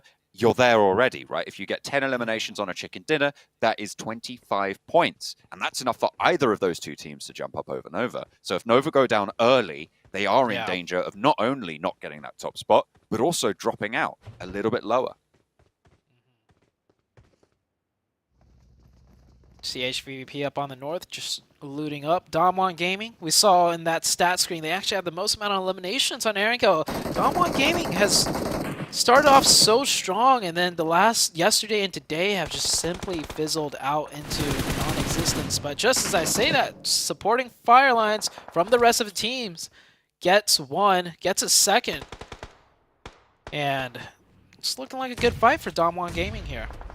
Fabian pushes to the back of the building, wants to challenge, but denied that luxury. In through the window, ground floor, Tommy Gunn wants to roll up. There's a nade being cooked by Fabian. Drops it down the stairs. Osal's there as well. The knock on the outside towards Sung is kind of weighing on them quite heavy, and another nade over towards Fabian. Power, they might have lost one, but they are still trucking. It's going well for them right now. As we hop on over, actually, hang on a minute, it's Pittsburgh Knights, Nova. 2 players from Nova have fallen. This is dangerous. Frozen, sprayed down, flushed. Nova down to 2. There's no way they go for these reses. Paraboy falling. This is bad for Nova. Punished. In a central position. How can they hold in this as well? Because it's just Jimmy in order, and everybody's going to be looking for these compounds. Punished. Finally, Nova gets punished for their splits that they love doing in the early stages of the game. And that's pretty much their first place chance, in my opinion, out the window. Because Stalwarts, Godlike Stalwarts, C2 of Nova fell down. So now Godlike, all they need to do is essentially stay alive. They can just keep going, get a top 5 finish. That's all that's required of them. But then again, Jimmy is still alive, and he has been dynamite for the team of Nova today, and out yesterday as well. Spec rolling straight on up to Evos, who are currently in 13th place, but with a massive gain could charge on up, and if you want to do that, you have to start fragging early. So picking up a point now, good news. I think Knights are thinking the same thing. They're just going to try and take every fight they can to get as many points as they can. And just unfortunately for Nova, they were the first ones in the target sightlines. And Nova will lose 2 of their very important players. Now the next zone has shifted. It kind of centralizes right up. And this being the last game, we're going to see a lot more fighting than usual. Just because, teams know they're either in or they're not. And the teams that no, they're not in. No, they need an insurmountable amount of elimination points, so they may as well go for that as well. The question is, who do those points go to as well? Because that could be crucial. Yeah. It could be the decision maker. When you're talking about a bubble that's 2 points between 3rd and 4th right now, it is absolutely crucial. Donuts USG looking to take a fight. Nade in, not long cooked there, but it's right on the money. Spray coming in from Udo Alliance as Bacon Time get into a little bit of a lock horn. We'll be able to find the first. No knocks sent back their way, but there's still more Udo Alliance players in the wings. Unfortunately, looks like there's a third party from down low. It's Inko trying to keep that 11th place under control. I see HVVP rotating in from the north. They're actually not on the edge. They're going to take this Mount Everest like we predicted, but Fireflux is here first. Tixie. Oh, I feel like a little bit more. Oh, never mind. He can still pick up Tixie. The headshot rings in, and that is Tixie down. And now HVVP definitely feeling the pressure and the burn now. Fireflux, I think this was a set trap. Fireflux got here first, and as predicted, HVVP wanted that position. And Nova is about to go out. It's all down to Order. Order will pick up 1 point, but down to a solo player against the 4 of Godlike Stalwarts. And they're at the point deficit as well. It's going to be a tall task for Nova, but hopefully right now for them, I'm thinking they just wish to be in the top 3 at this point. Top 3 really on the minds of everyone, weighing heavily. Fireflux, it's good news for them, right? They're in 5th place right now, 2-2-1, 9 points behind the bubble. So starting off, taking down a player of HVVP, arguably one of your strongest competitors for that spot as well. Excellent. And arguably, out of HVVP, you want to take down Tixie, because he is the heavy hitter of this team. Not today, but in general, over the course of the last 3 days, we've seen him be demonstrably monstrous. Demonstrably monstrous. It's the first time I heard that. Question is, though, who's going to take down Bacon Time? Because Bacon Time's the team that is in 3rd place with 4 members up. This is the team that's technically the gatekeeper of the top 3. And Circle goes up north. Once again, this could be a big one for the Fireflux team. Look at Matic. On the west side, he's really close to Lutz. Ketcher's going to be spotted this as well. They should be taking shots, and Matic really in danger. The rest of HVVP nowhere nearby. That's a flush if he gets knocked. There's no 2 ways about it. So staying out in the open, deadly for Matic at the moment. A wide split for HVVP, playing as 3. Order, I mean, they've been hounded by the Pittsburgh Knights for this entire game. In through the door, it's Order to face off against 1. Does a lot of damage. Might be spotting around the window. Coops is there. Tensa, first to fall. Order, 1v2ing right now. Handily taking control of this engagement. Oh my god. Not even a lick of damage. Look at that. Oh. He's mad that the Pittsburgh Knights are ruining their chances. He's shooting the magazine. He's emptying it down into the crate. Look at him love go. it. You love to see it. You love to see it. Hey, but with the extra elimination currently, Pittsburgh Knights not in last place, which is a result that maybe you wouldn't expect. You love to see Order. We've always said close range specialist. That was Coops, and I believe Tensa he took down with not a lick of damage. Did you see the way he danced around them there? Perfectly done. Nade found a knockover on towards Bacon Time, playing in the middle of Ruins. It's a strong position. They've got a lot of hard cover here, but teams are going to start to turn their attention towards it, Zute. Yeah. The revive should come through. Unless if a lucky one gets the confirmation. I think I saw Reaper Boy throw another one towards that way. No explosion, so Bacon Time will remain 4 up. They are trapped in a very... Oh, yeah, spoke too soon. But that's just 2 knock... Oh, Reaper Boy with another one. That's cooked way too long. A little bit too long. Yeah, long on the cook there. Shirty crawling back towards Orm Style. Donuts USG on the eastern flank. 2 players down for Bacon Time. Yeah, they don't know, I mean, they don't particularly know where this is coming from. I imagine that bird would have been great about 5 seconds ago. But as of now, it will splash wide. Bacon Time. Almost losing half of their force. Will be able to get that reset. But still, they're stuck in ruins. Surrounded by Donuts. Surrounded by Udo Alliance. And they have Skylights Gaming to the north on that church position. If the circle shifts off of them, this is going to be a very difficult disengage. for even a 4-man team.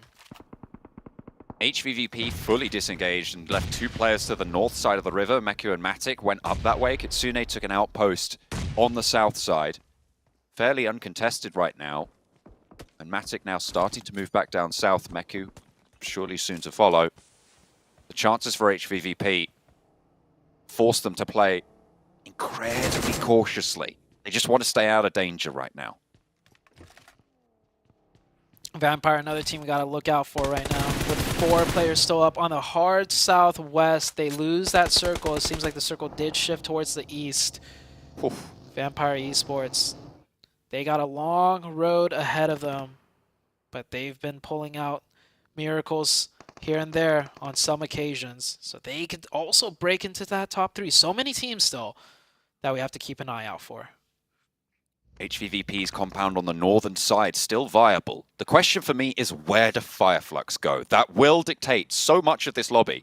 They have a couple choices, but right now the primary ones, HVVP's position, knock out the competition, take down one of the other teams fighting for Bacon Time's spot, or 1 million, take out the team fighting for that bottom bubble and the tournament survival. If they could get an opening onto 1 million, that'd be a great position for a Fireflux to take. Otherwise, the northern side is a good backup. And HVVP, Matic, I'm not sure. I think they're going for a Hail Mary play here. Just try and see if there's some niche pocket spot in the center open rather than trying to fight in from the edge with only 3. Oh my goodness me. I saw that health bar trickle. Alpha 7 are here. They're opening up. It's a rematch from Miramar. On the northern side, HVVP need to hold this if they want their chance to continue. Vampire Esports riding up towards EVOS as well on the southwestern side. Both teams, they're going to be forced to conclude this. Vampire have committed, and so have EVOS. This is going to be a fight for both of these teams that will be ringing in their ears for days, weeks to come, potentially. A nade in through the window towards Stone. Pops another one in the side. SKF Fireflux putting ordnance down. Here's Fireflux as well. They've moved south. Solcade looking to have a third party onto this. Schweppes is going to fall. A really important angle. Ravenclaw gets opened up. The magazine is emptying. The spring pressing those bullets. It's HVVP come under fire on the north side as well. Alpha 7 taking that engagement. They found an outpost, and HVVP going to leave that one out to dry. Only 2 players moving forwards. Actually, the one for HVVP. Fireflux still engaged in combat now. 4 players alive, and this is a team that wants it badly. Vampire, they've lost one fully. 1 knock to try and recover, but Fireflux will not let it go. EVOS are out. 1 million, the only challengers to that bottom spot as well in the meantime. Yeah, they pick up to 3 eliminations there. They picked up 2 more, so that was a good third-party peek out by Fireflux. They play it tight. They don't fully engage on it for fear of losing players, because they don't just need elimination points. They need whatever elimination points they could get and a strong finish towards the end, so they'll decide to keep all 4 members alive and play a bit safer. HVVP did get pushed out by Alpha 7. HVVP down to 1. Nova down to 1 can't make that first place position in my opinion, and it's looking like HVVP down to 1 can't make that top 3 position. Kitsune needs a miracle. The nade already doing damage. There's fire. There's flames. There's riches to ruin with a nade from Mythic. That puts the final nail in the coffin. HVVP from first place, pretty much all tournament, down in 4th. Potential to be leapfrogged as well, but we'll be seeing them in the survival stages coming through in 2 weeks' time. It's a result that nobody expected, but it's the one that we're seeing, and this is the group of death. It's Group Green. That's wild. Who would have thought? We will see them in the survival stages. They'll have another chance as Order gets taken out as well. That is Star Wars Esports sitting very comfortably in first place. Only Bacon Time has somewhat of a chance to take that first place. But Star Wars Esports, they have 4 up. They just saw Nova go out. They are chilling right now and might even be celebrating just a little bit in their booths. They should be, yeah, they absolutely should be okay here. I mean, to be fair though, there are 2 teams beneath them. could have massive games, but it's going to be very, very unlikely that Fireflux can stretch out that far, even with a big chicken dinner. 4 players alive. They managed to snake their way on into this circle. Alpha 7, the spoilers on the north side for HVVP. We'll be playing from that northern side. We'll need to crunch in down south just a little bit. Seems like it's going to slow down to a stalemate. 1 million's position very hard to crack open. And not a position that they necessarily want to take over, as most of it's actually not in zone. So yeah, Fireflux is actually going to wait for the zone to choke that position out. There's no need for them to push whatsoever. The blue zone will do it for them. And yeah, 1 million forced to kind of see where else they could play. They'll swing down further south into the likes of Vampire. Vampire very, or not very weak, but just down to 3. They're out in the open though as well. Ravenclaw really going to struggle here. 1 million looking to just take control of this south side. If Vampire go down, it'll be only Fireflux and Bacon Time looking for a contest. Fireflux spots towards Alpha 7, looking for the flush catch, not going to be able to nail it, but a lot of damage. Doesn't want to over-peak, doesn't want to give the game away just yet. They play as 4, they need it to keep going if they want a chance at taking on Bacon Time. Very cautious play out of catch right there. Seemed like he had every opportunity to continue spraying, but always got to play disciplined here. Pop off a few shots, wait a couple of seconds before peeking again, because Alpha 7 is looking up there. And maybe on the next zone shift, if they feel comfortable, we'll get a little bit closer and pick up these points. There is 4 points to be had down there. Fireflux can easily take it if they wanted to. They desperately need those points as well. Vampire playing with 3. Moving on in. You can see in the picture-in-picture against 1 million, neither team wanting to go too far because both of them are in crucial spots on the tables. There is only one way for them to ladder up, and that's staying alive. You do need to grab those points in, but one thing first. Follow it up with the second. Fireflux move down to the lower plateau.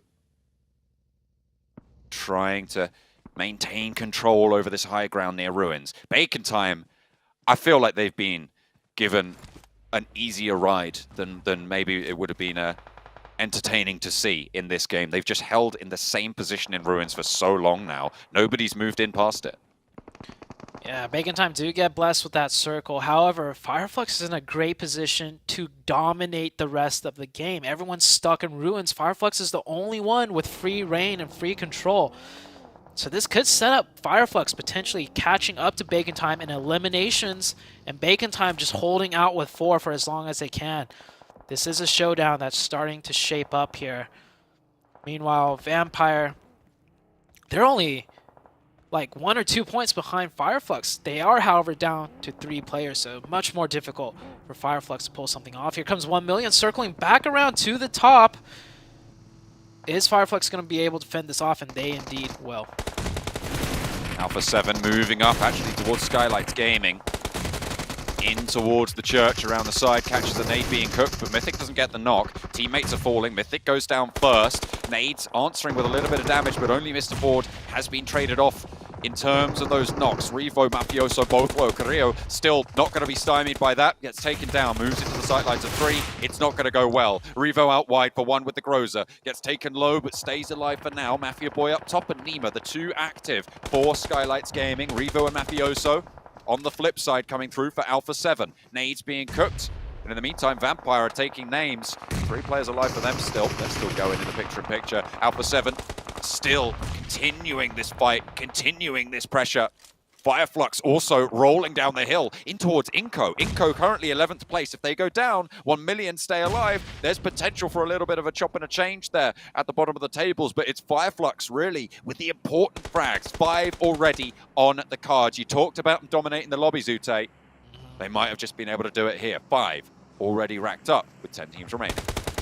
All they got to do is take out Inco and they'll get that whole western side for themselves. That's Alpha 7 eliminated, down and out. Vampire with a very, very Ballsy rotation right dead into the center, and it is open for them. They'll manage to stick in there for now, but they have a 4-man team. Let's not forget, there's a 4-man team of the godlike Star Wars esports team still in this lobby, just playing as patient as ever, knowing they pretty much secured that first place. Solke cannot go down. Nice trade back by the team of Fireflux. That's Vampire. That was Vampire, I think, who got that knock. Oh. Taking down top. I mean, look at the third-party position that they have on them. They're just a little bit further to the north. Vampire central right now. 4 eliminations for them, 5 for Fireflux. There's 2 points in it right now, Zute, between these two. And Bacon Time are still going. We have 3 of our challenging teams right now, all in different kinds of spots. Godlike went down to just 1 player, but they're gonna get the full reset. Zone slightly shifts off of them, so they will need all 4 to press further in. Good zone shift for the team of Fireflux. So I mean, they control this whole western side. This will just give them more room to play with as more teams get choked out. Fireflux in a even better position to overtake that top 3 and rip it away from Bacon Time. However, Bacon Time still have 4 up. Enko dispatched. No further will they go. They're in 11th. 141 is the mark for 1 million to try and hit. They might have added a placement point or 2 onto that actually for going out in 8th. So it would be a little bit higher than that, but 1 million. They started the game 13 points behind. If they can make it to 3rd place, grab a couple of eliminations, that might be enough to take that spot away.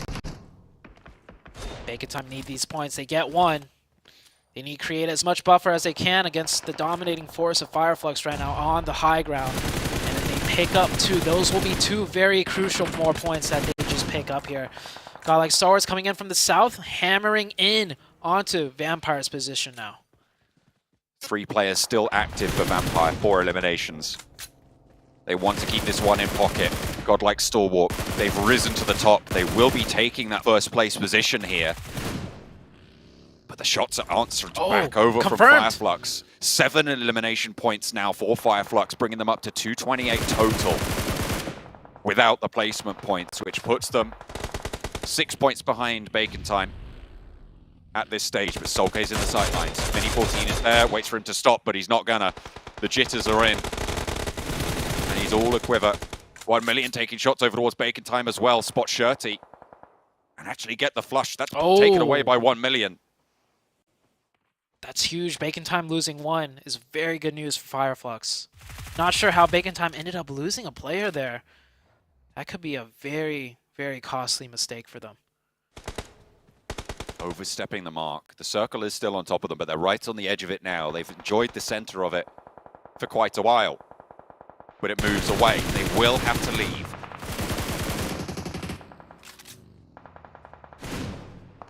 Another picked up.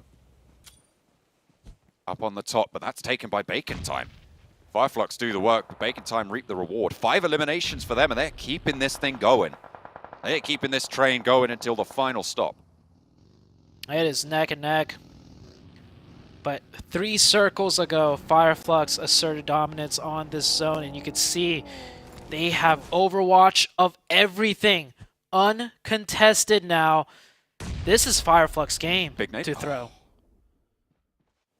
Fireflux, they took the top of Everest. It was the position that HVVP could have taken if they'd have moved earlier from North George, but they waited too long. They played slow and back and weren't able to do it. Picking up another point. Ooh, Fireflux, you just saw them jump up over on the tables against HVVP. 8 eliminations now. 229 total.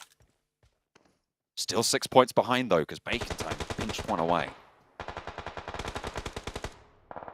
Bacon Time loses another player. Down to 2.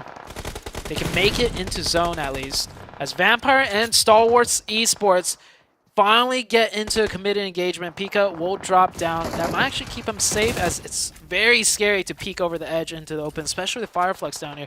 But look at how many point opportunities Fireflux has.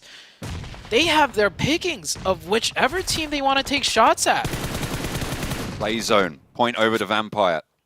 elimination found. 5 total now. I mean, we might have counted them out, but they are still here, still in the lobby, still with 3. Hold up. They nail the shots back over to Catch. Fireflux, Soulcase spotted by Skylights Gaming, and Nade over to Bacon Time as well. And Solus answers over towards Vampire. The fights are going every Skylights single moving direction. up. Solus is low, Lutz is low as well for Fireflux. Will they be drawn short? Will they fall short of that mark? The 3rd place is up for grabs, but Bacon Time is still alive. The final zone here, and we have 5 teams remaining, Zute. Every team's starting to make their push now as the zone is closing in. I think Fireflux will be okay. The push stopped short. They will hold strong up there. Bacon Time, meanwhile, down to 1.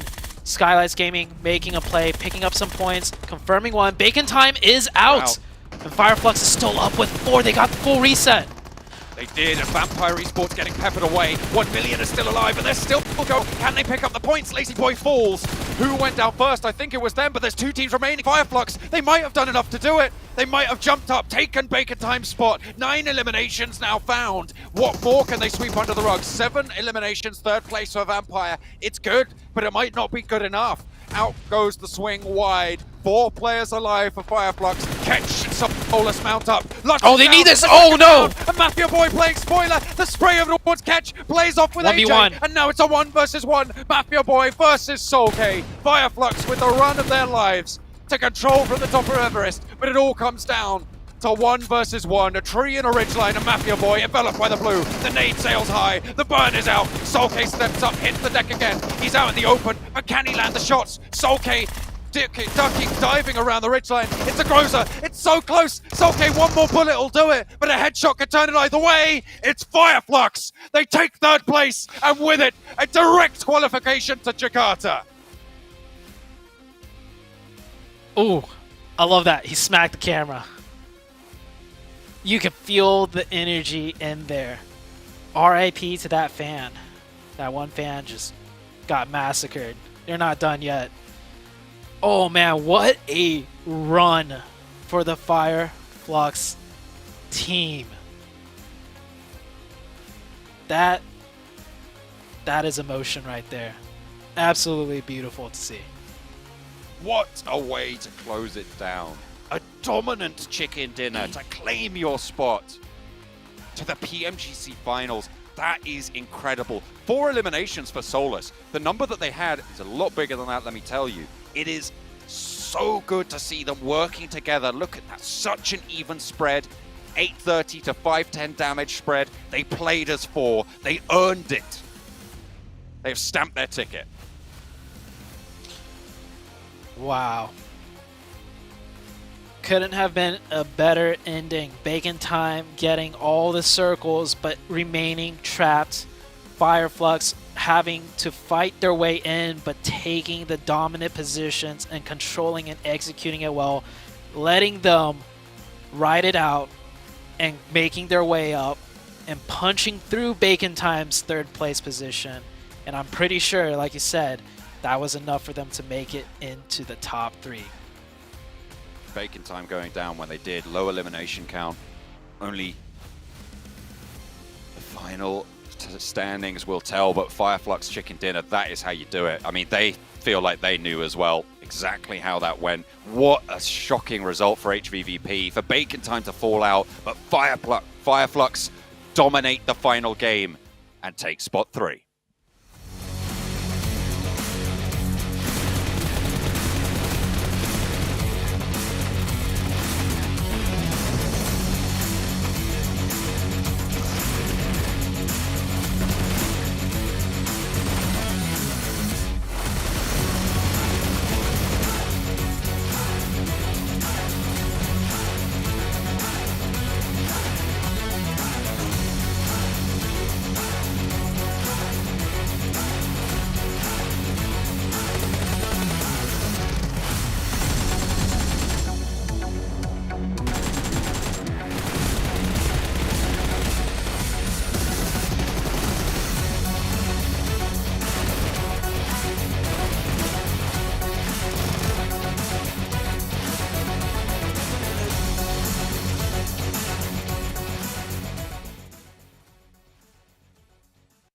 And Fireflux Esports clutches it up when it is absolutely needed in the last match. You saw the excitement in their faces, man, shaking their hands after punching fans. That is how you get it done. Oh man, Glitter, can we ask for a better ending? No, that's the short answer. You absolutely could not have asked for a better ending. It was down to the wire. So many things had to fall the right way for Fireflux to be able to come out on top like that. 27 total points with the chicken dinner. I mean, to be fair, Skylights tried to take him out 7. It got a little bit too close for comfort there. It definitely did, and guess what? Oh my goodness, Nova, even though Order was able to get 50 eliminations, they ended up getting hunted down by Knights. But Order being able to clutch that up, you know what? It secured their second spot a little bit more. Damage though, top. I mean, this was a player that had a pop-up performance yesterday. He continued to have a pop-up performance today. I couldn't be happier that we got a chance. Let's see it. Oh my goodness! Fireflux makes it. Here it is. This is Bacon insane. Time's got to be devastated. By 7 points. Wow. 7 points. And they were trying so hard. They were alive so long into that game, but the eliminations were just way too high on behalf of Fireflux. I mean, Nova gets ousted a little bit by Godlike Stalwart, but this is a top 3 that we didn't see literally until today, 7. This is a brand new top 3 from what we saw for the past 3 days. It is, and then you have a bunch of heartbreaks like HVVP. I mean, this team was at the top for 3 days straight. And then on the last day, we were talking about it yesterday, stuff wasn't really working. They weren't the same HVVP, and they end up right there in 6th place. Dang. And then Inco Gaming clutching it up by just 2 points over 1 million. 1 million. If they would have just gotten those extra eliminations there at the end, it might have been a completely different story, Glitter. Listen, this is another case of the stolen elims, okay?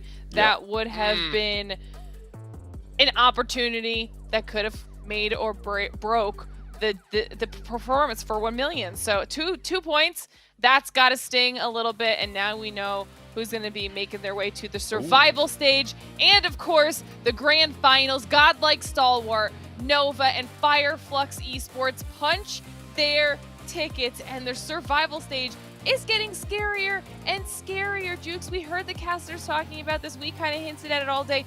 It's going to be so difficult in the survival stage. This survival stage is going to be so disgusting. I mean, you got Alpha 7 Esports, HVVP, which was like in 7 said, popped off every day, but here's the MVP! And it's top from Godlike Stalwart. I mean, this man had performed constantly, day in and day out. 40 eliminations total. That's more than some teams got. I'm not surprised. I talked about it at the beginning of the show. This man had a pop-up performance yesterday. 8 team eliminations in just 1 day. And right now, I mean, with the damage he was able to output to with the elims, this is exactly what Godlike Stalwart needed to be able to push up to that first place. And this is what some of the other teams like HVVP, I hate to say it, but they also needed that clutch factor from some of the other players. We saw it. The first 3 days, they were so hard to eliminate. We saw it!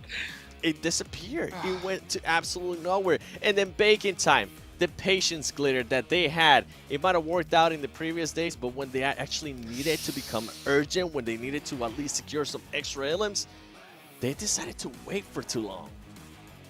I feel like they tried to make a push there at the end of today, and it's just too many missed opportunities. When you go back and you look at even the first day, we talked about this with them in the very first day. They came out of the gate with a really strong performance and then got quiet and passive, and it stayed that way for too long, and they missed out on too many points. We talk about it so frequently, you would think that someone would listen by now. Every single point matters. Every time, okay? Because they won't, like, and this 1 million Esports is not going to forget those 2 points anytime soon. Same thing for everybody else that missed out on top 3.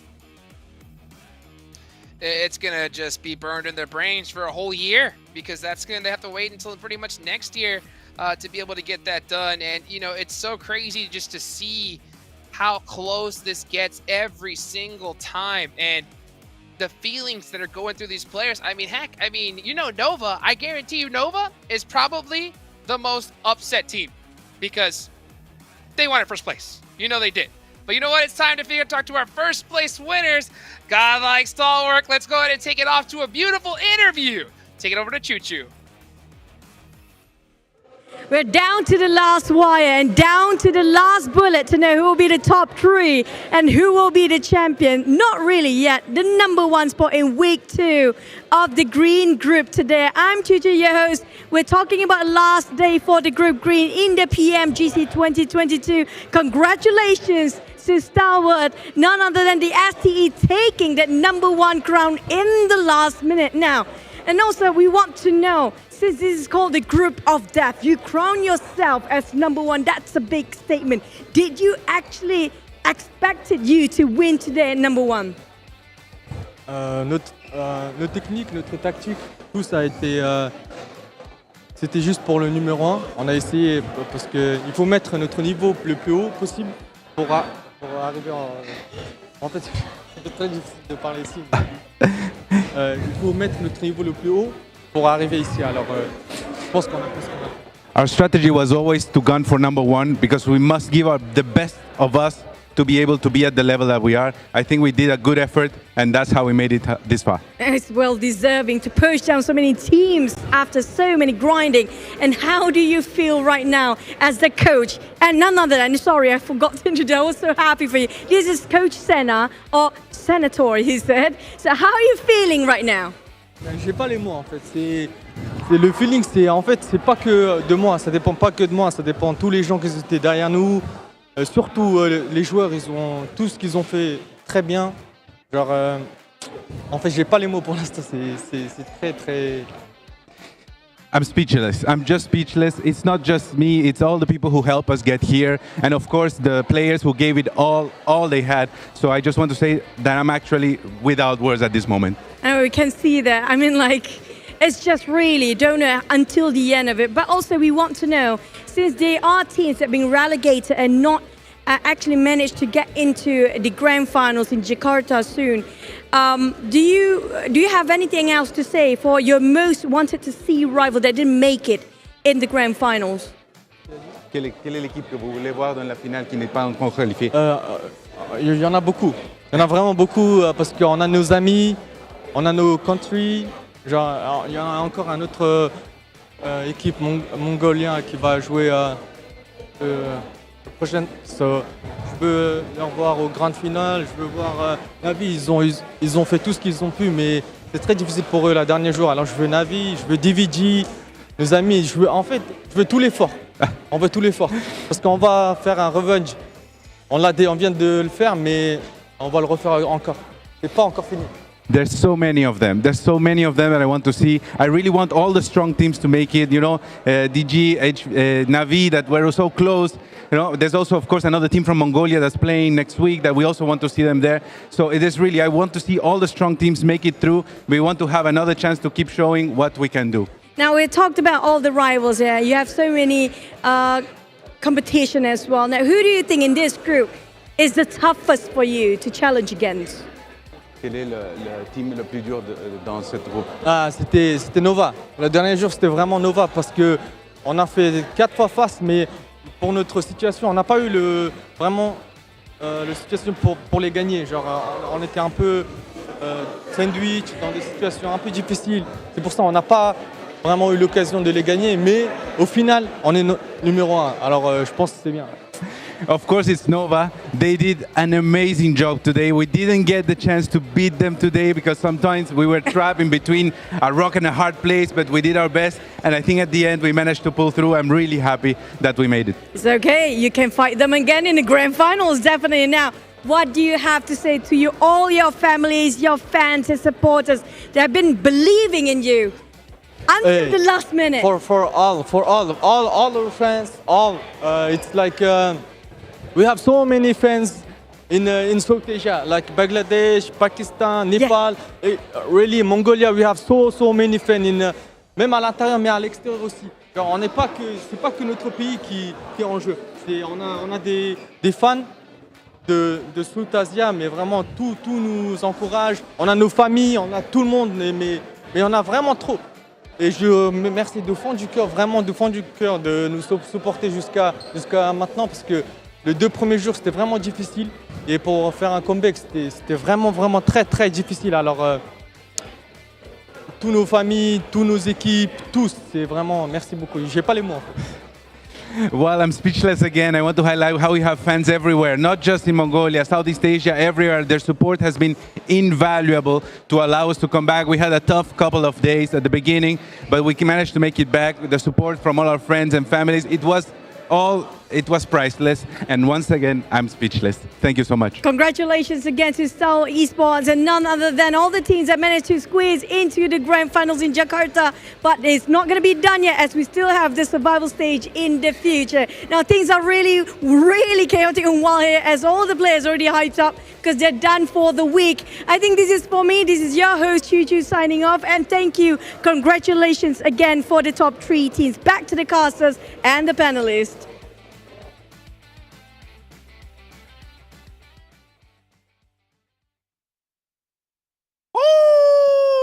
What a beautiful interview right there. Man, that's probably one of my favorite ones so far of the tournament. You can see the excitement, the joy inside of his face. And man, it got done at the last second. I mean, how much more hype can you really be in this situation? Hey, that's what it takes. It takes every little ounce of effort to get to this point. And man, oh, the relief that they must feel after today. Huh, Seven? Hot Jukes, that relief, I'm pretty sure they're going to be happy about it. All right. What was impressive to me was just their path to how they got there. After day 1, they were in 8th place. After day 2, they were in 9th place. Yesterday, they had that pop-off performance. They moved up to 3rd place, and they were able to maintain it today. They were able to take advantage whenever they needed to take advantage. And this is a message for all those teams out there, right? There's no excuses. It's not about how you start. It's about how you finish. They worked that out perfectly, Glitter. Yeah, I mean, and you know, we heard, I don't know, every single team that's been asked this question, which squad they're looking forward to going up against. It's always Nova. Everybody wants to dethrone Nova. And after some of the performances we've seen, I mean, Godlike Stalwart's definitely on the list of teams that have the potential to do that. Yep. And just the fact that you beat them here in this stage. Yeah, it's not done on the biggest stage. That's a whole nother monster that they got to conquer. But the fact that they were able to surpass them while playing against them at least once, you know that's got to be huge for their mental factor. Right, Seven? What's impressive, too, I mean, Nova went from, what was it, 8th place at the start of today to 2nd place. If Nova, for some reason, would have just been a little bit higher, they would have taken 1st place absolutely easy. So it sends a message to some of the other teams. It's going to send a message to Godlike Stalwart. Yeah, you might be in 1st place right now, but once we get to the grand finals, if we have a pop-up performance like Nova is currently doing, I mean, there might be that chance that they go back to back to back. Oh, man. Well, you got to keep a close eye out there because it almost felt like they hid their power this whole tournament, and we definitely got a glimpse of it here today. I'm your host, Tachukes, here with the 7 Worlds Gaming, Glitter Explosion, John Allen, Zute. Shout out to everybody behind the scenes to make this show going, and we will see you guys next week for the next group.